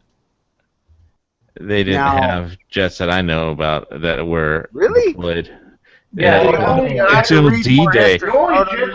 All I know is they deployed some Comets in the Comet jet fighter. Those were D-Day. Comets were airliners. I thought that they were Meteors. Comets. The Meteors, Comets, something like that. Yeah, Meteors. They flew, and those were I thought flying those in weren't deployed until 1942. D-Day. No. They were deployed, but they wouldn't fly them over into Europe because they were worried the Germans would capture them. They did at the end of the war. They were flying them actually from Europe. They were flying British jets from Europe. The Americans did send some of their F-80s, but they never got deployed. But the war was over before they got there. But they were flying. I mean, Richard Bong, the highest scoring American ace, was killed in 1943, and he had 50 kills over the Japanese flying the P-38. He was killed in 53 flying the new experimental American P-80, right? Because it's before they switched to F. And it was a single-engine jet fighter. Look it up online. Do you know what P stands for? Pursuit. Okay. A pursuit plane is not your standard fighter plane. It's not going to win in a dogfight against a fighter. It is meant to follow and get there fast. And then it will use wing weapons for specific targets. Pursuit planes were great for getting into something really quick, getting the fuck out. They were not good for dogfights. Interceptors were not meant for dogfights. They were supposed to take out the bombers. Pursuit fighters were meant to get out there. Take out bombers. They get in, hit, and get the hell out. Yeah. That's what they do. That's why they're called pursuit. So. I mean, sorry. Well, no, because the Mustang was a P-40. No. Mm-hmm.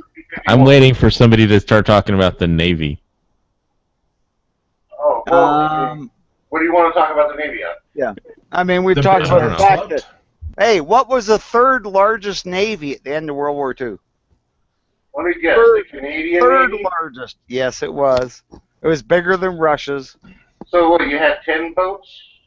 Okay, no, we had Bob. Did you guys go to every boat in the dock and christen it a Canadian military vessel? I mean, Bob. you know what? Well, When they we all were had all that escorting your whiskey ships, they we needed lost to a use whole it lot for more. something. Fuck Bob. Okay, thank you. What was the largest navy at the beginning of World War II? Germany? British. Canada. The Japanese Slap. Navy? I hate to break it to you, it was the Japanese Navy. Yeah, probably the Japanese Navy. But we also had the corvettes. Even though the Japanese had the warships, we had the corvettes. Corvettes don't count. Corvettes aren't like deep blue boats. They counted as the Canadian. Well, maybe you count corvettes as a navy, but they're not blue water boats.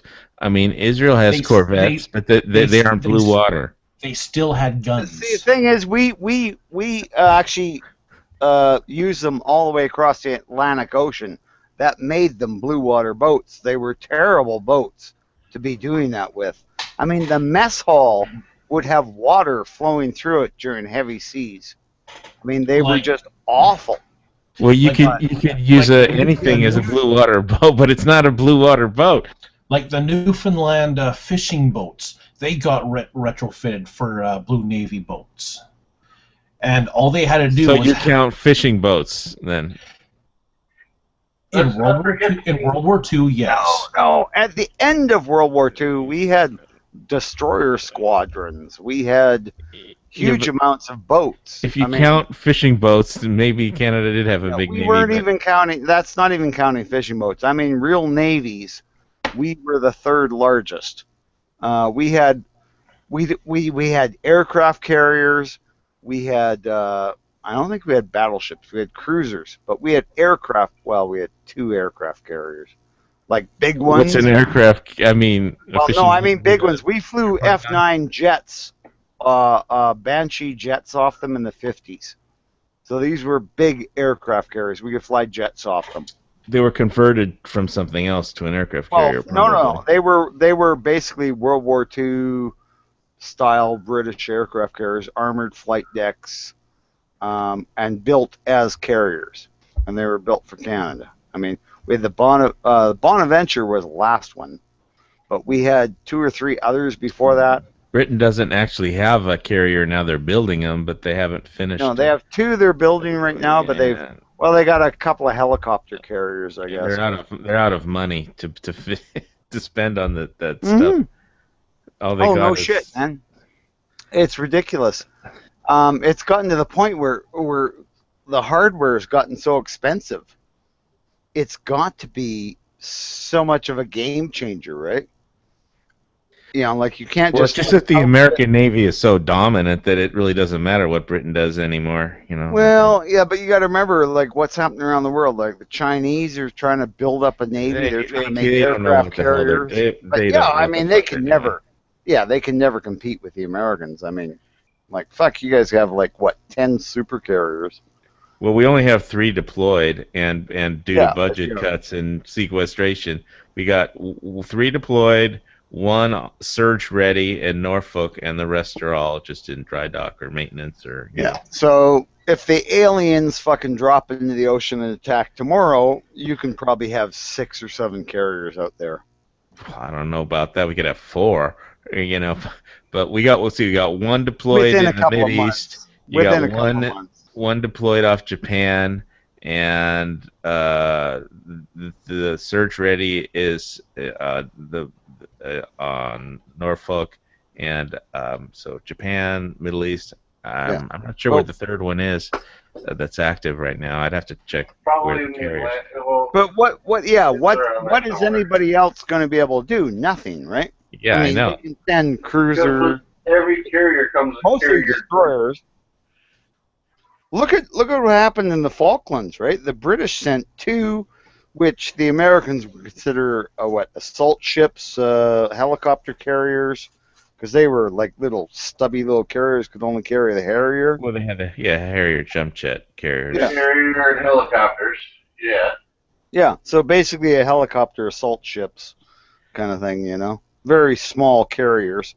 and yet they were able to take on an Air Force that had, what, 300 and some, well, kind of first, second line, you know, Mirages, Daggers, shit like that should have been able to just beat, you know, A4 Skyhawks. They had a shit pile of those and lost them.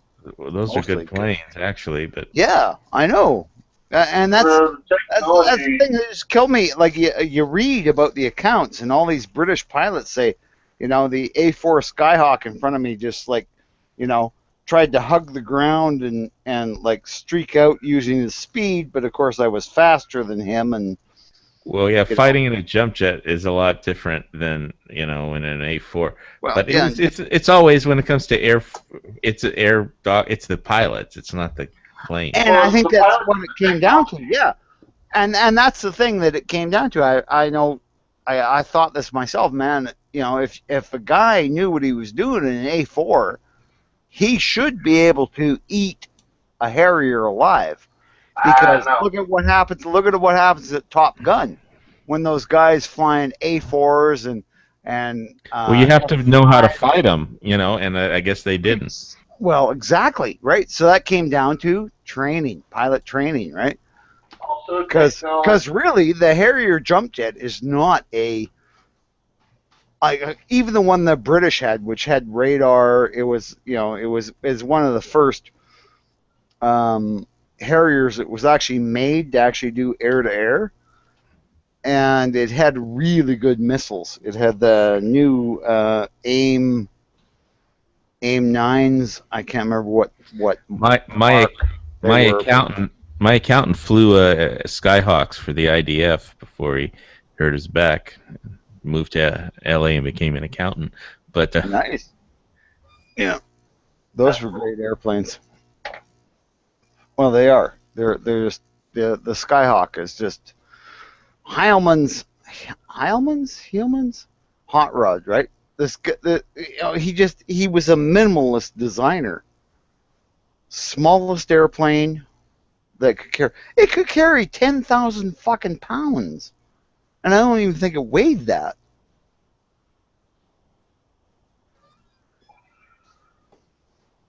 See, now we've picked another of my favorite planes. So was that an American plane? Oh, yeah. McDonnell Douglas. Just an amazing aircraft. It was designed, I don't even think it was wanted when it was originally, because they just said it was too small, it was too light. Well, the Navy liked them because they could fit more of them on the carrier, I think. Oh, yeah. And the wings didn't even fold.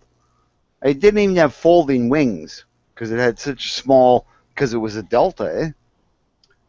But it was, you know, subsonic, but it could go supersonic in a dive. Had two 20mm cannon that were internal, so you're always going to have those. So it always had a chance, and it really handled well. It just flew. Like once you got all the crap off it, once you dropped all your ordnance and stuff, it was a dream to fly. Yeah, but if there was any fight involved, it only held 5 seconds of ammunition. Well, it's all it really needed. You think about it, if you're just trying to get away, and you got to be behind the guy to shoot at him.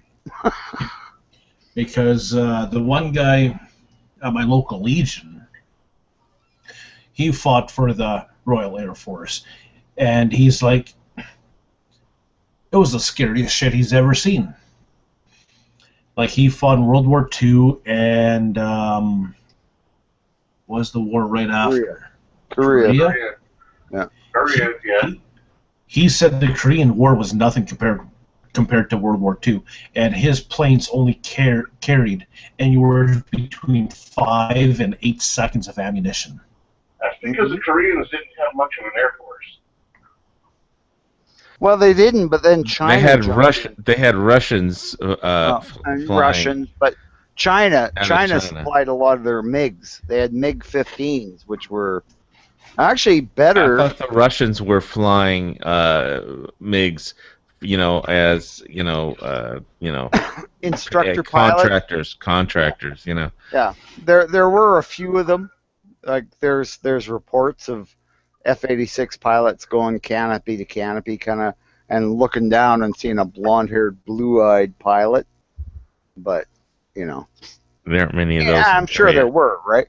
But China was supplying the airplanes to Korea. I saw Top Gun 2. So we've gone from mopeds to motorcycles to trucks to boats to aircraft. Well, why not, man? We're covering everything. Yeah. Hey, it's a general chat, I thought, yeah? Well, I don't know. What do you want to talk about, Hawaii? Well, What do you got? did you guys check out the picture of the Ram Charger? The Ram Charger pic that I put up? You're a day late and a dollar short. Yeah, You stopped talking about trucks a while ago. Yeah, we're back on trucks. Yeah, we already. Oh gosh. That is what my Ram Charger is going to look like. Booyah. Oh God, I gotta see what this monstrosity looks like. Oh God, it's flath all the way. Fuck yeah. I have no preference. Just everybody has fun, All right, on. We already covered Mad Max. Are you talking about the very first picture? Well, no. Unless you left and came back, but it's the two-tone black and orange Ram Charger. Yeah. It's all you, brother. Have fun. Oh, I'm 100% redneck, and that is redneck. Oh, that was exciting.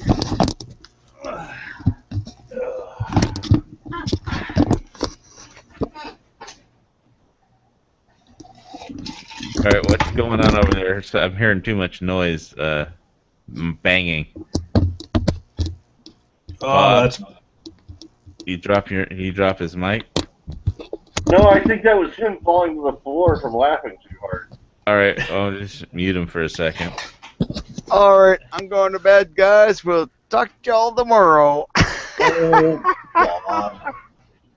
God. Later. Have a good one, eh? Fall off your chair. Catch you later, Bob. Wow. He's gone? Yeah. Oh, thank God. Start to, he knows about everything, doesn't he? Or he thinks he does. He's a Canadian Yankee. Canadian Yankee, Marshall. Well, his. I dare you to say that to Yankee's face. That would be funny. I don't, a Yankee would have to have the balls to come in here first. I don't think he does. Is he even, lingering around any of the chat rooms? I think Yankee's afraid of my chat. He's afraid of Hawaii in general, in my opinion. But I think. What the hell did I do with my scotch? You dropped your empty scotch bottle? No, I lost my scotch altogether. You lost Set your it down next to you, dude. It was. Nah. Hi, Temper. We got a new victim in the chat room here. Oh, right on. Oh, Tamper, hey, how's it going? Tamper Lane. Today, right? Oh, he's going to be muted typing on the side.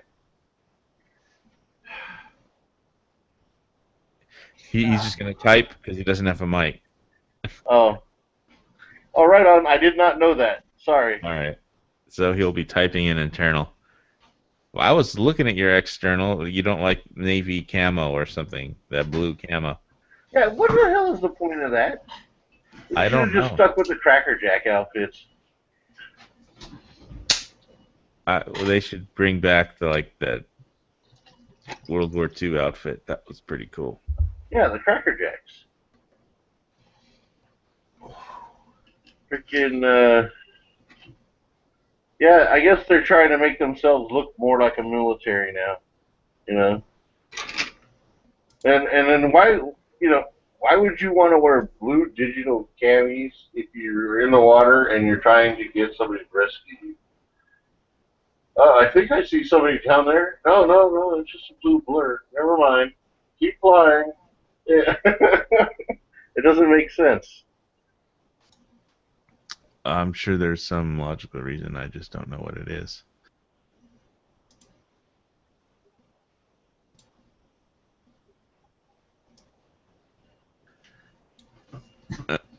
Okay. My So dad now- was in the Navy too. My dad was a fire control tech. Okay. Yeah, the fire control is like that was a big advance they made after World War II. I mean, they learned a lot. And, Well, no, they had fire control during World War II. They were yeah, the but guys it's who a actually lot ran the big guns and stuff. better. But, It's better now than it was then. Oh, hell yeah, yeah. My dad was telling me one time he was out and he was doing repairs because he also did. He was put on loan to some dude or somebody on a repair ship going around doing repairs to all these fire controls because he figured out a problem they were having. And so anytime a problem popped up, which evidently was a common problem, my dad and this other dude, they went and go fix the problem. And well, they were put on a maintenance ship, and they were floating around from ship to ship fixing them. And my dad had fixed one set of turrets and was running to go to another turret to clear because they were getting ready to fire, and he didn't make it. And the gun went off, and the concussion from the gun was so powerful, it flattened him. I mean, like, put him on the deck. It pressed him against the deck to where he bruised his ribs. Wow. Yeah. I mean, he was like 15 feet away from the barrel when it hit. He was at a dead run when it went off.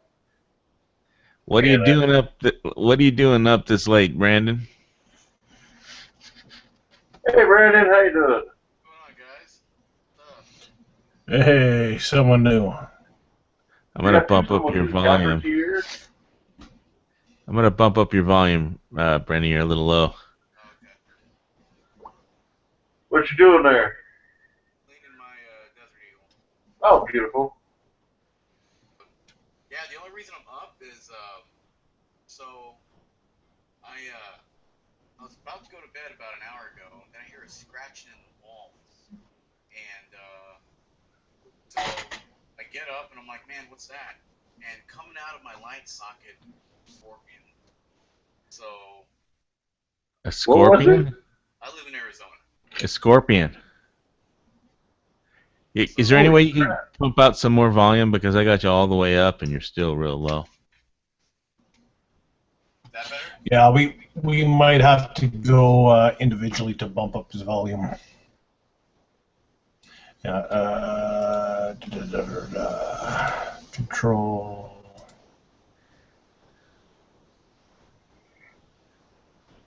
I have them all the way up. I'm all the way up here.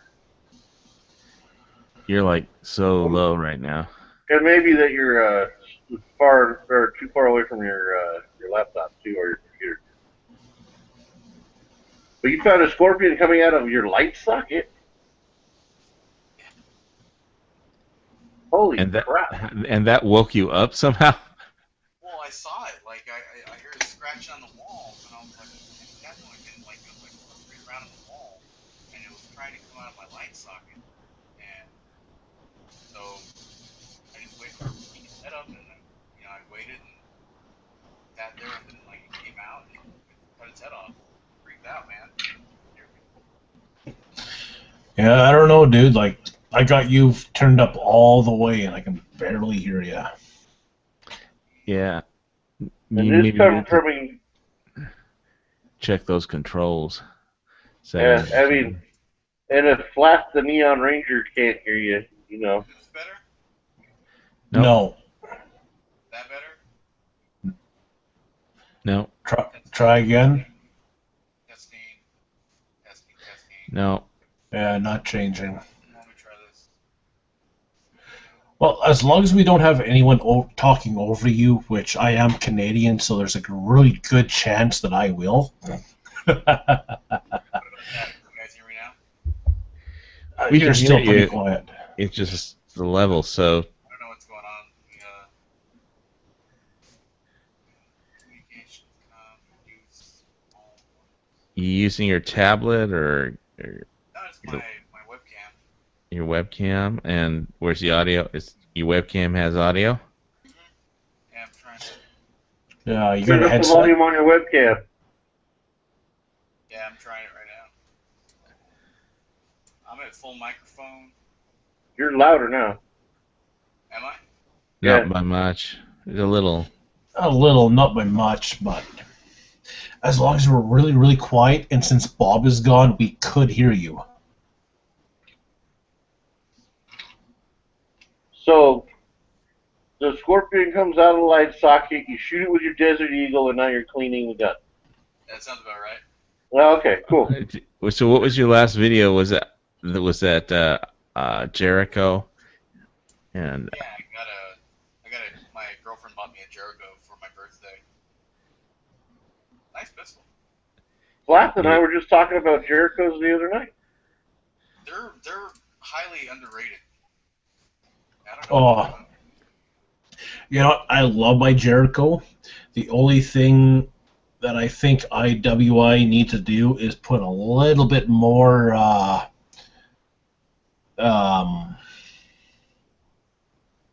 thread lock on the pistol grips. What color's your... Oh, sorry, go ahead. Oh, no. On the pistol grip? Yeah, no, like me, like I lost both screws to my pistol grips, and that was 5 years ago, and I've yet to go back somewhere to find screws for my pistol grips. Why don't you call IWI and order them? I have. I'm waiting. I've been waiting for a while. They actually just got back to me yesterday. Oh, right on. Yeah, we were just talking. Yeah, they just don't know what country I'm from. It's like, oh, for fuck's sakes. Canada's not a state in the United States. What? Are they? Do they need like a special permit to send gun parts to Canada, even though they're just screws? As long as the parts are under $50, they could send the parts. Oh, okay. Well, very cool. It's just like... My complaint about from what Brandon's review was showing is that the Jericho looked like a heavier gun than I wanted. So. Well, it's a CZ knockoff. It's an all-metal frame gun, but they do have the polymer frame Jericho coming out. You know what? I cannot stand polymer frame. I hate polymer frame. Me, I love my Jericho. I'm with you on that. It is the right weight. It is perfectly balanced. I got some people that shoot my Jericho. They are really limp-wristed, which is kind of unusual because it is an all-metal frame, and it does stovepipe.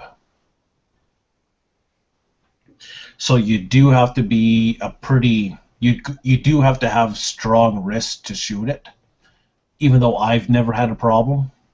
What caliber is your Jericho in? 9mm. Okay. It's a 9mm. It's not powerful or anything, but you need to have a pretty good wrist to shoot it. It could be an ammo issue too. I mean, I experienced that today with my sister's PX4 Storm Compact.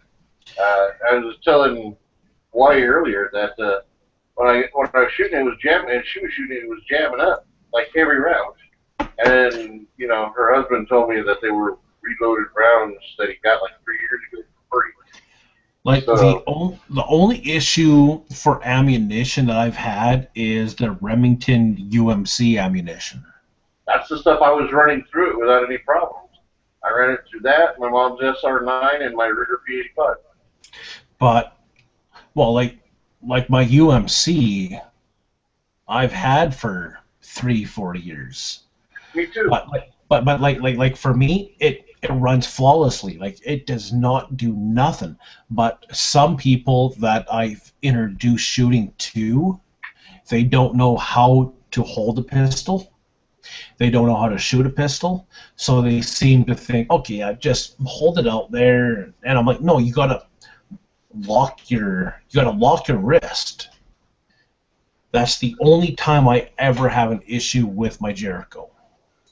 I tell people when they bring the gun up to roll their shoulders forward while they're doing it, so they naturally lean into it, so it reduces muzzle flip, and it gives them better sight picture, follow-up sight picture automatically, and that seems to help out. That seems to help out a lot. Yeah, I know. Like the only issues I ever have is if I go limp wrist and shoot. That's it. Well, that and losing the damn pistol grip screws. Oh, I've lost both of them, and Let me guess, you tried to wash it in a dishwasher, didn't you? oh yeah. Yeah, no. What happened is I don't think they put enough thread lock on the pistol grip screws, because I know I was shooting it. I must have went to the range and I put probably 200 rounds in, and then the damn screw fell out. I'm like, well, what the hell? Whatever. Load up my other set, put another 50, 100 rounds in, and the other screw fell out on the other side. You gotta put it back in and torque it down. Yeah, a little bit of thread lock will fix that. And you just need a touch, too. Just a touch. Not too much, because then you'll never get the screws out again. Yeah, but I lost both screws because pistol grips, they only have one screw each. Yeah. Like so I lost both screws.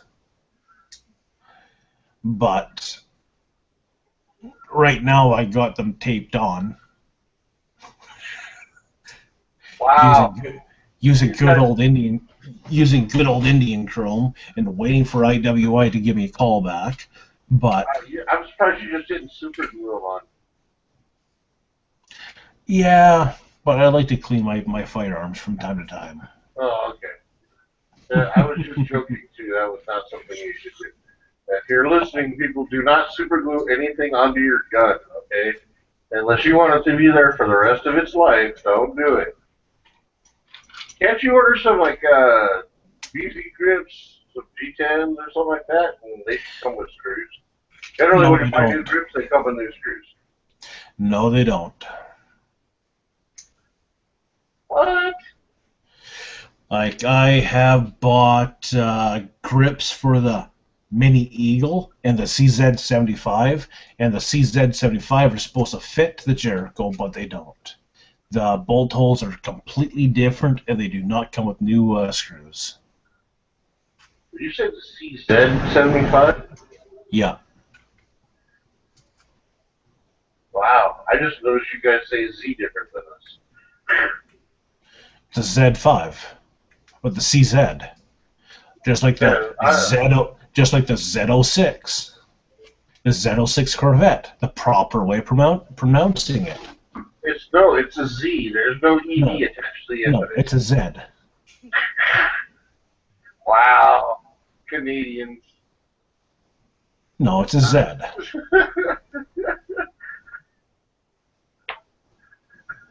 I'm not making fun of you. It's just it throws me off every once in a while. You know, I mean, I'm used to a boot, an A, but the Z thing that kind of threw me off.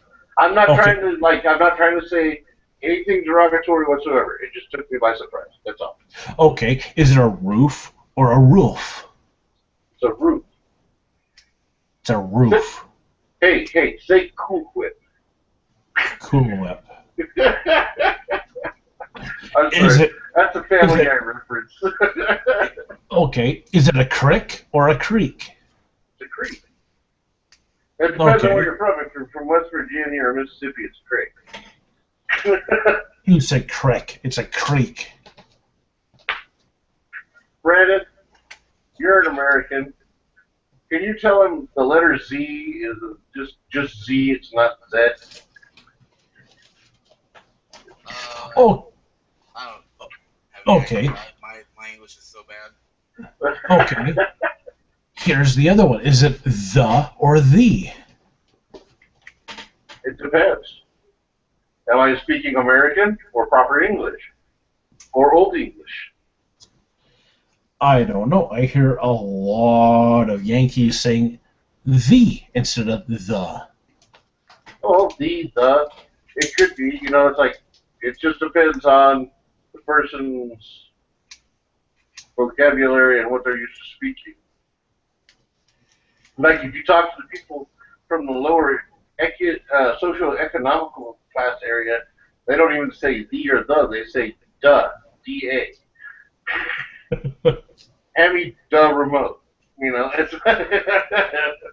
it's all part and parcel with how they were raised in their vernacular.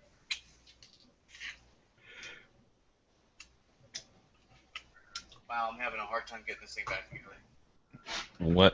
What did you take apart? Your Jericho? It's just, you have to line up these springs and stuff like that. What the fuck is that? That's a Desert Eagle. It has dual recoil springs. Oh. Is that a 50 cal or a 44 or 44? Nice. I didn't get to shoot my lever action 44 today. They wouldn't let me shoot 44 Magnums through a long gun in the indoor range. No? No. Sons of bitches. And then I was going to shoot 357, but they didn't have any 357 in round nose or full metal jacket. So I said, all right, I'll take a box of 38s. And they said, yeah, $27. And I said, what? I don't think so. I'm not shooting 38s today. That's still cheaper than here. Yeah, well, I kind of been stockpiling ammo, so I gotta, now that I'm getting, I don't know if Brandon knows, I bought a Glock 17, but I haven't got a permit yet. You're on your 2-week cooldown period. Yeah, I'm supposed to not be mad for 2 weeks or something. I got a week to go. I'm still trying to figure that out. Gun laws don't ever make sense, but anyway. Oh Christ! Like if I really wanted to, if I really fell in love with a pistol, I could show up at the gun store first thing in the morning. Let's say 8, 9 o'clock in the morning, and I could probably have it registered to my name by 10, 11 o'clock my name and take it home.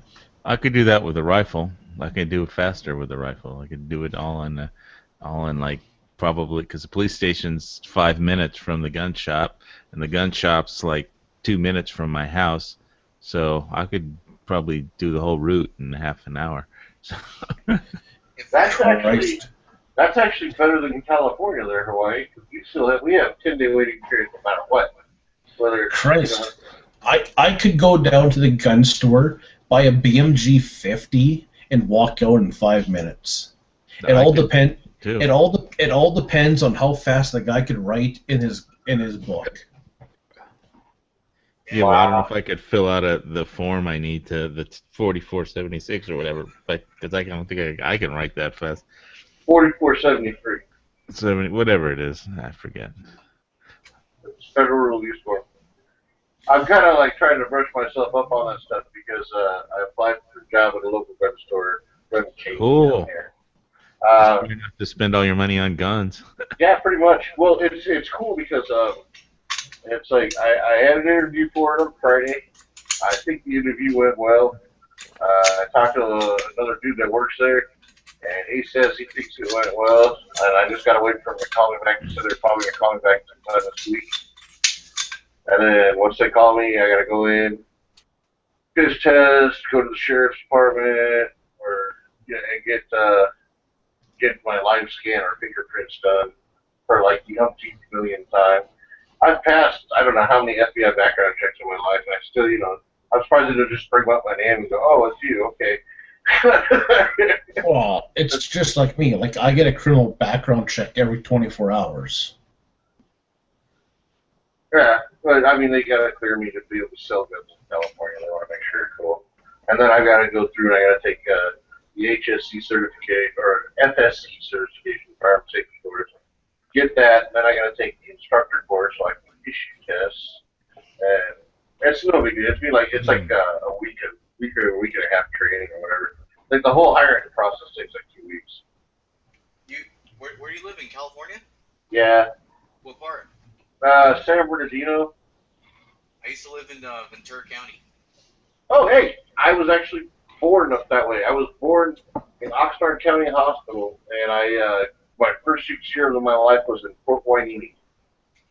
Okay, so yeah, I'm from Oxnard, California. Oh, right on. Yeah, that's where my dad got out of the Navy up there at Point Mugu. I was gonna say, like the Point Mugu Air Base. Yeah. Yeah, that's crazy. Yeah. Well, it's the naval base, but yeah. Yeah, Point Mugu. Yeah. I just moved to Arizona last year.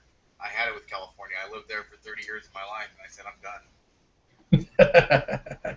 I want to do that. I really do. What part of Arizona you moved to? I live in Scottsdale now. It's a little right outside of Phoenix. Right, it's nice.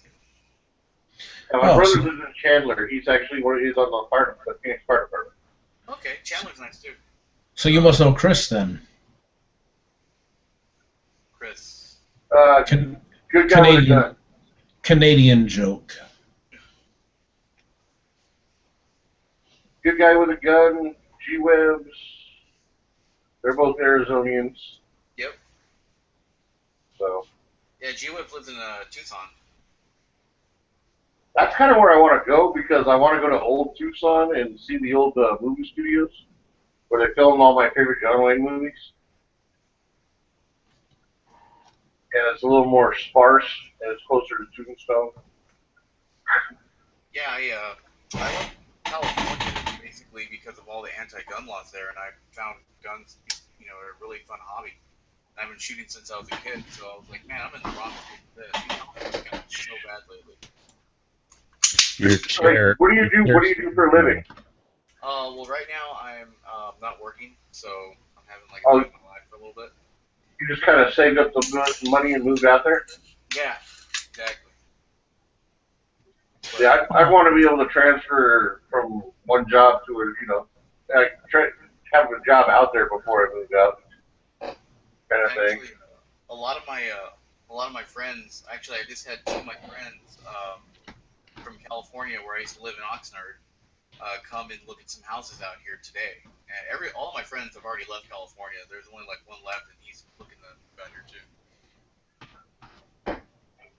It's because my house right here, I was paying like $2,100 a month for a one-bedroom house in Oxnard, and I'm paying $1,700 a month for a four-bedroom house here in North Scottsdale.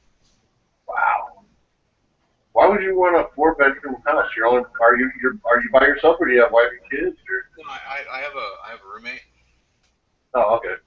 And also I got like a lot of stuff. So. Right on. Move to Canada. It's cheaper. Plus, you make more. Not everything's more expensive. A pack of slugs is $15 up there. A pack of beers, 6-pack of beers is $15. Because they're expensive. Like I said, you'll make more. That doesn't make it cheaper. Here's a cool thing about Arizona.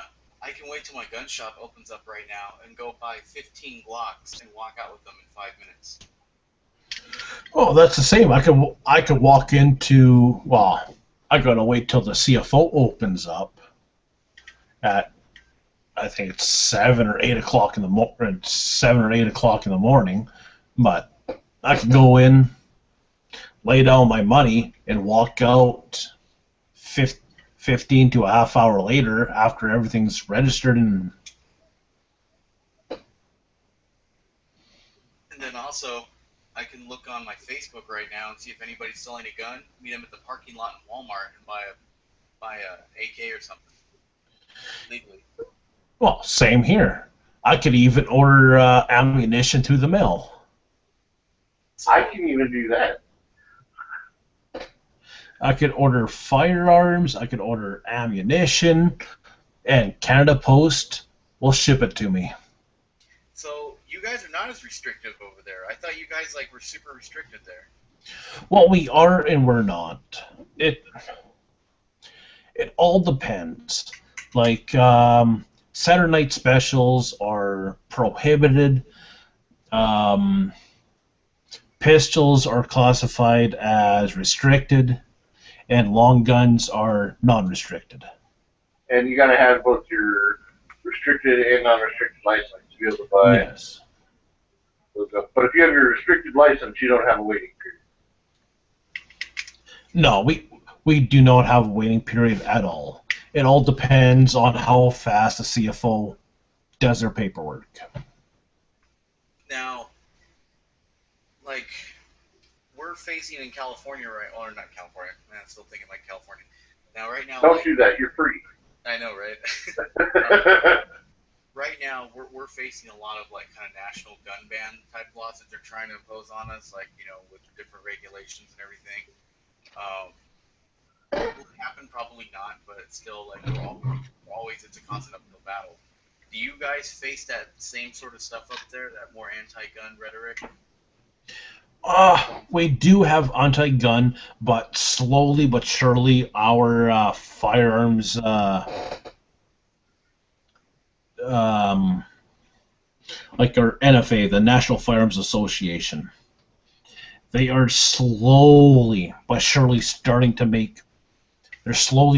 push the government back a bit. Okay.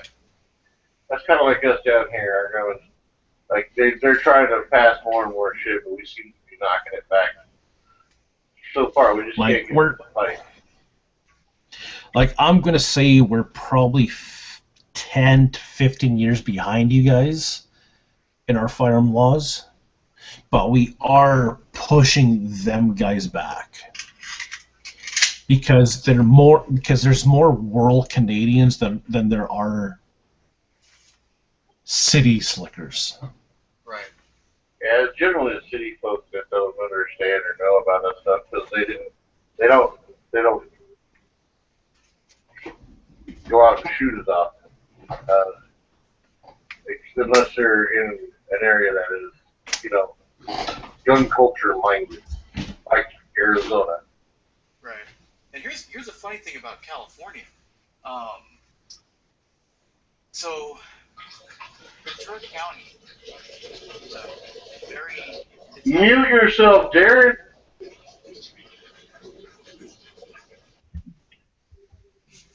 It's a half and half. It's like, Ventura County's got liberals, Ventura County's got, extreme right wing. So it seems on a map, if you look at California, everything on the coast is all anti-gun. Everything about 5 miles inland, different story. Yeah.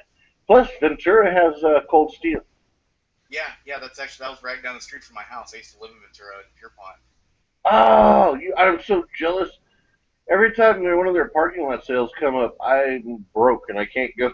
Yeah, it's right there on Valentine and Olive, near the 101 on-ramp. I mean, I've got it Googled out. I want to get down there and buy so much of their stuff. Oh, my God. I love Cold Steel. Yeah, my roommate used to work for Cold Steel. My friend Matt Bando, he'd always tell me about when their parking lot sales are coming up. It'd be nice to do that. I wish I was in the more than knives. Well, yeah. Well, they're firearm friendly too. Yeah, they do a lot of cool work. California still though, where California wins some stuff, but then they lose some stuff. I guess they were getting issued concealed weapons permits, and then it got taken away or something like that. Yeah, well, Peruta, the Peruta is here. Hearing is in 8 days. Oh, is it? Okay. I was gonna say you guys pretty much are on the same circuit, so. And you can hear it live on YouTube on the United States 9th District Appeals Court YouTube page. They have a YouTube page where they stream all their courtrooms live in real time, and then they'll put it up, the video after it. So you can hear it on the 16th or any time after, because on their YouTube page. I'm pretty sure G-Webs beat this to death, but I want to say that has anybody heard other than what I've read on Facebook about the whole AR-15 pistol and AK pistol ban that I guess what's going on? You need to listen to Never Enough Ammo more often. He's constantly going on about it. And he's saying instead of panic buying, if they do pass it, you just go out there and get what you want now if you can. Get what you can while you can. That way, when and if it comes down to it, or if and when it comes down to it, people aren't panic buying to buy stuff again, you know? So we don't drive the prices on them through the roof and all that, which, you know, it makes sense. But in a way, it kind of counterproductive. It kind of starts almost like a panic spree now. So, I mean, I'm all for people having the right to have AR pistols and AK pistols. I personally don't want one. I want a full-size AK and you know, maybe a SBR AK and an SBR A4 because I have an A4 that's California or an M4 that's California legal right now. It's standard 16-inch carbine, you know. But the reason I'd like to have the SBR M4 is, or AR, whatever, is because they're so modular. That way I can go, if I decide I want to have an SBR, I can just put the SBR upper on it, or I can take it off and put like a carbine upper on it, or if I want to shoot farming or whatever, I can get a full barrel, 20-inch barrel, you know, and then put that upper on it, and just be able to switch out and mix and match anything I want. You know what I mean? And if they ban the AR pistols, you know, next thing is they're going to start limiting the ability to buy uppers and things like that. So, you know, not to mention they just have no right to be telling us that we can or cannot have something that we already have. You know, it's our right. It's in the Second Amendment, and it must be supported. That's my opinion. I completely agree. You know, this is very interesting, like how they tried to ban some stuff by doing the M855 stuff, and then that didn't work, so they spun around and tried to do this. Man, you know, it's like, to what end? It gets tiring, you know? Well, we can't give up the fight, dude. I mean, that's the way. The way you keep winning is to keep fighting when you're tired. You know, never give up. And you know, as long as we continue to push and push and push to let them know that we're not going to tolerate them messing with our Second Amendment, which will, you know, we can stop them from doing that, then we can stop them from messing with any of the amendments. You know, because it's already been proven you can't mess with one, so you can't mess with any of them. Right. So, and then it should, you know, and it would be nice in a perfect world. We would live in the utopia that our forefathers designed the Constitution to be about. But I don't know. I don't know if we're ever going to be able to achieve that. But we can still keep, you know, stunning them with the right and staggering them with the left, and then hopefully, you know, just at least come out a draw on this. You know, if not win. Yeah, it's just, man, like, I stayed as long as I could in California to keep on fighting and everything. You know, I called a bunch of people, and, you know, we did all the writing to the senators and everything. It just wore me out. I said, look, I'm done.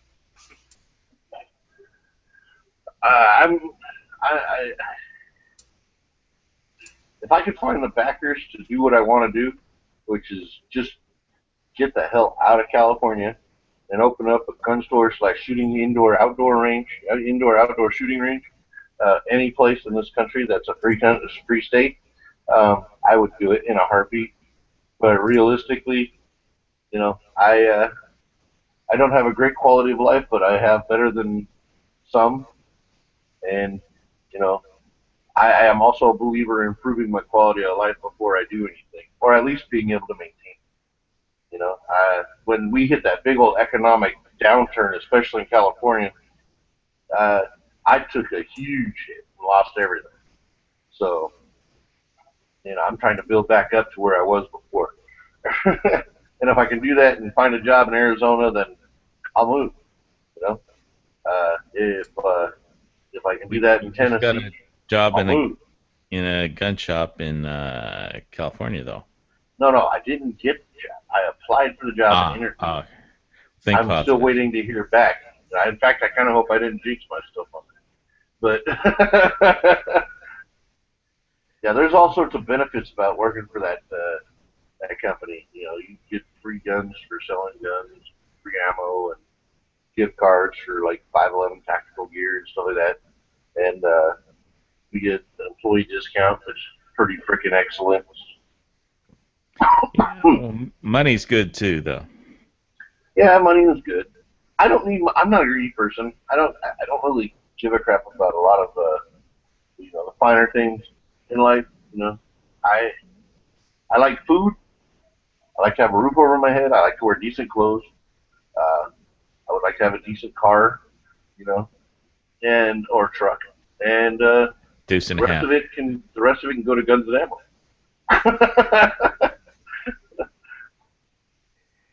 I'm not a. I'm bumping up my ammo buying lately, so I gotta buy a bunch of 9mm. I think I've only got like 500 rounds or something, and since I'm getting a new Glock 17 in a week, I think I need to buy a lot more of 9. So. Well, yeah, 9mm is not bad. Gotta get yourself some good defensive rounds too. I got I carry a Glock 19 Gen 4 out here, and for my CCW or my steel carry. You don't even need CCWs out here. It's pretty awesome.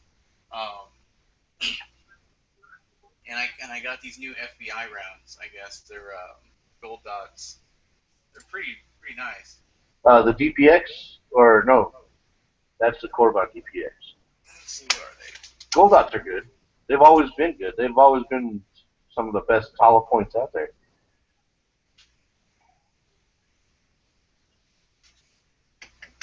I'm gonna have to go look at Shooting the Bull. So all of his 9mm ammo ballistic tests. Nice. That's a Spear Gold Dot. Yep. That's a beautiful round. Those things are awesome. Are those 147 grain, or are they 115 or 124? They're 147. 147? Are they plus Bs or no? Yes. Yeah, they are? I changed out my barrel and everything. You changed out you had to change out your barrel to run plus Bs through the Glock? You don't have to, but I mean, I didn't want to ruin the original just in case I wanted to sell it. Well, okay. So I thought maybe, well, in that situation, you should buy a Glock 22. That way you could have a 40 and then buy a 9mm 57 SIG barrel for it too. So you can run 3 different calibers through it. I thought you could run plus piece from a Glock if you wanted to. Oh, you can. He just said he doesn't want to ruin the original barrel. It just reduces the barrel life a little, right? I mean, not gonna. Yeah, but if he goes to sell it, he can put the brand new barrel in it and not worry about it. Yep. Because, I don't know, like, if they're trying to come after pistols and stuff, then I might sell a couple of my Glocks to go get a pistol. I don't know. Because you can always buy Glocks. I have a feeling we'll always be able to buy certain handguns, but... Well, I hope so. Yeah, true. There was a time when I lived in California, and I said, they're never going to ban, new handguns, and sure enough, they did. Oh, they banned them? Well, they banned Saturday Night Specials, and then they have their approved list, Yeah. And if you're not on their approved list, you can't sell in California new. But you can do private party transfers. Right, but which is every new handgun after 2001 that doesn't apply to California's DOJ roster. But we got Glock 4s, we got Gen 4s out here. Do you single shot them? Single shot? Yeah, as in like 1 round per second kind of thing?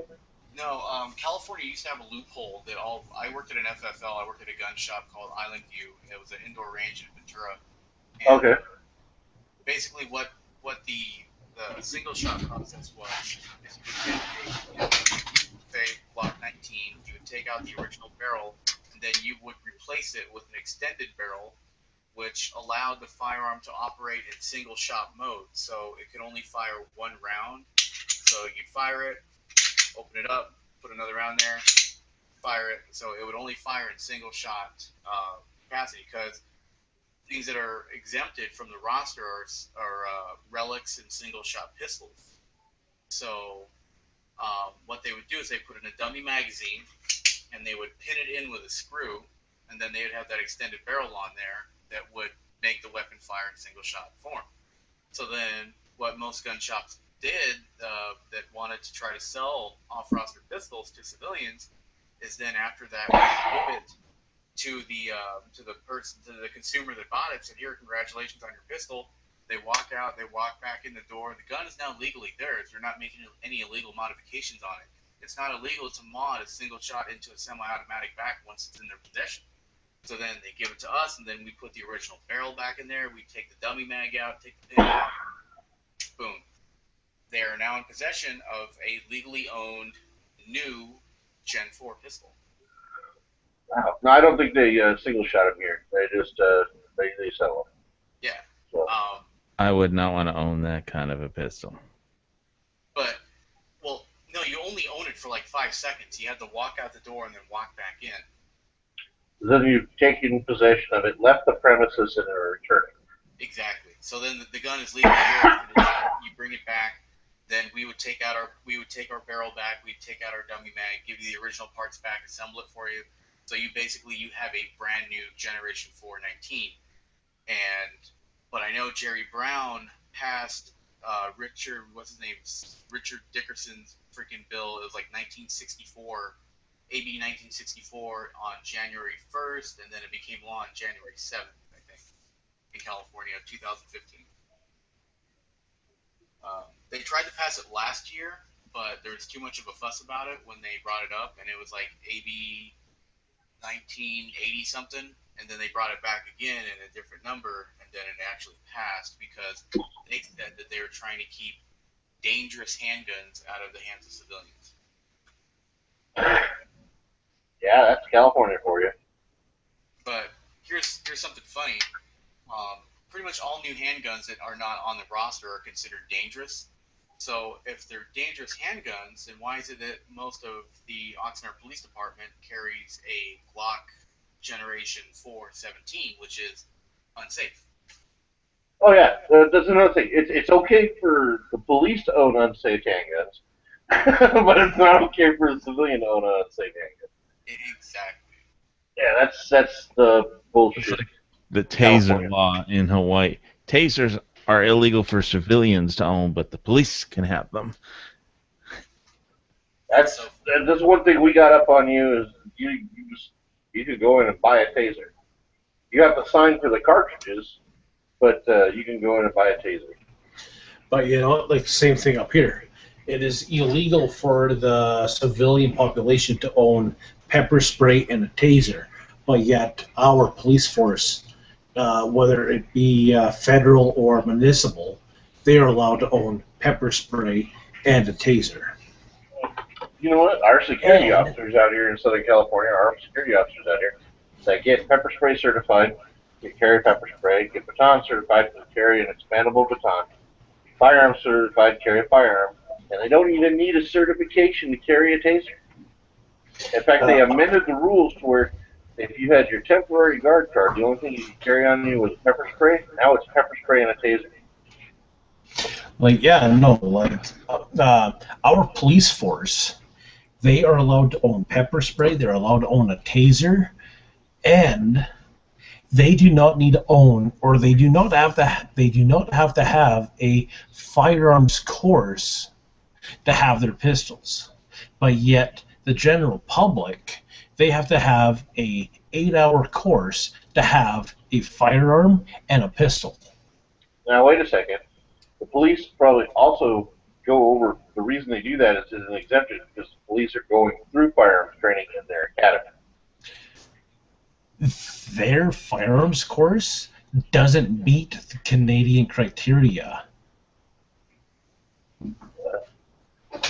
That's no doubt. I mean, I had a cop recalling next to me today, and he was shooting worse at 3 yards than I was at 10 yards.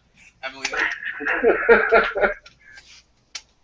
I mean, and I was saying earlier, you know, my groups, they have loosened up some. I'm still holding, you know, I'm still holding everything in the 10 ring and in the head when I aim at it, except for 15 meters, 45 feet. I dropped a couple of rounds into the upper body, but still, you know, they're not tight cluster groups like they used to be. They're more peppery, but they're all still where they're supposed to be. Yeah, no, like up here with the RCMP and the municipal police force, they don't have the same safety protocol. They don't have the same regulations as the general public. In the last 4 months, there has been more police firearms going missing out of police cruisers than there have been from general public houses. Well, you know, that just goes to show you. Government's got their heads up their asses. I'll be right back, guys. Alrighty. Yeah. All right. And I don't know if you guys have been reading the side chat here, but Taproline, he's been asking questions about a firearm. He's Something about wanting to buy a handgun. Yeah, he's been wanting to buy his first handgun, and he's unsure what type.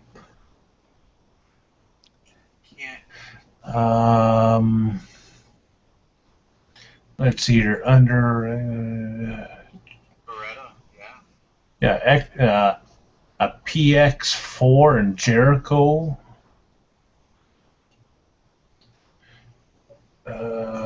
Be back in 2 minutes. So, like me, I can't say that I'm only regulated to own full size.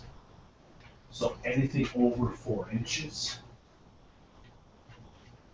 So I think when he's talking about a Beretta, he's talking about a full size because he can't conceal carry, so he's talking about a 92. You know, that's kind of cool though. Like, I mean, yeah, I prefer to conceal carry because I kind of want to keep it, you know, away from people. I don't want to be one of those guys that's like, hey, look at my big gun. Not saying it's wrong for anybody to conceal carry, but you get more bad press sometimes. What in God's name are you deep?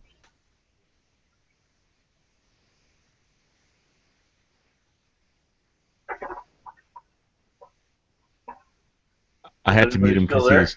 I had to mute him because he was talking to his cat. I think his cat is. It's not his cat. Is doing something weird in the bathroom. So. Oh. This is another reason not to have cat. We should warn him about Quark. Quark got attacked by his cat. Yeah, or something happened. Or he tried to. I don't know. That poor guy has got the worst luck when it comes to getting hurt. Well, I don't know. He had his gallbladder surgery and now something with his cat. So I don't know. I like the guy, so. I do too. I mean, you know, I kind of feel for him on the fact that he got, you know, that he's getting hurt all of it. It's like, wow, poor guy. I mean, it really is. It's like, wow, poor guy. Well, this seems to be a spooky cat night where cats are just causing trouble. it's a cat apocalypse. Cat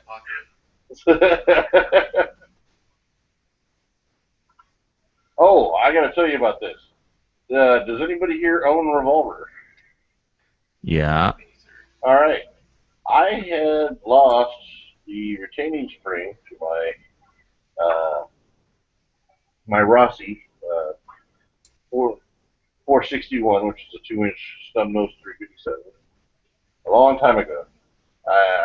and I finally got the springs to fix it, and I was like really cool. I was happy. I went to put it in, and the damn thing didn't fit. They sent me the one with the wrong model. So I made a modified hack. I found a pen, as a unique pen, that would fit around the main cylinder retaining rod, and I placed that inside the chamber or inside the cylinder to push out the cylinder retaining pin, so it would lock into place. And then I went to the range today, and I tested it. I had 4 rounds of 357 Magnum 158 grain full metal jacketed rounds, and I put 4 rounds through it flawlessly, and it held. It worked. So if you ever lose any of your springs, check out pen springs. They're a little bit light, but they work. Pen springs in the revolver? Yeah, it's right down the center of the cylinder, and it pushes the retaining pin out so it locks into place. And it's a fairly light tension on it, so you can hit the cylinder release latch, and it pops open fairly easily. But while you're firing the weapon, it continues to hold the cylinder retain the locking pin in place, and it functioned flawlessly. And I used heavy 357 Magnum rounds through it, so it's good to go. I've got the proper spring on order, and it's coming, and I will replace it. But for a temporary fix, there you go. Well, improvise, overcome, and adapt. That's the Marines. I heard.